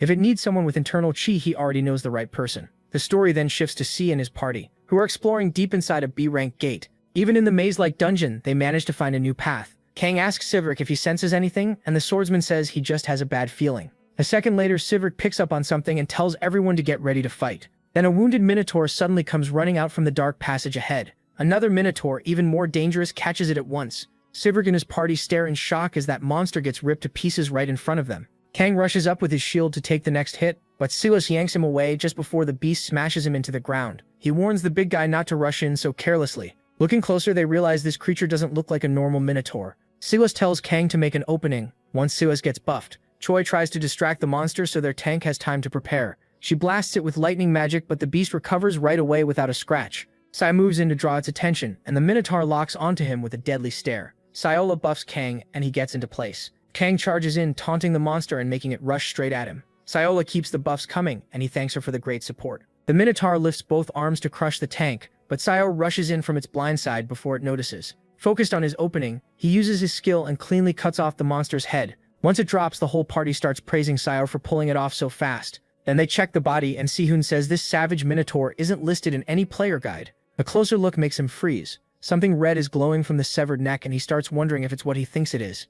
The next day, Oh Kang-woo arrives at the Hwaryang headquarters. He's there to pick up the legendary sword made from El Cuero's tailbone. The blade's stats are amazing, and it even lets its user walk on water. MC looks it over and says he'd use it himself if he could. Ba Kwa-yong explains that the hardest part of legendary gear is getting the materials. After that, forging it is quick. Yong worries about the price, but Ba Kwa-yong tells her not to. She says Yong and Oh Kang-woo are already bringing better results than the Hwaryang expected. Yong enjoys the praise while he is more interested in absorbing demonic energy. Then Ba Kwa-yong says there's one more thing she wants to mention. Expecting bad news, he's caught off guard when she asks if he can start speaking to her more casually. Since he's already casual with Young, she says it feels strange for them to stay formal, especially now that they're comrades. Pa Kwa-yong is glad when he agrees. Sol has one more reason to be jealous. When Oh Kang-woo asks about the gemstone research, she says nothing useful has come up yet. Even Young's guild found nothing solid. That bothers him because he doubts the demonic side only hid gemstones in El Cuero. Elsewhere, the masked cardinal hears that El Cuero was defeated. His followers say they found battle marks but still don't know how it happened. When they add that the demonic crystal is missing too, he crushes the table in rage. The masked cardinal smashes what is left and demands news on the other monsters. They tell him most are still fine, and their enemies probably haven't figured out the plan yet. Even so, El Cuero's defeat clearly shakes him. They also report that the whole operation has been pushed back because of this. The cardinal suggests using another method, but his followers warn that it's too dangerous. They say it would let the plan move forward right away, but but the risk is far too high. On top of that, the world rankers wouldn't just sit back if they did something so bold. That only makes the masked cardinal angrier, and he asks about the world rankers again. Right now, he doesn't care what they might do. His demonic aura pours out as he reminds them he isn't afraid of the world rankers. The followers quickly apologize while struggling under his killing intent. After a moment, the cardinal settles down and asks if they still have demonic crystals. When they say yes, he orders them to plant more inside other monsters. If the plan gets delayed again, he warns their worthless lives are over. Then one follower reports that Young was the one who killed El Cuero. The cardinal forces himself to cool down as he recalls that Young is the same person who got in Jae-Yoon's way. Seeing her as a major threat, he tells them to prepare the shadows to deal with her. His men warn that Young is too strong and the shadows alone may not be enough. But he says Young isn't the real target. They're going after Oh Kang-woo. His plan is to capture the protagonist and use him as a hostage. Meanwhile, the Demon King enjoys a peaceful ride in his car. Later, Kim Si-hoon and his party come out of the B-rank gate, thanking him for carrying the run. As they leave, Oh Kang-woo waves them over. He shows up looking stylish as usual. The group is happy to see him after so long, and he notes that their hunting has been going well. Then he tells Kim Si-hoon he brought a surprise gift for him. At first, everyone thinks it's meant for C, but then he tells Kim Si-hoon to take it. He hands the sword to the young swordsman, while C quietly adds another name to her list. The party is stunned when Oh Kang-woo says it's a legendary weapon. Kang Tae-soo can't help wishing the gift had gone to him instead. Kim Si-hoon says he doesn't deserve something that valuable, but MC tells him he'll decide that. He adds that Kim Si-hoon is going to get much stronger soon, strong enough to stand against rankers. Those words hit hard, and Kim Si-hoon starts tearing up. He thanks Oh Kang-woo with all his heart. Then he gets uneasy when Kim Si-hoon says he felt strong resistance the first time they met. Things get even stranger when he says it feels like their souls are connected. A second later, Kim Si-hoon grabs his hands and drops to one knee like he's proposing. He swears to serve him for the rest of his life, and C is about ready to explode. Oh Kang-woo gently tells him to let go, but Kim Si-hoon says he has something to give him too. He reaches into his pocket and pulls out the gemstone he got from killing that monster, saying the protagonist Kang-woo might know what it is. MC quickly grabs his hands again and stares at him with sudden excitement. Now he really wants to keep this guy close. He immediately asks where the gem came from. Kim Si-hoon explains that while hunting in the gate, he felt something strange. Oh Kang-woo is surprised because it sounds just like the resistance Kim Si-hoon felt from him before. Kim Si-hoon says he followed that feeling to the savage minotaur and found the gemstone after killing it. He starts wondering if this prodigy can sense demonic energy, so he asks whether Kim Si-hoon felt anything from Echidna at the hospital. Kim Si-hoon thinks back but says he didn't sense that same resistance from her. Oh Kang-woo studies the gemstone, trying to figure out what he and that minotaur have in common. Then it hits him. It all goes back to the Gaia system's crack. Since Kim Si-hoon is the protector, he can sense beings tied to that crack. After realizing that, he grabs Si-hoon's shoulder and says, a little too eagerly, that they should work together. Later, Kang Tae-soo and Yoonbi are half asleep on a bus while Kim Si-hoon stares out the window. At the same time, Oh Kang-woo walks with C and tells her she'll have to keep hunting with Yoonbi and Kang Tae-soo, because he and Kim Si-hoon will start searching gates together. He thinks the other three have leveled up enough to manage without the swordsman. C stays quiet for a moment, trying to find the right words. Then she calls out to him and asks if she and the others can come with him tomorrow. She says they'd level up faster that way and might even be able to help, but Oh Kang-woo tells her they're heading into A-rank gates. The monsters there are far stronger than the minotaurs she fought before. He asks if she's sure she won't just hold them back, and C ends up apologizing for bringing it up. He also warns that the demonic order will be after them, making things even more dangerous. That hits her hard, but she tenses when Oh Kang-woo suddenly puts an arm out in front of her. He has spotted followers of the demonic order looking for trouble. The protagonist asks if they're with the order, but they refuse to answer and simply tell him to obey. He laughs and tells them to stop acting tough and get away from his car. The idiots rush him at once, saying he's not as special as he thinks. Oh Kang-woo steps forward to shield sides as they close in. He doesn't waste time talking. Instead, he spreads his wings and takes off with her in his arms. After landing somewhere safer, he tells her to get far away while he handles the attackers. Flustered but trying to help, she casts a buff on him. Oh Kang-woo notices how useful her skill is as she tells him not to get hurt. He assures her he'll be fine. Before City can even move, the cultists are already on them, threatening to tear MC apart. He jumps straight into the fight and tells them he has no intention of running from people like them. He slips past their weapons with ease, but they swing back in from behind. Oh Kang-woo tracks their movements while dodging the chains flying at him. Even with all those chains whipping around, none of them get tangled, which tells him these guys are well trained. Still, compared to Young, they're nothing to him. Blue energy gathers in his hands and he fires off a shockwave. The blast knocks the chains away and throws the attackers back too. Realizing they're outmatched, the cult followers decide to report to their cardinal right away. Too bad for them. Oh freezes their legs before they can get away. Ice spreads over their bodies, trapping them in place as he walks over. Meanwhile, Sola watches from a safe spot behind a barricade. The protagonist steps up to the first cultist and decides to ask a few questions. He rips off the man's mask, exposing a terrified, shaking face. Then he uses dread, forcing the man to talk, and asks if the cardinal sent them. The cultist suddenly shifts from fearful screams to crazy laughter. O studies him and starts to wonder if he's resisting the fear. The mad follower praises his cult, then sets off a bomb hidden in his mouth. He bites down, triggering a huge blast. Salah shields herself from the shockwave and quickly looks back to see if MC is safe. Thankfully, he already blocked it with a barrier. Once O lowers the barrier, he vows to drag the cardinal out of whatever hole he's hiding in. Later, the masked cardinal hears a report about the shadows being killed. The follower says Young is likely the one who took them out. Annoyed at losing good men, the cardinal asks about the crack fragments. The answer 30 have been collected. He sends the follower away. Once he's alone, the masked man tells himself there's no need to hurry.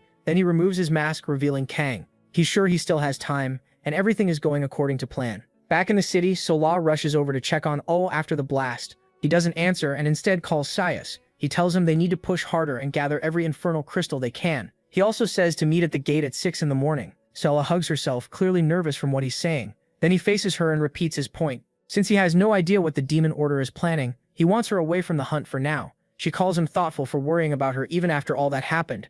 Seol-ah says she'll repay everything he's done, but first she has to grow stronger. So she smiles, tells him to wait for her, and promises she'll amaze him next time. O gets flustered by Seol-ah's beauty and quickly looks away before she sees him blush, then walks off in the wrong direction. 10 days later, at a gate, the protagonist is holding a few gemstones after hunting with Saidri. The swordsman is wiped out, and MC says they're done for today. Saij suddenly looks at him like an excited puppy when O tells him how useful he's been. He offers him a ride, but Saij says he needs to visit his mother at the hospital. After that, the protagonist drives home by himself. When he gets there, Echidna runs up to him like a kid who missed her dad. He shows her the ice cream he bought, and she has no clue what it is. As Echidna shoves her face into a bowl of ice cream, MC wonders why the demon order still hasn't moved, even after he gathered so many infernal crystals. Their silence bothers him, and he hopes they're not stirring up trouble somewhere else. Then he gets a call from Hua and answers. Hua says there's suspicious movement at the Ace-rank gate in Pohang. She confirms it's the demon order, and they're preparing for a summoning. Young and her guild are already heading there, and Hua says she'll leave by helicopter soon. She offers him a seat, and he briefly wonders if flying that way would be more comfortable. Still, he declines and says he'll get there himself. Hua starts to insist that he's needed as fast as possible, but while patting Echidna's head, O tells her he has his own helicopter anyway, so he doesn't need to borrow one. Later, he heads to an open area with his familiar. He gets her attention and says they're flying to Pohang in dragon form. Echidna agrees at once and transforms. As he climbs on, she asks him to buy more ice cream after the mission. She gets way too excited, and he tells her to settle down, so no one sees them. He turns her transparent and says that way she won't stand out. Then Echidna takes off for Pohang. On the way, O worries, because he still doesn't know how many people are in the demon order, or how far its reach goes. Worst of all, he still doesn't know which guild betrayed them. They reach Pohang, and he picks a good place for Echidna to land. They touch down far from the gate, giving her time to become visible again. After that, he tells her to switch back to her human form. As she does, her tail bumps into something, and they hear a voice. O spins around at once, ready to strike the hidden person. The man begs him not to attack and asks if that was really a dragon.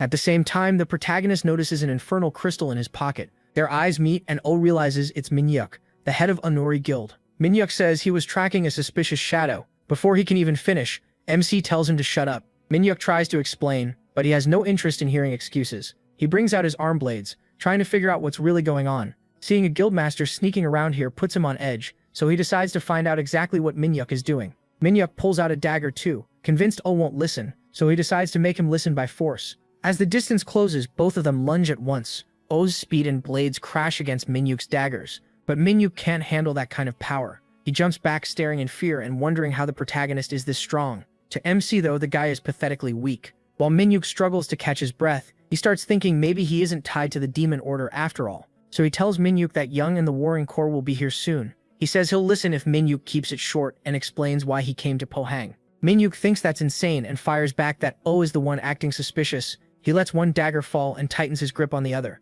Then he charges in with a spinning blade attack, but to O it's basically child's play. The protagonist sidesteps him with ease and asks if thieves usually settle things in one-on-one fights. A little later, he gets a message saying Young and Hua will arrive in 10 minutes. He walks to a coffee machine and buys a drink for Minyuk after taking all the poor guy's money and gemstones, grabbing one for himself too. O tells the guildmaster to start talking because his patience is running out. When MC asks why he's in Pohang, Minyuk says the Onori Guild has been looking into the demon order on its own. He brings up the phrase thieves only bandage and says people treat thieves like the most useless members of a party. Even so, thieves hear rumors fast and Minyuk says they've known about the demon order for a while. In a short flashback, he talks with his guild members and other thieves. He explains they chose to investigate without the government or Red Rose Guild, so they could prove thieves do more than patch people up. Then he says he saw O acting suspicious, which is why he followed him. He assumes someone as pathetic as him won't be believed, but he says he does believe him. Chugging his coffee, the protagonist can't figure out why Minyuk looks so shocked.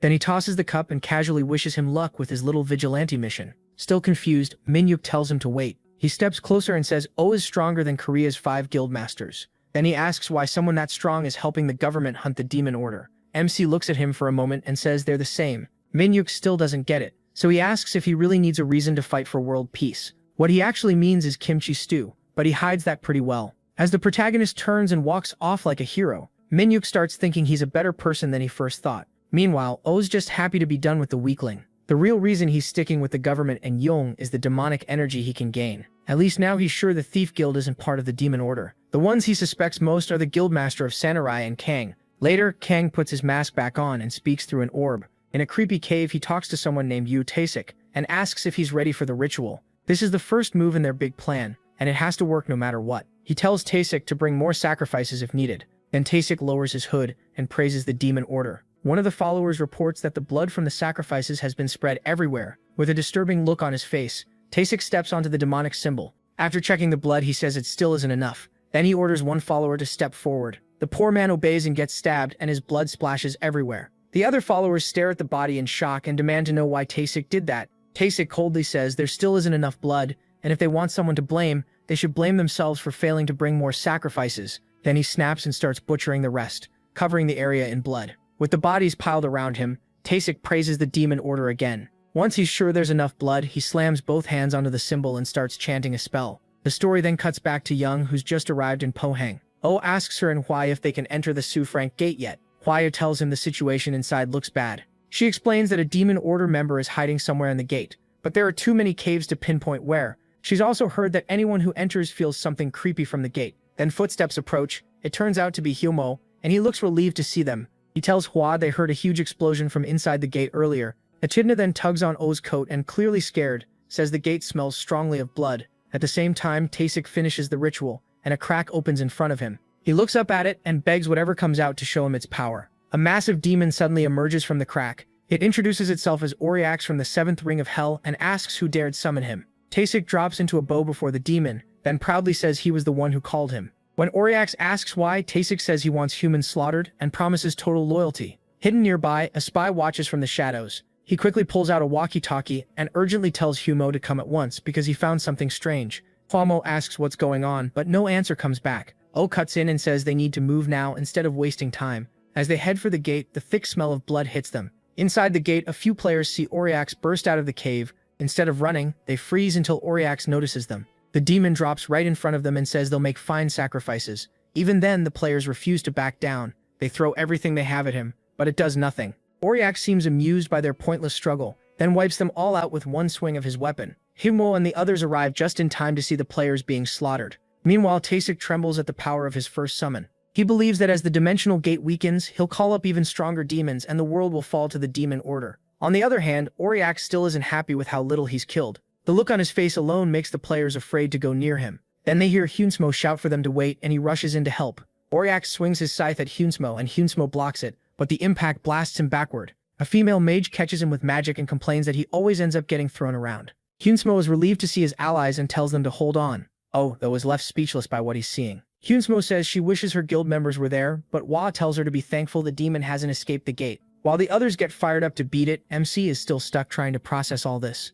Taimi starts praising the demon again, and Oriax says he already plans to teach humans a lesson. Then the demon looks toward Humo and says he's not worth fighting. Oriax demands a stronger human. Then he spots someone else among them. He sees Oa, pretending not to know him. Oriax stares, trying to understand what he's seeing. At the same time, he realizes he's in trouble, because a real demon from hell has appeared. Oriax comes from the 7th ring, while he is from the 9th. That 9th ring is home to the being called the Eternal Conqueror, who is actually the Demon King himself. Oriax finally realizes who he's looking at and starts screaming. He can't believe the Demon King is here of all places. Meanwhile, Oa tries to hide his face and stay calm. Out of every demon that could have appeared, it had to be one who knows who he really is. Taimi sees Oriax shaking like a terrified dog and wonders what just happened. The demon quickly turns to him and orders him to cancel the summoning right now. Oriax grabs the idiot and says he doesn't want to fight. Oh, he just wants to go back to hell immediately. Tammy says he can't do that, but insists the protagonist's group is nothing but weak humans. Oriax can't believe the nonsense coming out of this moron's mouth. He can't understand how anyone could look at MC and think he's weak, calling Taebisik a fool. He says the man has no idea who he is or what he's done. Meanwhile, O's group is completely confused by the argument. The protagonist steps in front of them and says he'll handle it. He explains that the demon has the wrong idea about him so he can use that. Then MC fires a shot at them to get Oriax's attention. He calls out to Oriax and speaks to him telepathically, ordering him to answer in a way only he can hear. Terrified, Oriax has no choice but to obey his king. He gives his name and asks Oa what he's doing on Earth. Seeing how scared Oriax is, he decides to use that fear. He tells the demon it's interfering with his plans, which makes Oriax tremble even more. When the demon asks what plans, Oa glares at him for daring to question his king. Oriax instantly apologizes before things get worse. The protagonist says he'll give him one chance to make up for being a nuisance. Since Oriax has zero pride left, he quickly agrees to do whatever his king wants. MC takes advantage of that and says if he obeys well, he might make him one of his subjects. Hearing that, Oriax's eyes light up. To him, that means standing alongside Balrog and using a share of the Demon King's power. The moment Oriax agrees, Oa orders him to throw away his weapon and fight the others, so he can test his strength. Oriax obeys at once and throws his weapon aside. Still, Young and Hua have no idea why he's acting so weird. Even so, Hua sees it as the perfect chance to bring him down. She activates her skill and aims her blade at the demon. As Oriax moves toward her, she jumps straight in. One slash from her blade makes the demon cry out in pain. Oriax flies into a rage, smashing the ground and hurling insults. That ticks Yang off, and she whips out her chains. She drives them into Oriax and swings with all her strength. The chains wrap around him and start ripping into his body.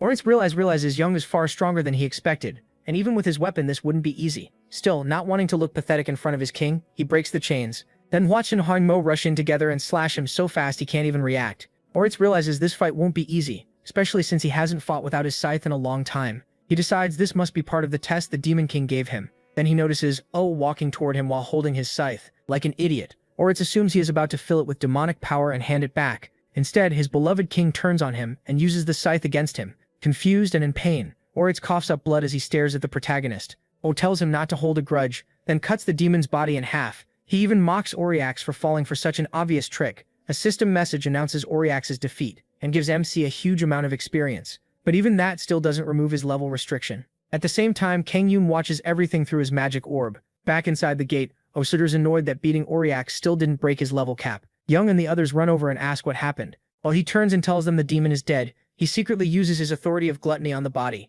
Young notices flames swallowing the corpse. After that, O's demonic energy rises by 3 points. He's not happy it was only 3, but he knows leveling gets much harder at high levels. He also notices the seal on his myriad demon palace has weakened a lot, and that the quality of his magic has improved. As the others come closer, they wonder if demon bodies normally vanish like that after being killed. Hanmo then drags over the tied-up Taesik and shows him to Hwach, asking if he's the masked cardinal. She says no, he's only a subordinate. Hanmo wants to deal with the madman, but members of the demon order are hard to capture. He tells Taesik to get ready for a brutal interrogation, but Taesik swears he won't say a thing. Hanmo glares down at him with killing intent and says a beating won't be enough after what he did to their comrades, but Hwa wants to talk first and make sure the prisoner is moved safely. Hanmo says they've already prepared cars and helicopters for transport. At the same time, Taesik regrets getting caught, because his plan would have worked if Oriax hadn't acted like a coward. Suddenly, he starts gagging, and a nasty aura spreads around his body. O immediately warns Hanmo to get away from the prisoner, but the commander still doesn't get it. Taesik coughs up blood and he explains he's been soaked in too much demonic energy.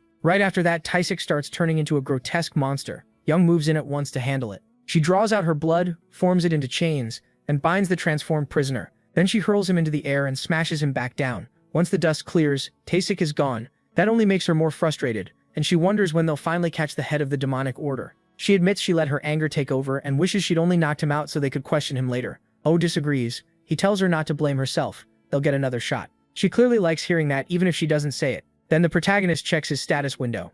What he finds shocks him. The system says he's gained the first step toward becoming the demon god. Then it reveals a clue to the final requirement. He has to create a large infernal crystal. Back at the demonic order's hideout, the followers praise Kang Yoon for the summoning. Because of that, they say the order will send extra support. That means they can move on with the main plan. But Kang Yoon is far from happy. He's furious that the summoned demon went down so easily. And when he asks what support is coming, they say it's more infernal crystals. That should be enough to start their plan and strengthen the cardinal too. Even so, Kang Yoon can't stop thinking about how easily the demon lost. he suspects O is involved. Kang Yoon can't figure out why Oriax acted so strange around MC, since he sees the Demon King as nothing but some clueless kid. Then one follower cuts in saying, "There's more news." Kang Yoon's face darkens when he hears that world rankers like Fujimoto are starting to work with the Japanese government. He jumps up from his seat and kills the messenger instantly. Then he starts shouting, angry they reported something so serious like it was no big deal. He demands to know if they think all these failures are somebody else's problem. Kang Yoon declares they're changing strategies right away,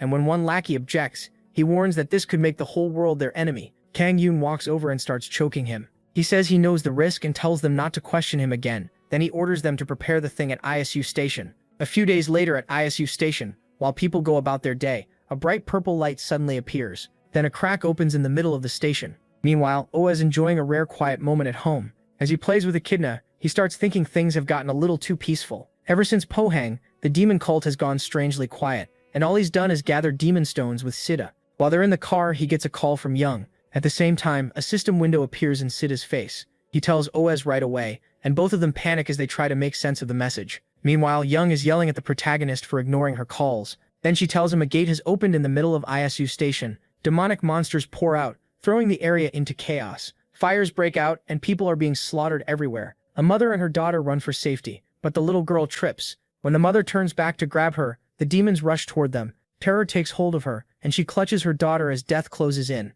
Luckily, C arrives in time and cuts the monsters down. He tells the mother and daughter to get behind him, while he shields them. Facing the demons, C realizes the victims have turned into demonic monsters because of the energy leaking from the crack. He keeps cutting them down, giving hope to people who thought they were done for. But no matter how many he kills, more keep coming. Since these monsters were once normal people, C struggles to keep striking them down. Then he remembers what Oh had told him. Regular humans die from demonic energy, and once they turn, they can't come back. So MC told him to treat them like mindless zombies. If he wants to save the living, he can't hesitate.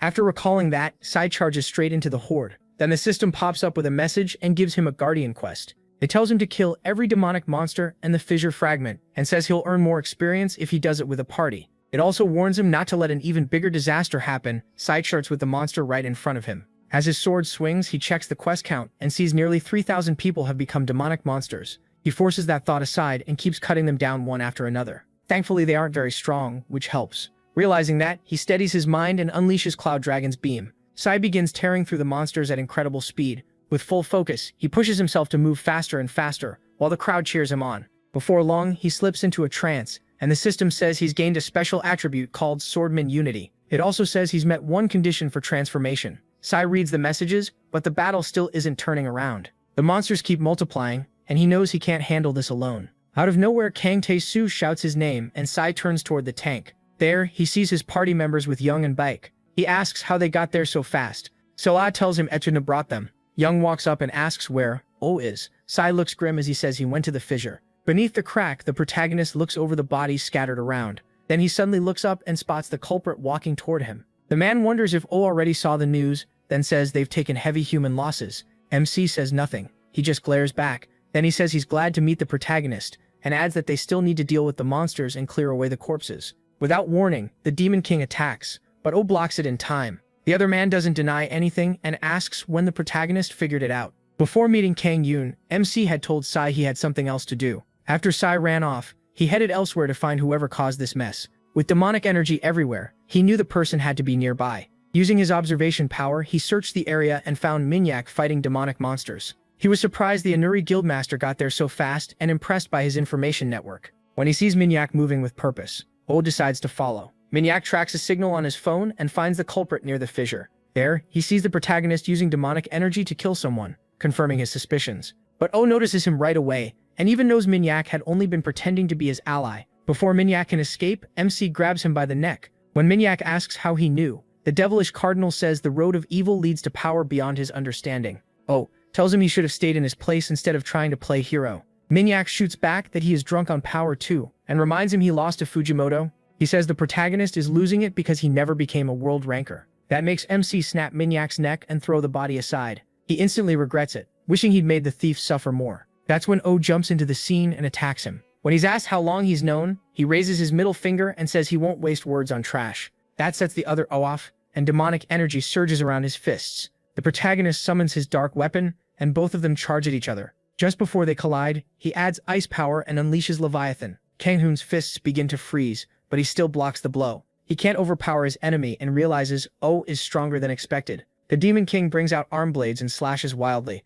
but his opponent stays on defense. At the same time, Sola and the others notice a huge explosion in the distance from the fight. Oh then picks up a truck and throws it at the Demon King. As it flies straight at MC, he cuts it in half just before impact. Then he bursts through the split space and calls him a sneaky freak. Kang Hoon jumps up too, and starts stacking multiple powers at once. Mixing divine power with destructive void, he drives a punch at Kang. Their attacks collide, and the explosion tears through part of the city. The blast throws Kang Hoon back hard. As Kang Hoon approaches, Kang Hoon finally realizes it wasn't Young ruining his plans. He demands to know who Kang Hoon really is. The Demon King plays dumb, and asks what he's talking about. Even though Young is one of South Korea's strongest, Kang Hoon thinks it makes no sense that she could ruin his plans all by herself. So he demands again that Kang Hoon tell him who he really is. Kang Hoon just gives him a wild smile and says he already answered that. He brings his scythe back out and tells Kang Hoon he isn't worth another word. But Kang Hoon has no plan to let him off easy. Kang Hoon charges in, and the brutal fight keeps going. Every hit tears up the area around them. Kang Hoon wins the next clash with his scythe and clips Kang Hoon's shoulder.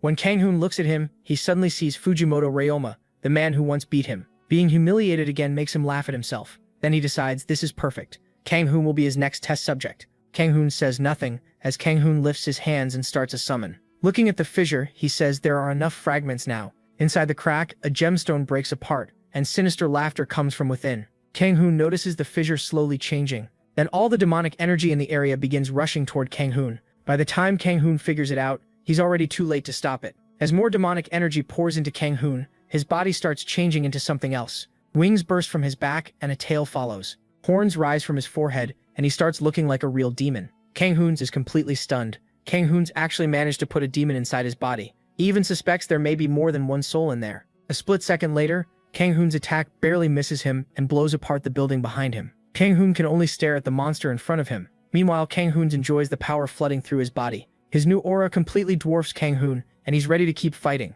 Kang Hoon's fists begin to freeze, but he still blocks the blow. He instantly flies clear, and Kang Hoon's blow slams into the ground.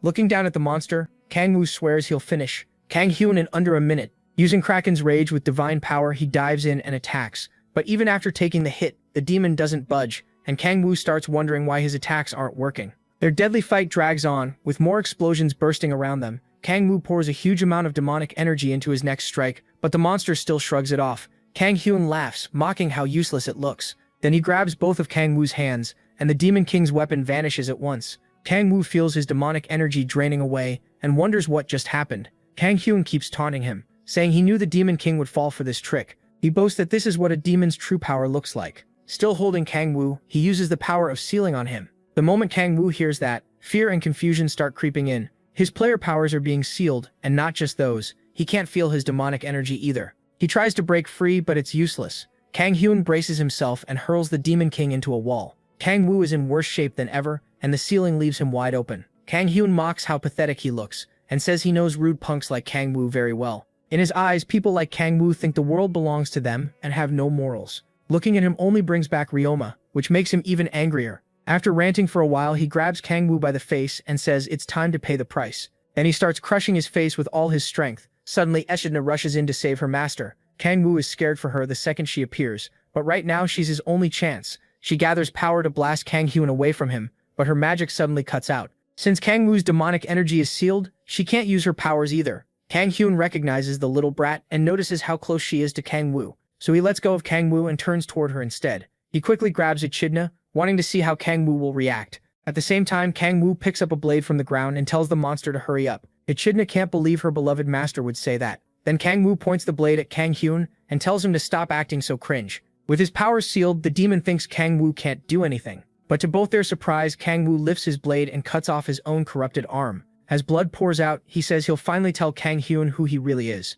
Watching Kang Woo sever his own arm sends a chill down Kang Hoon's spine. He never expected something that extreme. Once the arm is gone, demonic energy starts tearing through Kang Woo's body again. But after using so much power and losing an arm, he's still at a big disadvantage. Kang Hoon throws Echidna aside and asks if Kang Woo really thinks he can still do anything. Seeing how bad things are, Kang Woo decides to use the one thing he never wanted to. As his wound keeps bleeding, he looks into his myriad demon palace and chooses the authority of predation. His gaze moves to the 3 doors, and he reaches for the first one. The moment it opens, his body starts changing, covered in thick black liquid. While Kang Hyun tries to understand what he's seeing, Kang Woo turns into a dark shadow right in front of him. Even so, Kang Hyun doesn't feel threatened, especially after his gauntlet regenerates. He rushes at his enemy and smashes the shadow's head apart. Laughing at the transformation, he wonders if the Demon King turned into some pathetic slime. Echidna cries out for her master, but Kang Hyun soon realizes he's in serious trouble when Kang Woo's head grows right back. Then he looks at his hands and sees the black slime wrapping around him. In moments, mouths start forming all over his body. The black slime begins to devour him, and the horrifying sight leaves Echidna shaken. Kang Hyun finds himself drowning inside Kang Woo's myriad demon palace and calls to the summoned demon for help. He begs it to get out of there because he can't let this end so soon. The demon sees Kang Hyun has been cornered and asks permission to take control of his mind. Even knowing he could lose his body, Kang Hyun agrees. Looking through his summoner's eyes, the demon screams the instant he sees the Demon King. He demands to know why Kang Hyun fought a monster like this and says facing Satan would have been better. Kang Hyun can't understand it and asks if Kang Pu is really stronger than one of the 7 archdukes. The demon calls him an idiot and says there aren't 7 archdukes anymore. According to him, Kang Woo the Demon King devoured them. Kang Hyun is stunned and can't believe the Demon King is actually on Earth. Even while he's still trying to process it, Kang Woo lands in front of him and keeps devouring his helpless soul. Before long, even Kang Woo starts drowning in his own power. Lost in that dark sea, he can't remember anything. Then he looks back and sees Kang Hyun being eaten away by his predation. Realizing the guy is barely conscious, he tries to leave as fast as he can.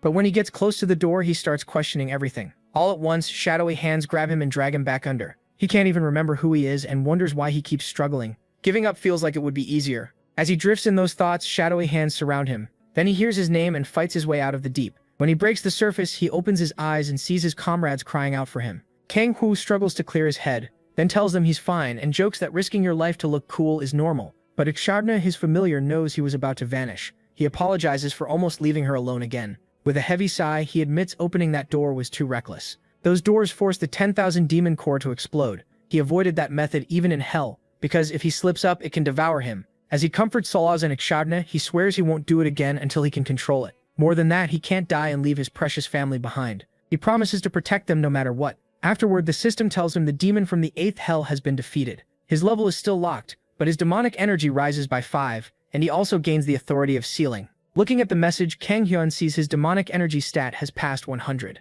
That's the minimum needed to be a world ranker, but Echidna still gives him a proper scolding for making her worry so much. Sola puts her hand on his bandage and heals his wounds with magic. Kang Woo is amazed by how well it works and she tells him she's reached her 5th awakening. 3 days after the ISU station incident, Kang Woo finally gets some well-earned rest. After sleeping for 4 straight days, his body recovers enough. Echidna jumps with joy the moment he walks into the kitchen. Sola and Young also notice him, and she asks if he's okay. He says the sleep did the job, then asks what Young is doing at their house. Sola explains that Young has been coming by every day to check on him. Of course, Young quickly tries to act like she doesn't care that much. After that, Sola tells him he should rest a little longer, but he insists he's fine. Young then tells him the Hanwol Guild was disbanded while he was asleep. She adds that they caught the demon cult members, but they turned into demons before she could stop them. Since then, the demon order has stayed quiet. Reports from other countries say most of the cultists have been wiped out. Young also says Korea took heavy damage, and repairs are still going on. Oh grabs his phone to check the news. The headlines are all about the demon cult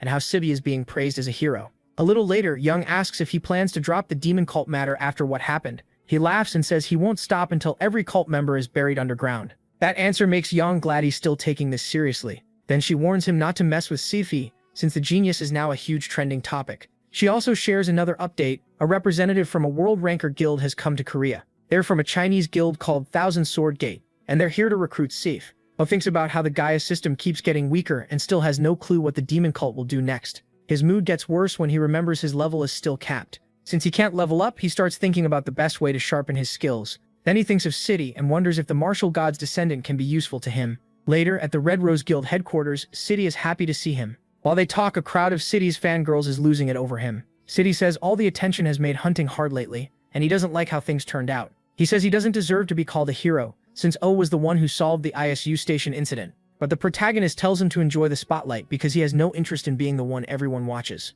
To him, attention is just a pain if it gets you nothing. After that, the new hero asks why MC called him over. O says he wants Sai to teach him martial arts. They head straight to a training room to start. When Sai asks what weapon he mainly uses, he says he just grabs whatever fits the situation. Then he brings out his arm blades and asks if those will work. Sik ignores that and hands him a sword instead, since most of his techniques are built around one. Alfie takes the sword. Sika begins by showing the basics of the sleeping dragon sword style. He suddenly rushes in and swings his sword, releasing the 8th form of the dragon sword style. The strike explodes and smashes through the training room wall. Once the dust clears, Sika says he used the 8th form first to catch OP interest. Then, completely serious, he says the technique is actually very easy. After that, he tells the demon to just copy his moves, but the protagonist has no clue how that's supposed to help. Sita still insists that he'll definitely pull it off. O thinks this guy is crazy, but he tries the technique anyway. Sidis tells him he's putting in too much force and starts fixing his stance. Even so, MC just keeps flailing the sword around. After wearing himself out, he asks if learning this had been easy for C. When Sidi says yes, O realizes how dumb it was to ask a genius for normal advice. Annoyed, he throws the sword down and gives up on martial arts. Sidi grabs him and begs him not to quit, but he can't stand how badly this guy is missing the point. Sidi says he isn't good enough, and the protagonist tells him it's actually the opposite. Since the sword style isn't working, the prodigy offers to teach him the psyche style instead, saying it should be easier. Using his all-seeing eyes, O studies Sida's body and decides to give it a shot. He sits down and meditates, drawing up the demonic energy inside him. As he does, he activates Ruler of Demonic Energy and gains finer control over that power. After a while, the system tells him he has learned the Celestial Dragon's Psyche style. During the meditation, he also creates a Demonic Energy Stone and gets a clue about the final condition for the extreme Demonic Energy body. When O sees that, he turns to C, who has no idea why he's suddenly so excited. Overjoyed, MC blurts out that he loves him. C lights up like an excited puppy. The system window then reveals the last clue. He has to make a demonic stone of a certain size. That catches O off guard, and he wonders if it's the same kind of stone the demon cult used. After checking its energy, he finds the power is a little different from the demon order's version. To him, it's like comparing an Americano to an espresso, similar, but not quite the same. He turns to the test dummies and decides to try out his new power. Walking over, he charges up a punch and slams it into the dummies. The hit blows their heads clean off. Sidis T is stunned and can't understand how O is already using the Psyche style so well. After testing it, he figures out that one attack uses about a third of the demonic energy stone. Sidis rushes over to praise him, and the protagonist says the Psyche style is way easier to learn. He tells Sidis the technique helped him a lot. The stone is smaller than he hoped, but he's sure it will grow if he keeps training this skill. Then he uses it again while standing, which makes Sidis panic and try to stop him. But O is completely fine, leaving the swordsman confused. He'd heard using the technique without sitting properly could cause chi overflow. Still, MC has no problem at all. And for him, this is much easier than controlling the 10,000 demon core. That makes him even more eager to make more demon stones. Sita says this is the best method he knows for now, though there are others he could learn by drawing more power from the martial god. OB says, that's enough training for one day, and suggests they hit an S-rank gate next time. After that, they leave the training room and head outside. Sidis tries to take the train, but the demon tells him to get in the car. While they drive away, O offers to buy Sidi a car. Sida politely refuses, saying he already helps with his mother's hospital bills, but he insists, since having a car would make things easier for both of them. Hearing that, Sido gets emotional and stares at the protagonist a little too intensely. Then MC senses a strange power outside. He spots two big men standing near a building. He quickly gets out with Sido, and the swordsman asks who they are. The man with the scarred eye introduces himself as Nam Goong Jin from Thousand Sword Gate. He says the Sword King wants to see Sido, and orders him to come along. Sid is shocked and asks if he means Chain on Mujin. The moment Goong Jin hears the Sword King's name, he warns Sido not to say it so casually. Then he tells the genius to be quiet and follow him. He adds that a plane is already waiting. O immediately stops him and steps in front of the bald brute. He asks Goong Jin where he learned Korean. The big man instantly gets irritated by his attitude, but the protagonist calmly warns him not to talk so casually. Fuming, Goong Jin demands to know who he is. O says he's Sido's brother. The brute assumes he means Yong, but MC says some bonds are stronger than blood. That hits Sido right in the heart. Then Goong Jin tells him to move,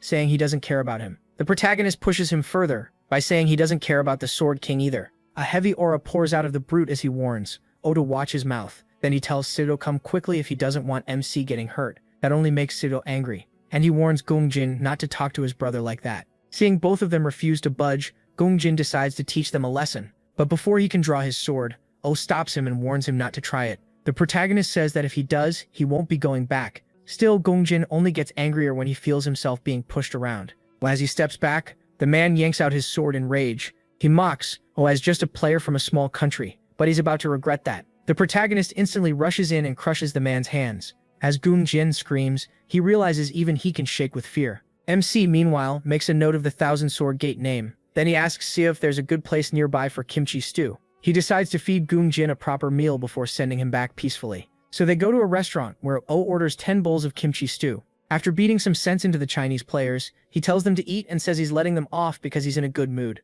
But Goong Jin feels humiliated being treated like a dog by a Korean player. Then the waitress comes out with a steaming pot. She places the meal in front of them and Gungjin wonders what kind of dish it is. Later, Gungjin crawls back to the Sword King in miserable shape and reports what happened in Korea. The Sword King glares down at him. He points out that Gungjin still picked a fight with Sidosun's group, even after being told to act with respect. Gungjin hurriedly apologizes for failing. Still, he says he never expected Kang Woo to be a real monster. One wrong comment about kimchi stew nearly got him killed. Then a strange girl steps out from behind the throne. Mujin bursts into wild laughter and blasts Gungjin into the wall. Right after that, he throws the brute out of the guild, saying they have no use for someone with no martial manners. The girl is revealed to be Mujin's daughter. She asks if he's heading to South Korea, and he says he should go, since he was invited. Back in Korea, Kang Woo is hunting with Si-hun and the others. After some time off, Si-hun is excited to start hunting again. Yoonbi, though, wants a little more rest. Echidna jumps onto Kang Woo, begging for his attention. She tells him not to push himself too hard and says she's ready to help however she can.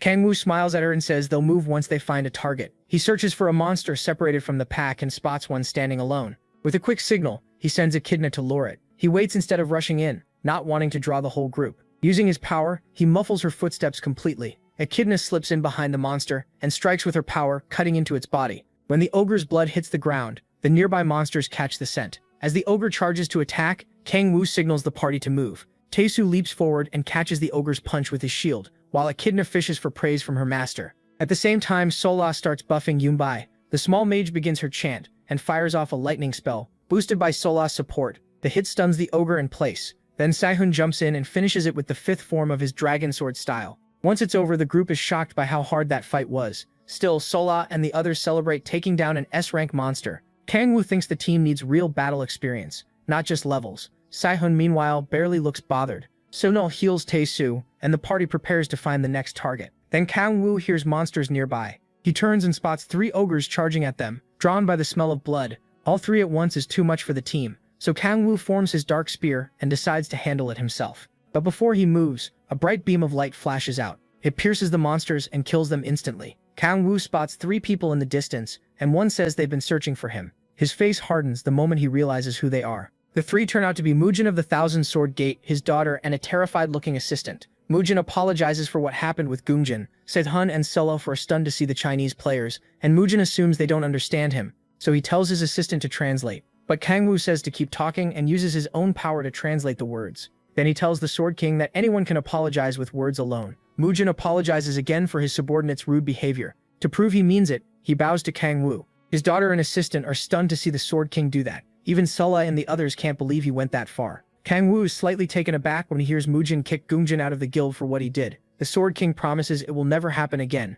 Kang Woo's devilish grin shows he noticed that promise. When Mujin repeats it, Kang Woo answers with a dark smile. He accepts the apology and decides not to treat a possible ally as an enemy. Mujin then explains that he came because of Si-hyun's fight at Isu Station. Kang Woo asks why he's so interested in Si-hyun. Mujin answers that he wants to know how Si-hyun learned the martial god's sword art. Echidna tugs on Kang Woo's clothes and asks what a martial god is. Kang Woo is surprised she can follow the Chinese. She explains that she's using magic to understand it, just like she does with Korean. She also says the spell can work on other people too, so Si-hyun asks her to use it on everyone. After that, Mujin can understand Si-hyun and the others. Echidna explains that her magic removes the language barrier. Mujin jokes that his translator is completely useless now, since everyone can understand each other. He asks the question again. Si-hyun is shaken by the mention of the martial god, and Kang Woo also wonders how Mujin recognized it. Mujin reveals that he is a descendant of the martial god, Chun Taehuang. Hearing that, Kang Woo wonders if Taehuang once lived on Earth. He also learns that Mujin knew martial arts even before becoming a player.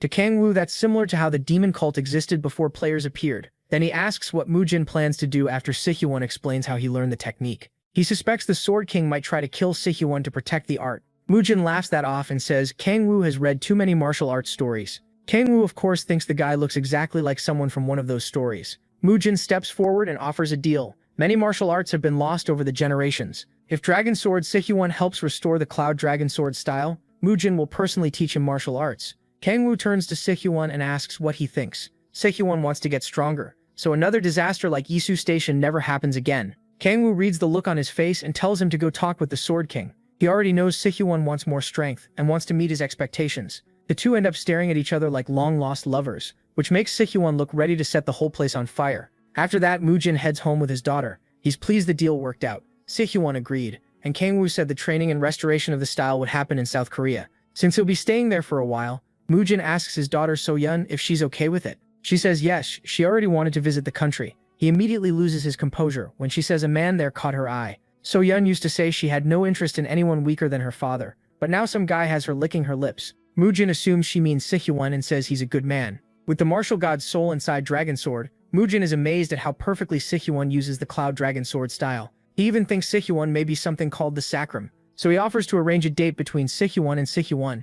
But the man she means is Kang-woo. At this rate, Seola is going to need demonic stones to keep everyone away from her man. Mujin is stunned by that answer. She says seeing Kang-woo force her father to apologize awakens something inside her. Unfortunately, Mujin thinks this ruins his plans. He believes Se-hun will surpass Kang-woo in a few years, and by then Sainu may lose her chance to get close to Dragon Sword. That worries him a lot because he wants to see his daughter married before he dies. He tries steering her towards Se-hun, but she cuts him off, reminding him she doesn't like men weaker than him. In the end, he gives in and decides to see how strong Kang-woo really is. The next day at the Red Rose Guild, Kang-woo and Se-hun have their training interrupted. Mujin and So-yeon walk in, and the old man says he wants to spar with the Demon King. When Kang-woo asks why, Mujin says he wants to test his skills. In exchange, he offers Kang-woo a favor from the Thousand Sword Gate. Kang-woo sees it as the perfect chance to try out his new demonic energy stones, so he accepts. He asks to start right away. The fight explodes into action at once. Kang-woo attacks with his Leviathan spear, but Mujin blocks it with his sword. Then the Sword King notices his blade starting to freeze, so he shoves Kang-woo back before it gets worse. As Kang-woo is thrown backward, Mujin instantly closes the distance. Kang-woo is caught off guard by that speed, but he still dodges the thrust. When Mujin swings again, Kang-woo grins and summons another spear between them. Mujin barely slips away before the spear can skewer him. The impact blasts the floor apart, sending chunks of stone across the room. Kang-woo says that almost got dangerous, but the demonic energy stone is working great. Holding the bident, he notices he can use his authorities much faster now. Kang-woo tightens his grip on the spear and braces himself before throwing it like a javelin. He also realizes his body adjusts better now even without body-strengthening powers. Then he fires the spear straight at Mujin, but Mujin calmly lifts his sword and uses a blue dragon move. The technique stops the spear in midair and crushes it apart. But Kang-woo snaps his fingers, making the broken pieces of the spear blow up around Mujin. That shows just how much his destructive power has grown. Sia and Seola panic and shout for the Sword King after the explosion. Mujin immediately tells them to stay back, then lets out an even heavier aura. Kang-woo feels the old man's killing intent, and it sends a chill through him. Now he finally sees what a true world ranker can do, while Mujin says he's done holding back. That only fires Kang-woo up more. He pulls out his blades and ignites hellfire. Then he adds the authority of slaughter, creating a massive sword called Gram. The air trembles as both of them power up and Mujin asks who Kang-woo really is. Kang-woo says whatever he's heard is probably true, so he should stop talking and come at him. Right when they're about to clash again, Kang-woo's phone rings. He stops when he sees it's Youngju calling. The second he answers, Youngju starts yelling, asking why he didn't wait at the guild entrance and why he's still inside.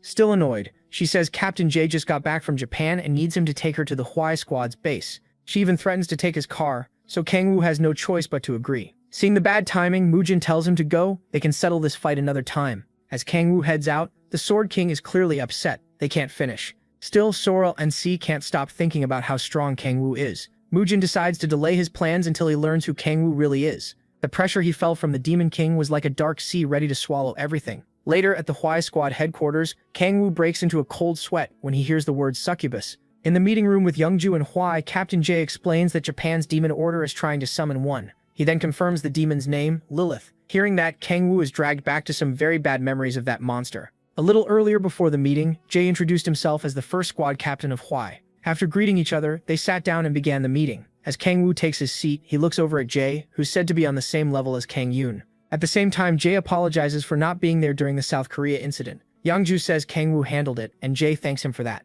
Then the captain says he has news, and once he mentions the demon cult, Youngju gets a bad chill. Jay starts explaining the cult's plan in Japan, and Youngju says she'd heard the demon cult there is much bigger. Jay tells Hwai that the Japanese government asked for help because things have gotten serious. Youngju wonders why they need outside help when they already have someone like Fujimoto Ryoma. But aside from Ryoma, Japan doesn't have many top players. She's still worn out from the Isu Station incident, and now the cult is summoning another demon. Kang-woo though gets interested and asks what demon they're trying to call. Since his demonic energy hasn't gone up in a while, he sees this as the perfect chance to hunt a demon and eat it. Of course, that excitement vanishes the moment he hears it's Lilith. Kang-woo instantly loses his composure and startles Youngju. He swears he'll stop the summoning no matter what. The last thing he wants is that crazy ghost-like demon back on his back. In hell, Lilith was one of his closest aides, alongside Balrog. While Balrog stood for raw power, Lilith ran the Demon King's army with her sharp mind. She was also his official wife. After his faction was crushed fighting an archduke, Lilith helped him survive the mess, and he ended up marrying her.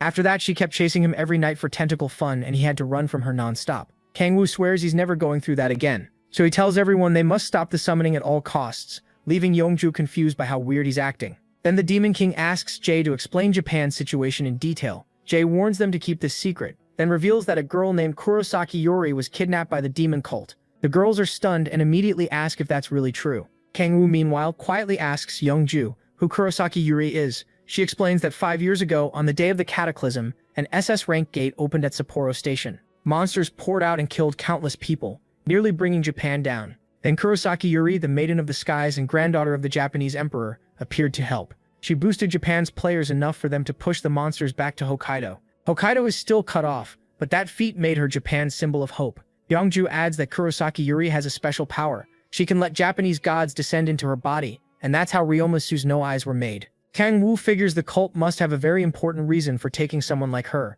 He remembers that the 7 archdukes are tied to the 7 deadly sins. If he's right, then Yuri's power may be about bringing in a being from another dimension. That would mean the demon cult wants Lilith for her illusion and control abilities. Jae then says they can only send 7 people, since Japan wants the kidnapping kept secret. With Hyunmo included, they already have 5, so only 2 more can join. Jae also says a plane is waiting at the airport to take them, but Kang-woo suggests using Echidna instead. Jae has no idea who that is. Later, Echidna tears through the clouds at incredible speed. A purple barrier covers her back, and Kang-woo's group rides safely inside it. Yeongju taps the barrier and asks when he made something like this. Kang-woo says he came up with it so everyone could ride together. Meanwhile, Haimo looks sick from the flight and struggles not to throw up. Kaina warns that if he vomits on her back, she's tossing him off. Sol-ah, who came with them, gets Kang-woo's attention and asks if it's really okay for her to come instead of Si or Su. He says she'll be more useful than either of them, and she starts blushing hard. His plan is to use her buffs to raise his demonic energy trait. After a while, Echidna tells her master they've arrived. Sol-ah goes pale with fear when she sees what happened to Sapporo Station. The whole area has been wrecked, and all sorts of demonic monsters are wandering through it. At the center stands the SS rank gate that still hasn't been cleared. Kang-woo scans the area and senses demonic energy spread all over the station. He asks Jae if the summoning is happening there, and Jae says that's what the Japanese government believes. Since time is short, Kang-woo decides they should meet up with the Japanese team below. At the Sapporo base, soldiers are guarding a helicopter landing zone. An older man and a younger one look up as Kang-woo and the others land on the pad. The soldiers panic and aim their guns, demanding answers. But the older man quickly recognizes Captain Jae. Jae calls him Prime Minister Yamada and says it's only natural for them to come to Japan's help. Kang-woo then tells Echidna to cast translation magic on everyone. After that, Jae introduces the rest of the team to Yamada and assures him they're strong enough to help crush the demon cult. The younger man then steps forward and asks if he may greet the captain too. He offers a handshake and introduces himself as Ryoma. As he talks with Jae, Kang-woo wonders if this really is Ryoma. He quickly notices Ryoma's Suzuno's eye. After that, the ranker comes over to greet him, but Kang-woo skips the small talk and asks about the plan since they still don't know where the summoning will happen. A virtual map appears behind Ryoma, and he starts laying out the strategy. A little later, a swarm of demonic beasts starts tearing through the area. Echidna charges her magic and strikes the monsters, dropping them one by one as they gasp for air. Kang-woo and Sella stand off to the side watching the others fight. Among the beasts, he spots a demon golem from the second hell and a Kerberos from the third. As the battle goes on, he wonders how the cult is controlling them. Yeongju then calls out, asking why he's making everyone else do the hard work. At his request, Sella uses her buff magic on him, and his stats jump hard. Kang-woo was right, the buff worked really well. He quickly mixed 2 authorities to try it out. Then he fired a massive blast of flames at the monsters, almost roasting his own teammates too. As the creature burns alive, Hanju throws up a guard against the shockwave from Kang-woo's attack. But instead of relief, she just stares at the couple and asks if they've both gone crazy. Kang-woo ignores that and tells Sella she's perfect for this. She agrees if he keeps hitting this hard, wiping out the monsters should be easy. Even so, something still feels off to him. He thinks back to Ryoma's plan. The team was supposed to split in 2 to handle the demonic beasts, and with the Korean players there to confuse the demon cult, they planned to use that opening to sneak one person into the ritual site. When Hyunju asked if that person would go alone, Ryoma said yes, and made it clear he wouldn't send the captain into that kind of danger. He said he'd do it himself. That made Kang-woo feel like Ryoma was trying too hard to play hero. He was so caught up in that thought he missed Sella warning him that Hyunju was coming over. Then an explosion erupts from a nearby rooftop. Hyunju panics at once, and Kang-woo blames Ryoma for making such a flashy entrance. The Demon King uses his observation power to find Ryoma. Once he spots him, Kang-woo wonders if that's where the ritual is happening. As Ryoma keeps moving around and cutting down monsters, Kangwoo starts finding it odd that none of the demon cult members have shown up in all this chaos. Then it clicks. He figures out where the summoning is really happening. Hyunju and Sela immediately ask what he means. Kangwoo merges two of his authorities and slams the ground. Hyunju snaps and yells, asking what that lunatic is doing now. As they look down, two shadows appear beneath the cracked ground. Their masks make it obvious they're from the demon cult. They draw their weapons and demand to know how Kangwoo found them. But the moment Kangwoo and the two girls face them, the cultists look more scared than any demon. The next thing left behind is blood and broken masks. They were way too weak, never a real match for the Demon King. After that, Hyunju and Selas rush over to him for help. Since he found the cult's hiding place, both of them decide to go with him. But he shuts that down right away. He says they need to stay up top and keep the monsters busy. Echidna appears then and reminds him he can't let the same thing happen again. She makes him promise, and Kangwoo gives her his word. He's sure this time he won't need the power of 10,000 demon cores. Then he spreads his wings and speeds toward the ritual site. Some cult members spot him coming and jump in front of him to block the way. Kangwoo brings out his arm blades and cuts through them in an instant. He notices these cultists are much weaker than the ones in Korea. Seeing how desperately they're trying to stop him, he starts wondering why. As he moves through the area, he hears loud chanting coming from a hole in the wall. Inside, the cult's obsession with Lilith is on full display. Their leader is using Yuri's body for the ritual and tells the others that the time to serve their god has come. The whole group chants back, saying their faith will rise beyond this dimension. As demonic energy pours from the crack, one cultist notices someone strange. The second he sees Kangwoo, he warns the cardinal about the intruder. Kangwoo tells them to keep going while he tries to process what he's even looking at. The cultists get ready to attack, but the designs on their robes are so ridiculous. Kangwoo can barely take them seriously. Even their weapons have cute Lilith keychains hanging off them. Still, the cardinal won't just stand there after an intruder barged in. Kangwoo's face turns even darker when the cardinal walks up. Just like a rotten fanboy, Cardinal Ichiro looks like a lazy, out-of-shape slob. The Demon King tries to figure out why they want to summon the succubus queen so badly. Ichiro openly spills his disgusting reason, and claims every man feels the same. Kangwoo's expression hardens when he realizes these idiots only see a succubus as something to satisfy their filthy desires. Before Ichiro can keep talking, Kangwoo lunges at him and drives his knee straight into the man's mask. The cardinal goes flying back, and Kangwoo calls them fools who think with nothing but their lower halves. The other cultists are stunned. Their cardinal went down that easily. Kangwoo warns them not to look down on hell. It's far beyond what their tiny minds can grasp. Even then, the cultists charge him together and try to bring him down. He drops them fast, but they still keep coming while trying to protect their cardinal. Then Ichiro orders them to run, saying they can't beat the Demon King. He says he'll buy time, but his followers refuse to leave him. The cardinal tells them not to worry, their faith and wishes will live on forever. They get emotional over that speech, but Kangwoo only finds them pathetic. He calls their whole act trash because no matter what they believe, they still kidnapped people and use them as sacrifices. Ichiro shouts back, telling him not to mock their faith. As Kangwoo summons his Gramsword, he tells Ichiro that if those beliefs matter so much, then he can die for them. The Demon King hurls the sword straight at the fissure and Ichiro jumps in to stop it. Instead, the blade pierces the cardinal. That makes him cough up blood. Some followers rush to check on Ichiro, while another tries to stall Kangwoo so the rest can escape. Kangwoo answers with a killing glare that scares them off. As the losers flee, he steps toward the fissure. He'd rather kill every last one of them. But stopping Lilith from appearing matters more. So he combines the Demon Stone with the authority of divine power to seal the crack. He grabs the fissure and starts forcing it together to close the gap. Everything is going fine until a tentacle suddenly slides out of the crack and grabs his arm. It locks onto him tight, and Kangwoo knows that feeling right away. More tentacles push out and Lilith says she's coming to see him. Terrified, Kangwoo begs her not to come near him. As he struggles against the tentacles, the demonic stone starts draining fast. He considers using the demonic energy sea, but remembers the promise he made to Echidna. He really doesn't want to meet Lilith again, but it's not worth dying over. Still, he needs a drastic move. Kangwoo activates the authority of predation to absorb the fissure's demonic energy and make another demonic energy stone. Luckily, he also meets the final requirement. The stone has reached the needed size. That gives him all three conditions for the extreme demonic energy body, and the system announces that his body is beginning to transform. Kangwoo is not happy about it, but he decides to use it to his advantage. He focuses the overflowing power from the energy stone and uses it to shut the crack. Once he succeeds, the backlash slams him into the ground. The Demon King lies there gasping after the brutal struggle. When the change finishes, the system says all his stats went up by 5 points, but Kangwoo doesn't notice any major change in his body. Then another system message appears telling him he unlocked his 6th awakening trait.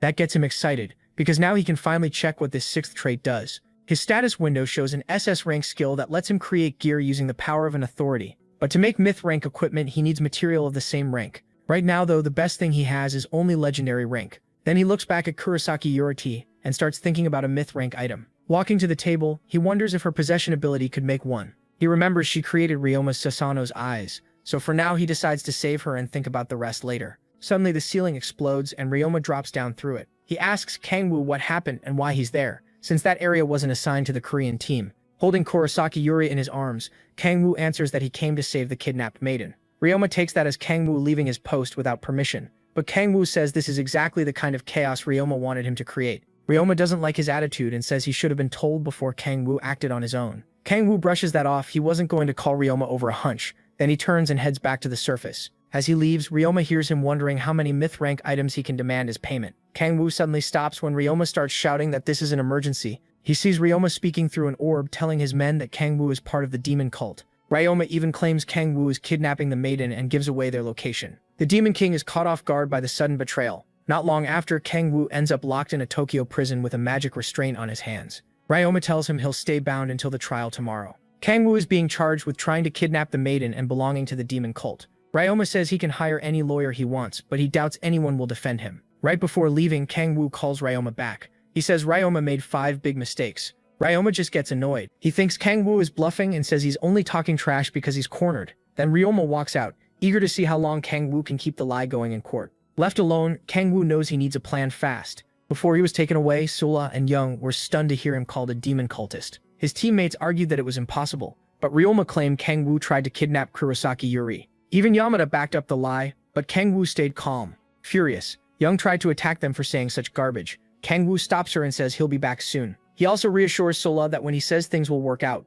they usually do. Even so, Sola and Echidna are deeply worried and can only hope he's right. Kangwoo promises Sola he'll return, then asks her to watch over Echidna until he does. Back in his cell, he sends his soul out of his body. His spirit slips free, then forms a full body outside the prison. Since magic and demonic energy are different, the restraints can't stop him. Above the city, he decides to move fast and make Ryoma pay. The next day, Korean players and Japanese citizens gather in a Tokyo courtroom for Kangwoo's trial. Ryoma sits there looking irritated, not expecting it to start this late. Still, he pictures himself coming out as a hero and marrying the maiden. For a world ranker, he's weirdly pathetic. He glances across the room and sees Kangwoo's teammates glaring like they want to tear him apart. He figures they still can't do anything. Then he checks on the judge, pleased because he paid the man well to handle the case. The judge, Wakabe Nobuhito, is shaking like he's seen a ghost. Soon, the first prosecutor is called to testify against Kangwoo. The moment he starts lying about the mission, Young snaps and scares half the courtroom. Jake quickly pulls her out before she goes too far. At the same time, the judge asks Kangwoo if he wants to defend himself.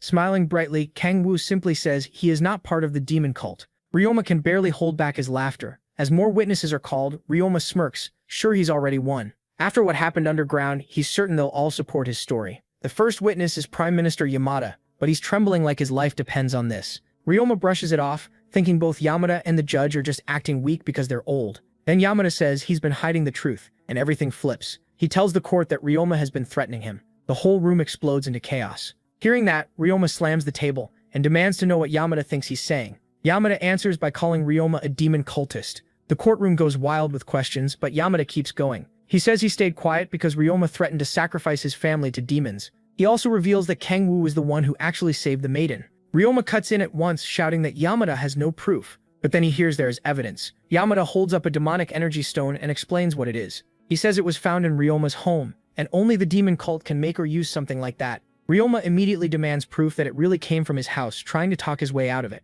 Then Seola suddenly enters the courtroom and says she's been investigating Ryoma's ties to the demon cult.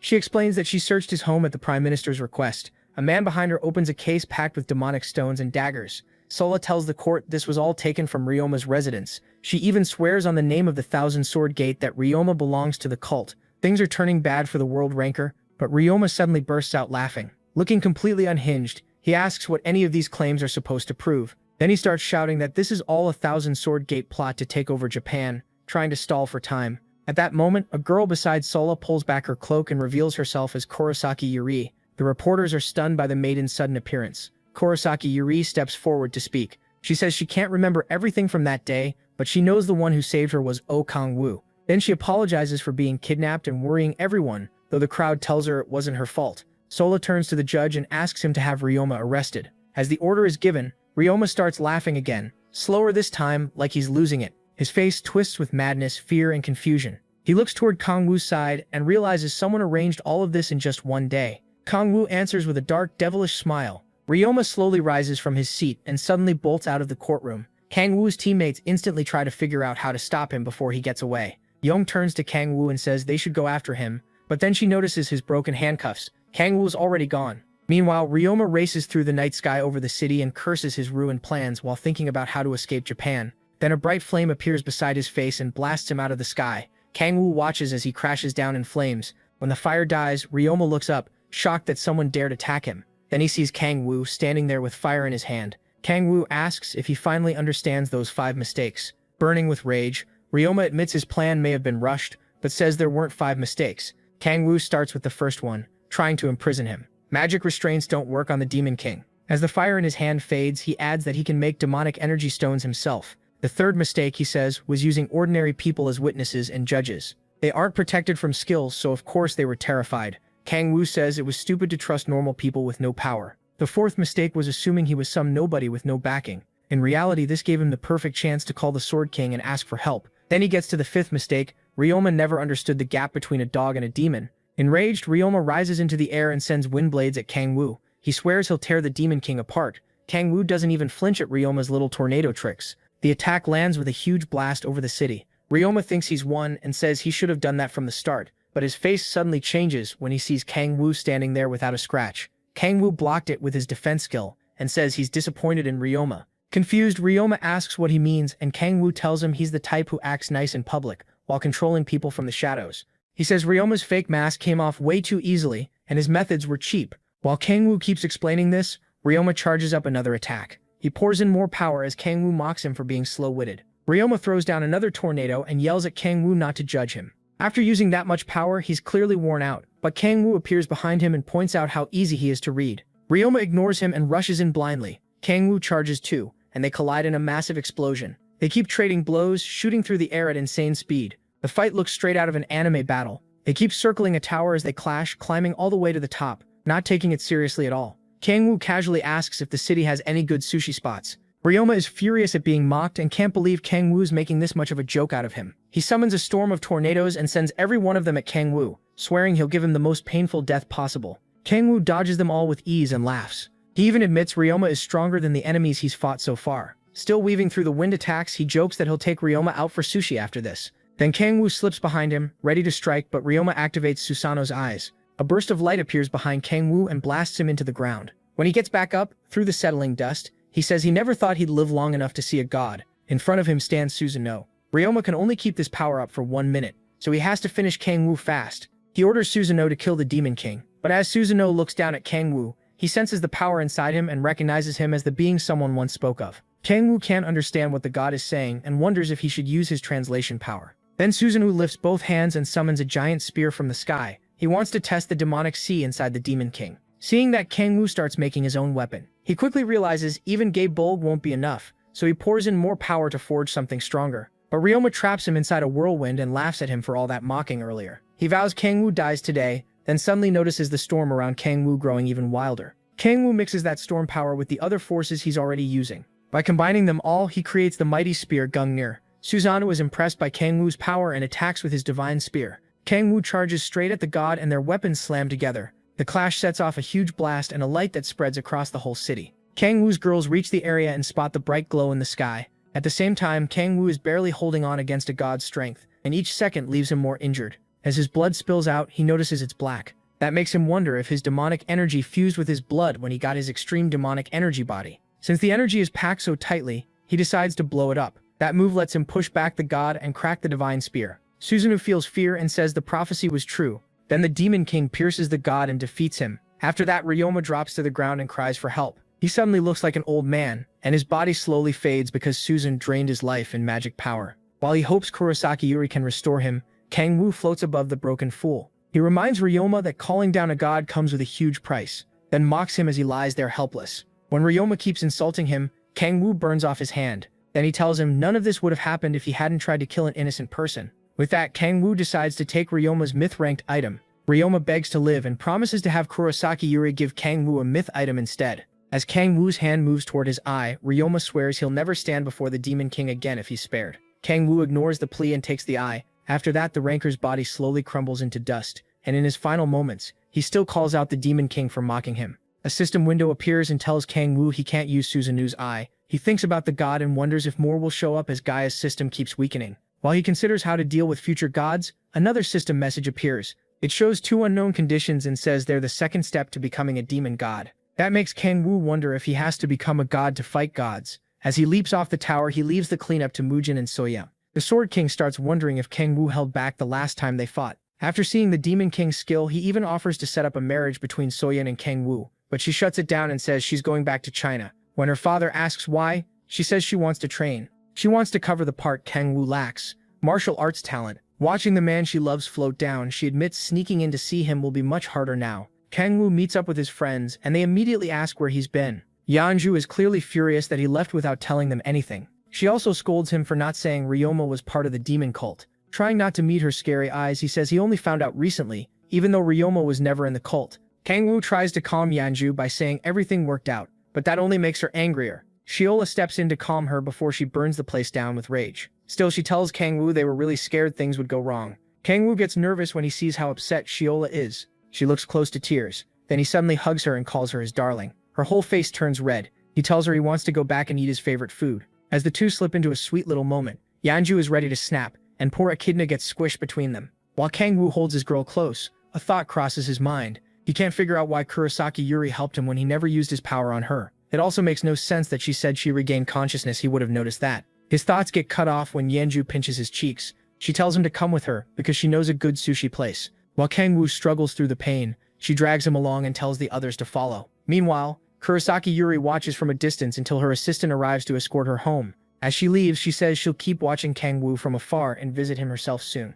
As she walks away, her shadow takes the shape of a certain demon obsessed with Kang Woo. A week later, Kang Woo returns home with his family and friends. He and Echidna are excited, but Yeonju is desperate to finally rest after everything that happened in Japan. Giola tells her to get home safe, though Yeonju can barely walk straight. Both she and Kang Woo are worried about the Red Rose Guild master. Kang Woo feels bad for her after all they went through in Japan. Japan lost its hero after he and Mujin were announced as the ones who defeated Ryoma. Because of that, a lot of hate got aimed at Korea, and Yeonju took all of it instead of Kang Woo. While he's thinking about that, Giola calls him so they can head back together. But instead of going home with her, he says she should go first because he has something to do. They just got back, and he's already staying away from home. When Echidna asks to come too, he lets her and says they're heading somewhere quiet. When she asks why, he says it's nothing major. Then he pulls out Suzuno's eye and says he's going to make a piece of equipment. After that, they fly to a wide grassy field and land. They check around for a while to make sure no monsters are nearby. Then Kang Woo opens his status window to look over his skill. He reads about his 6th awakening trait, which lets him forge equipment using the power of an authority. The more authorities he adds, the stronger the item becomes. Kang Woo thinks back to when he made Gungnir and confirms his current limit is 4 authorities at once. Using more than one authority makes the cost jump fast. 2 need 4 times the energy, and 4 needs 16 times the amount. Since he's not fighting right now, Kang Woo thinks he might manage 5. Echidna then asks if she can help with anything. He tells her to keep people and monsters away so he can focus. Echidna happily runs off to set up a barrier. After that, Kang Woo decides to practice a little and start with what he knows best. He activates the demonic art of creation. Black flames rise around him, markings spread across the ground, and the fire gathers into one point as a ductile furnace is formed. With no materials at all, Kang Woo tries making equipment from his powers alone. Using the power of 3 authorities, he creates a Gaebolg spear, but this version is only unique rank. Kang Woo quickly sees it's weaker than the spear he directly makes with his authorities. He tests it on a nearby boulder. After smashing the rock, he figures the spear only holds about 20% of the original power. Even so, he says he can make up for the missing strength with his body-enhancing authorities.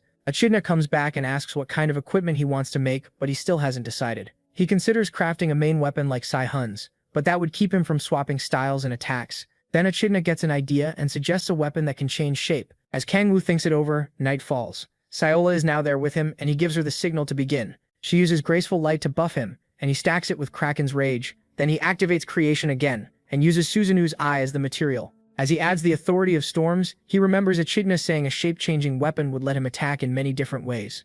Kang Woo adds a 5th authority and meets every condition. The system tells him a myth rank item will be finished in 10 seconds. As he struggles to hold on until the countdown ends, he wonders if myth rank is really the highest. He also wonders if he could make something like the dimensional rift he once created with the Archduke's equipment. Right before the timer reaches the final second, Kang Woo forces in even more power and adds the authority of predation, changing the conditions. Sayola and Echidna grow uneasy from the aura pouring out around him. At the same time, the system announces that a transcendent rank item is being created. A blinding light bursts across the field, and the girls shout for Kang Woo while covering their eyes. The light floods the whole area until it finally fades away. The girls look up in shock, and Kang Woo stares at his new equipment too. A strange mystical object floats above the water, and the system names it the Key of the Demonic Energy Sea. More system messages appear. He's mastered the demonic art of creation, so he can't use that skill anymore, and his demonic energy goes up by 2. When Kang Woo reaches for the key, the engraving process begins. Checking the status window, he finds out the item gets stronger once certain conditions are met. It also has more effects that are still locked. Kang Woo is blown away by what it can do. Its first effect, Indomitable, means no attack can break it. The second, Transformation, lets it become any weapon saved as a skill and use up to 34% of that weapon's power. One look at his face says it all. He already loves it. Then Kang Woo activates the item's transformation and turns it into a bident. It turns out well, and its power is close to the gay bulk he made before. Next, he changes it into the magic sword, Gram. The switch is almost as fast as using the demonic energy stone. Finally, he tries to turn it into Gungnir, but nothing happens. The system explains that the key can only copy weapons made with 4 authorities or less. That disappoints Kang Woo, but he's already eager to see how it'll develop. After that, Seola gets his attention and asks if the weapon came out right. He says it did, then changes the key into a ring so she can see it. He figures that'll make it easier to carry. Seola, though, looks ready to kill him over the ring. Once everything is done, they go home. A week later, back at the apartment, Kang Woo is still stuck because of his level cap. Even after getting the key of the demonic energy sea, the restriction hasn't gone away. He sighs in frustration. Staring at the ring, he wonders how he's supposed to level up and gain another trait to weaken the seal on the demonic energy sea. He thinks it over and starts asking if he should just give up and find another way to grow stronger. One idea is visiting the demon cult in Russia and devouring demons there, but tracking them down won't be easy. Then his stomach growls, reminding him he hasn't been eating right. He goes to make his favorite kimchi stew, but suddenly spots Lilith's tentacles in the pot. Kang Woo nearly jumps out of his skin at that, only to realize it's his imagination. The stew really does have octopus tentacles though. He feels bad for even thinking an angel like Seola would serve him something that awful.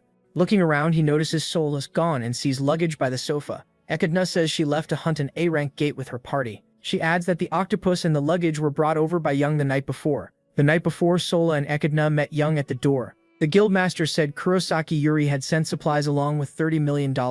According to Yuri, it was an apology for what happened in Japan, and she wanted to help Kang Woo however she could. Young is surprised the maiden likes him, but Sola's reaction shocks her even more. Even Echidna is stunned by the scary look on Sola's face. Kang Woo, meanwhile, thinks that much money is way too much for simply saving the maiden. Even so, the octopus is still bothering him and making his skin crawl. Then a news report catches his eye. World ranker Alec Osborne, the Sword of Justice, is visiting South Korea. The report says Osborne is here to meet Kim Si-hoon after seeing what he did during the ISU station incident. Kang Woo checks his phone for more details. Alec Osborne is a famous hero known for protecting the weak. 2 months after the ISU station incident, he revealed that he'd also been fighting the demon cult. A month ago, demon cult activity was found in Europe, and he stopped it. Somehow, not a single person died. Kang Woo figures this is exactly the kind of guy Kim Si-hoon would admire. Then his mind starts taking that thought in a very weird direction. After that, he puts on his jacket, asks Echidna where Sola is, and says he's going to hunt with Golden Sun. Echidna happily asks to come too. Later at a cafe, Tae-sol waves Kang Woo over to the table. Kang Woo says they could have kept hunting, but Tae-sol replies that once they heard he was coming, they had to stop. They start talking about Alec Osborne, and Tae-sol says they heard about him from players who recognized Kim Si-hoon. Meanwhile, Kang Woo glances at Kim Si-hoon and wonders why he looks so excited. Kim Si-hoon admits he's thrilled because he never thought the Sword of Justice would come all the way to Korea just to meet him. Acting like a total fanboy, he gushes about how cool Alec Osborne is. Kang Woo tries not to care that his subordinate is praising someone else, and asks how Kim Si-hoon's leveling is going. He's shocked to hear the swordsman has already reached level 60. Sola explains that Kim Si-hoon never had the same level restriction the others did. Hearing that, Kang Woo feels pathetic. His underling is flying through levels while he's still blocked. Kim Si-hoon then asks if he should go to the airport to meet Alec. Kang Woo says there's no need, and right then someone enters the cafe. Kim Si-hoon instantly recognizes him as the Sword of Justice. While Kim Si-hoon rushes over to greet the world ranker, Kang Woo turns back and sizes up Alec's aura and the way he carries himself. The moment Alec speaks, the Demon King can tell he's stronger than Ryoma. Kim Si-hoon greets Alec with humble but obvious excitement. At the same time, Kang Woo feels a little bitter, because Kim Si-hoon was never this happy when they first met. Alec finally notices the Demon King, who asks why he came all the way to Korea. Kim Si-hoon quickly steps in and introduces Kang Woo as his brother. Alec notices the women too, but only Seola really acknowledges him. When he asks to be introduced, Kang Woo cuts in and asks why he came to see Kim Si-hoon. Alec pulls his attention back and says Kang Woo has every right to be cautious since he hasn't explained himself yet. Then he turns to Kim Si-hoon and asks if he knows about beings called guardians. That word instantly grabs both Kang-woo and Kim Si-hoon. Kang-woo remembers Kim Si-hoon saying the Gaia system chose him as a guardian. Alec then reveals that he's one too, meaning Kim Si-hoon isn't the only one. Kang-woo asks if Alec came to recruit Kim Si-hoon to save the world with the other guardians. Alec admits that's exactly why he's here. He wants Kim Si-hoon to join an organization called Guardians. They may not be well known, he says, but they are humanity's best hope. He promises Kim Si-hoon that if he joins them, he won't have to feel that same despair again. He means what happened at ISU Station. Since those demonic monsters used to be human, Kim Si-hoon felt helpless and crushed while fighting them. Alec believes that if they become stronger, they can save everyone. He says they'll reach a point where they can subdue people without harming them. When Kim Si-hoon asks how that's possible, Alec explains that guardians can boost the power of other guardians. At that point, Kang-woo finally understands how Alec stopped the demon cult in Europe without killing anyone. He watches Kim Si-hoon closely to see how he'll answer this desperate offer. Kim Si-hoon is nervous and struggles to respond. As he looks at Alec and prepares to answer, the scene shifts to Alec walking alone. He reveals that Kim Si-hoon turned him down, but he still plans to win him over. Not far away, Kang-woo watches him in secret and can't believe how stubborn he is. Before Alec got rejected, Kim Si-hoon had actually been ready to accept, but Kang-woo stopped him with his power. The Demon King interfered with his spirit, making Kim Si-hoon suspect Alec might be lying. Because of that, Kim Si-hoon couldn't give a clear answer. Alec told him to take his time since he'd be in Korea a while longer. As Alec walks off, Kang-woo swears he won't let Kim Si-hoon end up as delusional as this rancor. He decides to keep them apart. Suddenly, Alec calls out to someone hiding in the shadows, and Kang-woo thinks he's been discovered. But instead, a cult member jumps down from a rooftop and attacks Alec. The cultist's nails stretch into long claws while Alec draws his sword. As they collide, Alec asks if the cult followed him all the way from Europe. He tells the man to surrender, but the cultist only wants to tear him to pieces. The fight turns fierce, and neither side backs down. Kang-woo stays hidden nearby, careful not to reveal himself. Even with the cult member's efforts, the battle ends fast because he's nowhere near a Guardian's level. The follower asks Alec to kill him, but Alec refuses. That mercy annoys Kang-woo, who can't believe this guy is still saying such naive nonsense. Even so, Alec tells the cultist to repent and start over. Realizing he's dealing with a soft-hearted fool, the cult member throws a smoke grenade and makes a run for it. Alec moves to stop him, but sees the cultist rushing straight toward a random passerby. The man slams into the girl and sends her into a wall. After a quick look around, he escapes, leaving Alec behind with the injured girl. Alec runs to her, but his hands start trembling when he realizes she's dead. He breaks down, asking why this had to happen. If he just killed the cultist, none of it would have happened. Then he hears someone ask what he's doing. Alec turns and sees Kang-woo glaring at him. The Demon King demands to know why he let the cultist live. Kang-woo says the girl's death is basically Alec's fault because he spared that cultist. Alec tries to defend himself, but Kang-woo cuts him off and says his foolish beliefs killed an innocent girl. Then Alec says no one was hurt, and that catches Kang-woo off guard. Right then, the girl's body starts fading away. Soon, only her clothes are left in Alec's arms. At that moment, Kang-woo realizes Alec is completely out of his mind. Even so, the Guardian keeps acting like nothing happened. Kang-woo calls out to him, then fixes him with a cold stare, and asks if he's finally going to stop chasing Sai-hun. Alec flatly says no, he has no intention of giving up on the swordsman. He insists Sai-hun is meant for something greater, and Kang-woo just laughs. Alec excitedly goes on, saying Sai-hun was born to protect many people. With that, he turns to leave. Before going, he tells Kang-woo to help persuade Sai-hun to join the Guardians. But Kang-woo knows it's nonsense. Alec just wants Sai-hun to end up as twisted as he is. He also knows he can't keep stopping his subordinate forever, not when Sai-hun admires the Sword of Justice so much. Then an idea hits Kang-woo. He remembers Alec saying Sai-hun needs to grow stronger, and starts cooking up a dark plan. Later that night, Alec sits alone in his room, deep in thought. Kang-woo's words keep bothering him, and he starts feeling uneasy. Still, he tells himself Kang-woo just wouldn't get it, because he isn't a guardian. Alec believes the Demon King will understand one day. For now, he focuses on bringing Sai-hun into the group. Suddenly, a loud scream rings out. Alec jumps up and rushes to find where it came from. The cry for help comes again, and he realizes it's from the rooftop. He dashes up there and makes a dramatic landing. When he looks ahead, a cultist is waiting for him. The man says he's the same cultist Alec fought a few hours earlier. When Alec asks about the voice he heard, the cultist admits he was the one screaming. Alec realizes he was lured into a trap. Then the cultist brings up the woman he killed while escaping earlier. That memory makes Alec's face turn dark. Still, he acts like no one died.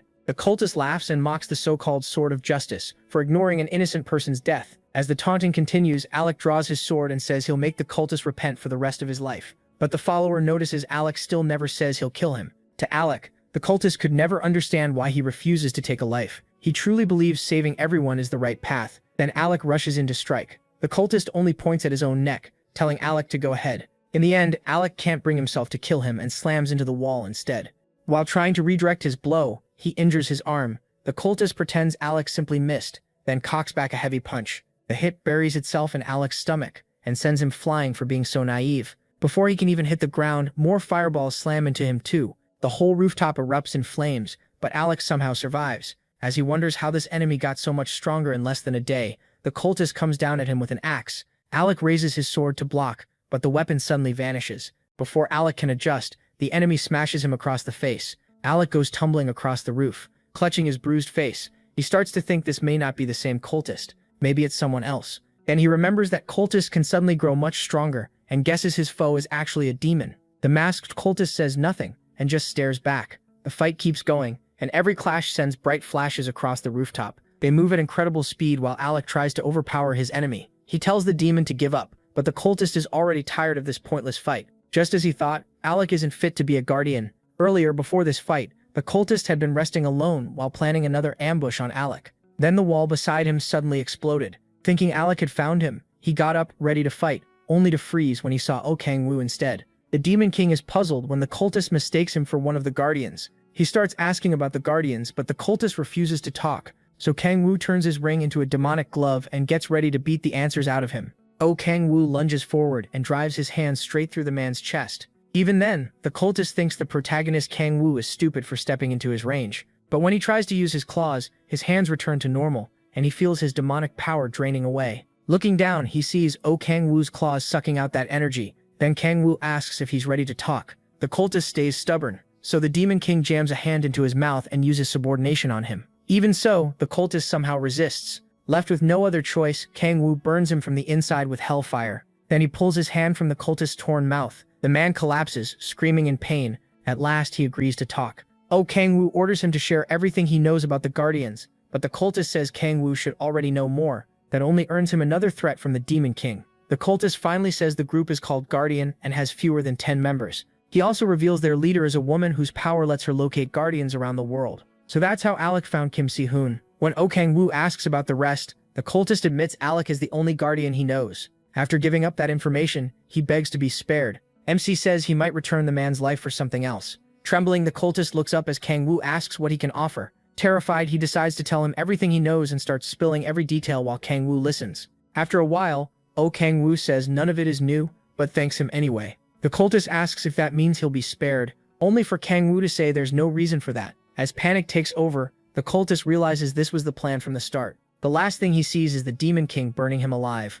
Afterward, the protagonist Kang-woo walks out of the flames and puts on the cultist robe. Now that he has what he needs, he moves on to the next part of his plan. The story returns to his fight with Alec, and by now he fully understands what kind of man the Guardian is. Then he suddenly ends the fight with Alec. He knocks away Alec's sword and says fighting him is boring. Next, the Demon King grabs Alec by the throat and lifts him into the air. Alec fights back, but he's far too weak against Oh Kang-woo. Kang-woo even wonders why there aren't more normal rankers like Cha Youngju Mujin. He figures Alec may have some tragic reason for refusing to kill, but he couldn't care less. Alec gets furious when Kang-woo questions his ideals and asks if problems disappear just because he looks away. Barely able to breathe, Alec listens as Kang-woo reminds him of the body he erased earlier that day. That finally makes Alec shout, and the protagonist is glad to see him lose control. His anger only grows when Kang-woo says all of Alec's actions are really just selfish. Alec tries to protest, but MC Kang-woo tightens his grip. Suddenly the rooftop door blows open. Kim Si-hoon rushes in, ready to save Alec and face the attacker. He demands to know who the masked cultist is. Kang-woo quickly changes his voice and throws out a few fake names. At last, he introduces himself to the swordsman as Satan. Hearing that, Kim Si-hoon decides the enemy must be a demon too. Kang-woo squeezes Alec's throat even harder and reminds the boy he has bigger problems right now. He watches Kim Si-hoon start to sweat, even as he tries to stay calm. The boy grips his sword and refuses to answer the Demon King's taunts. He remembers the call from Oh Kang-woo, warning him that Alec was under attack by the demonic order. Kang-woo had pretended to be injured, then cut the call, leaving the swordsman in a panic. Kim Si-hoon doubts he can beat someone strong enough to crush even Alec. Still, he charges in to prove himself, and unleashes his dragon sword technique as he closes the distance, but the Demon King blocks it all with ease. Kim Si-hoon grits his teeth when the enemy mocks how weak he is, yet he pushes forward and starts another dragon sword skill. Before he can even finish saying its name, Oh Kang-woo punches him and sends him crashing into the wall. A dark purple aura wraps around the Demon King's body, and he glares at the swordsman, wondering why the boy still can't feel the gap between them. But Kim Si-hoon refuses to quit and attacks again. Oh, Kang-woo asks why he's trying this hard for Alec, who means nothing to him. Kim Si-hoon keeps swinging with everything he has, and the protagonist enjoys every second of it.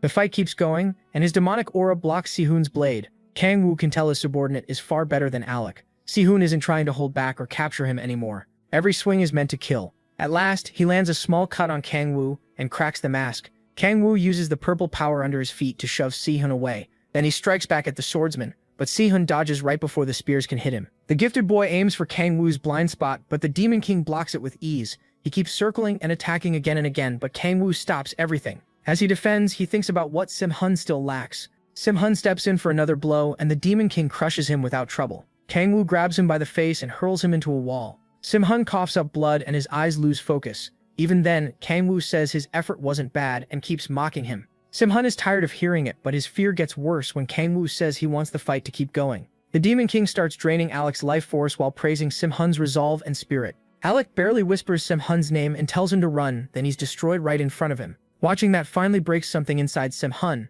His voice shakes as he charges at the one calling himself Satan, desperate to avenge his ally. He attacks with pure killing intent, but his body gives out and he drops to the floor. All he can do is grit his teeth and glare while Kang-woo tells him to keep struggling and remember him. As Sim-hun slips out of consciousness, Kang-woo tells him to use that anger and hatred to grow stronger. Once Sim-hun passes out, he removes the mask. Then he nearly throws up from how embarrassing his whole Satan act was. Still, he hopes this pushes Sim-hun past his limits and helps him grow. Ever since Young and Jae went to jail, Sim-hun hasn't had much driving him. At the same time, Kang-woo still doesn't know if the Guardians are friends or enemies. If the others are like Alec, he may have to kill them himself. While thinking about getting stronger, a system message appears. Because he killed a Guardian, his level cap is lifted and reset to 69. His level also jumps by 10, bringing him to his 7th awakening. Kang-woo realizes killing a Guardian is the key to removing the restriction, but the new cap at 69 shocks him. Normally the next one shouldn't come until level 89. Seeing that the only way past it is killing another Guardian, he looks down at Sim-hun with temptation in his eyes. For a moment he wonders if he should kill the Guardians one by one, but he drops the idea and takes off the cultist robe. He decides not to thin out the Guardians yet since he still doesn't know what threats Earth will face later. After that, he checks his 7th awakening trait. The status window shows a new SS rank skill called Reaper of Souls. It's tied to the authority of predation and lets him absorb demon souls to improve the quality of his own soul. That authority already takes a target's life force, demonic energy, and other power, but Kang-woo has always thought it was inefficient. Then he checks the second step to becoming a demon god. The conditions are still hidden, but he feels this new skill is tied to them. Just like his 6th awakening was used to make the key to the demonic energy C, the idea of hunting demons puts a dark smile on his face. He also realizes he'll have to bother Young again. At that moment, she's in bed shivering from a cold. Kang-woo begins meditating and enters his demonic energy C. His 7th awakening weakens the seal on the 10,000 demon core, and he uses the celestial dragon psyche method to condense demonic energy. Thanks to his demonic energy body, he absorbs it more easily. He keeps taking more in and notices the quality is still poor. He goes deeper and deeper, risking his whole body turning into the 10,000 demon core. At the last second, he stops before the power swallows him. Pulling himself back takes a heavy toll, but he still raises his demonic energy stat by 8 points. That makes him happy, but when he checks the window, something is wrong. His demonic energy should be 121, yet it only shows 120. Then he figures it may be because of his coat. The system confirms it. His legendary gear can't support demonic energy above 120. Kang-woo stares at the coat, wondering why the system didn't say that sooner. Then he realizes no one has probably ever pushed a stat this high. Next, he turns to Alec's body and sets it on fire. As he thinks about going home, he realizes it took 6 months to reach this level. He watches the smoke from Alec's body rise into the air. A few days later, at the Red Rose Guild, a hard fight is happening in the training room. Sai-hun and Mu-jin are going all out, but the match is clearly one-sided. Mu-jin wins by knocking the sword from Sai-hun's hand. He tells the young prodigy to stop for the day. Sai-hun insists he can keep going, but Mu-jin doesn't buy it. He's worn out and battered, yet he still wants to push on. With fierce eyes, he says he has to get stronger. Mu-jin can see his sword skills are improving, but he's still worried. Later, he tells Kang-woo that he plans to take Si-hee-turan hunting. Kang-woo grows uneasy when he hears the destination is Shanghai. There's an SS rank gate there like the one in Hokkaido, so it feels too soon. Mu-jin argues that real combat against monsters will help Si-hee-turan more. Kang-woo realizes it's basically closed-off training, and probably the best way for Sai-hun to grow. Meanwhile, Sai-hun is still trying to catch his breath. Kang-woo walks over to give him some motivation. He grabs him and puts on a sorrowful act, blaming himself for failing to save Alec Osborne. Then he says they need to get stronger and avenge the fallen guardian. That hits Sai-hun right in the heart, and he swears to become stronger. Just like that, Kang-woo's twisted plan keeps moving forward. Afterwards, Sai-hun leaves for Shanghai with Mu-jin, while Kang-woo wastes time on his couch. Then his phone starts ringing. When he answers, Young tells him to turn on the TV. He does, wondering what's going on, and is left speechless by reports that the demon cult has started a massive summoning. They brought in thousands of demons, and the creatures are causing chaos across the country. Most people would panic, but the Demon King is practically drooling. To him, this is the feast he's been waiting for. The next day at the Red Rose Guild, Young heads into her office and notices someone coming in. It's Kang-woo with his family, and he asks what's happening. He says everyone looked on edge on the way in. Young explains that the mass demon summoning happened in Vladivostok, Russia. They still don't know the exact number of demons, but she estimates over 100, along with demonic monsters. Meanwhile, Kang-woo tries hard to hide how happy he is at the thought of devouring them. Kang-woo and Echidna sit down as Young says civilian losses have been low so far. Echidna points out the real problem is the demonic monsters moving out, and Young agrees. They're moving through Manchuria, and Young fears a major war if they reach South Korea. Kang-woo asks what China said. She explains that they asked South Korea for an alliance to stop the disaster in Manchuria before the death toll rises. A strategy meeting will be held in Harbin, and each guild is expected to join. That's why her people are rushing to get flights. Then she asks if Kang-woo will go with Echidna. She also wonders if just the two of them will be enough. Kang-woo says Si-hun is still training, and he left the others behind on purpose. He thinks it's too dangerous for them if demons are involved. He starts acting like he alone is enough, and Young looks disgusted. A little later, they arrive at China's player administration office. So-yeon guides them inside. Kang-woo thanks her for helping during the Ryoma incident. She blushes at the praise and says she had a promise to keep. With her father away doing private training, she's been stuck handling all his work. Still, she says she's worried about her uncle. That uncle is the swordmaster Cha Young-ju Mu-yeon. She explains that Mu-jin overshadowed him, so he never became famous. Even so, Mu-yeon is the vice leader of the Thousand Sword Gate, and sadly he doesn't think well of South Korea. Kang-woo tells So-yeon things will be fine, and she says she hopes so. Up ahead, a huge guard is blocking two people. Those two are Minjung from the Onuri Guild and Hyunju from the Samurai Guild. Hyunju is surprised to spot Yeonju, who asks why they still haven't gone in. The second she hears they were barred from the meeting, Yeonju snaps. She orders the guard to step aside, but he says they'll hear the results later. Then he warns that if they ignore Mu-yeon's orders, the China-Korea alliance could be called off. Yeonju is ready to blow the door open, but So-yeon quickly tells her to calm down. Then So-yeon steps forward and tells the guard to move. He refuses, saying her uncle's orders come first while her father is away. While they argue, Kang-woo quietly walks up to deal with it himself. He politely asks to be let in, but the guard gives him the same answer. Kang-woo says he'll enter anyway, and the guard swings at him. A moment later, the meeting room door explodes. Everyone inside jolts in panic. Kang-woo strolls in with a smile, while the guard is left crumpled on the floor. One guild leader jumps up and attacks him for barging in. Kang-woo catches him and slams the bald man's head into the ground. The other leaders are stunned by how easily he gets dropped. Kang-woo jokes that the guy should have stayed seated, especially after already losing all his hair. Then he sits on the unconscious man and casually tells everyone to keep the meeting going. Across from him, Mu-pyeon hints that Korea isn't needed here, and Kang-woo fires right back. He even calls the vice leader a cocky little brat. Already fed up, Kang-woo decides to expose exactly what kind of man Mu-pyeon is. He talks about a jealous younger brother, who can never outshine his gifted older brother. Now that monsters are invading and the older brother is absent, that younger brother wants to prove himself. As he says it, Kang-woo flicks a pen into the mat behind Mu-pyeon, barely cutting his cheek. Then he adds that this little brother is pushing other forces to the back so they can't earn any credit. Kang-woo calls Mu-pyeon a fool, trying to escape his brother's shadow. That hits Mu-pyeon right where it hurts. He insists Kang-woo knows nothing, but Kang-woo says he had him figured out the moment he opened his mouth and people like him are boring. By then it's obvious the vice leader is furious and barely holding himself back. Kang-woo tells him to continue the meeting and stop wasting everyone's time. A little later, troops are gathered outside. Yeonju is about to speak to them, and Kang-woo wonders why she's so tense. She snaps that it's all because of him. Earlier, after he provoked Mu-pyeon, the vice leader lunged at him, swearing to shut him up for good. He tried to kill Kang-woo, but before his sword landed, Kang-woo threw a pen into his face and sent him crashing across the table. Since working together was clearly impossible, Kang-woo said both sides should fight separately and go their own way. Mu-pyeon ended up unconscious on the floor, unable to argue back. Yeonju complains because she thinks he should have finished what he started. Now she's stuck leading a huge force and doesn't know how to handle it. Meanwhile, Minjung is trying to lift his guild's spirits, while Hyunju is already tired of Yeonju's complaining. Even the Hwarang squad leader is sick of hearing them bicker like siblings. Kang-woo tells Yeonju he has something else to do, and she asks what could matter more than this. He just says it's a secret, hiding that he really wants to devour demons. Then they all stop when someone shouts that the demons are here. A massive wave of monsters is charging straight at them. Hundreds of crazed beasts rush forward, ready to tear through everything. Their numbers shake the players, and no one knows what to do. Luckily, Yeonju takes control fast and snaps them out of it. She reminds them they can beat these monsters, She orders the mages to ready their spells while the tanks brace for the charge, but her directions get too complicated, and the players start losing focus again. Embarrassed, she falters, but Kangwoo cheers her on. Even so, she admits leading like this isn't her thing, and hands command over to Hyunjae. Once that weight is off her shoulders, Yeonju gives the players one more message. Don't overthink this fight. Just treat it like a chance to earn as much experience as possible. That fires everyone up, and the panic disappears. In the end, Hyunjae doesn't even need to say anything.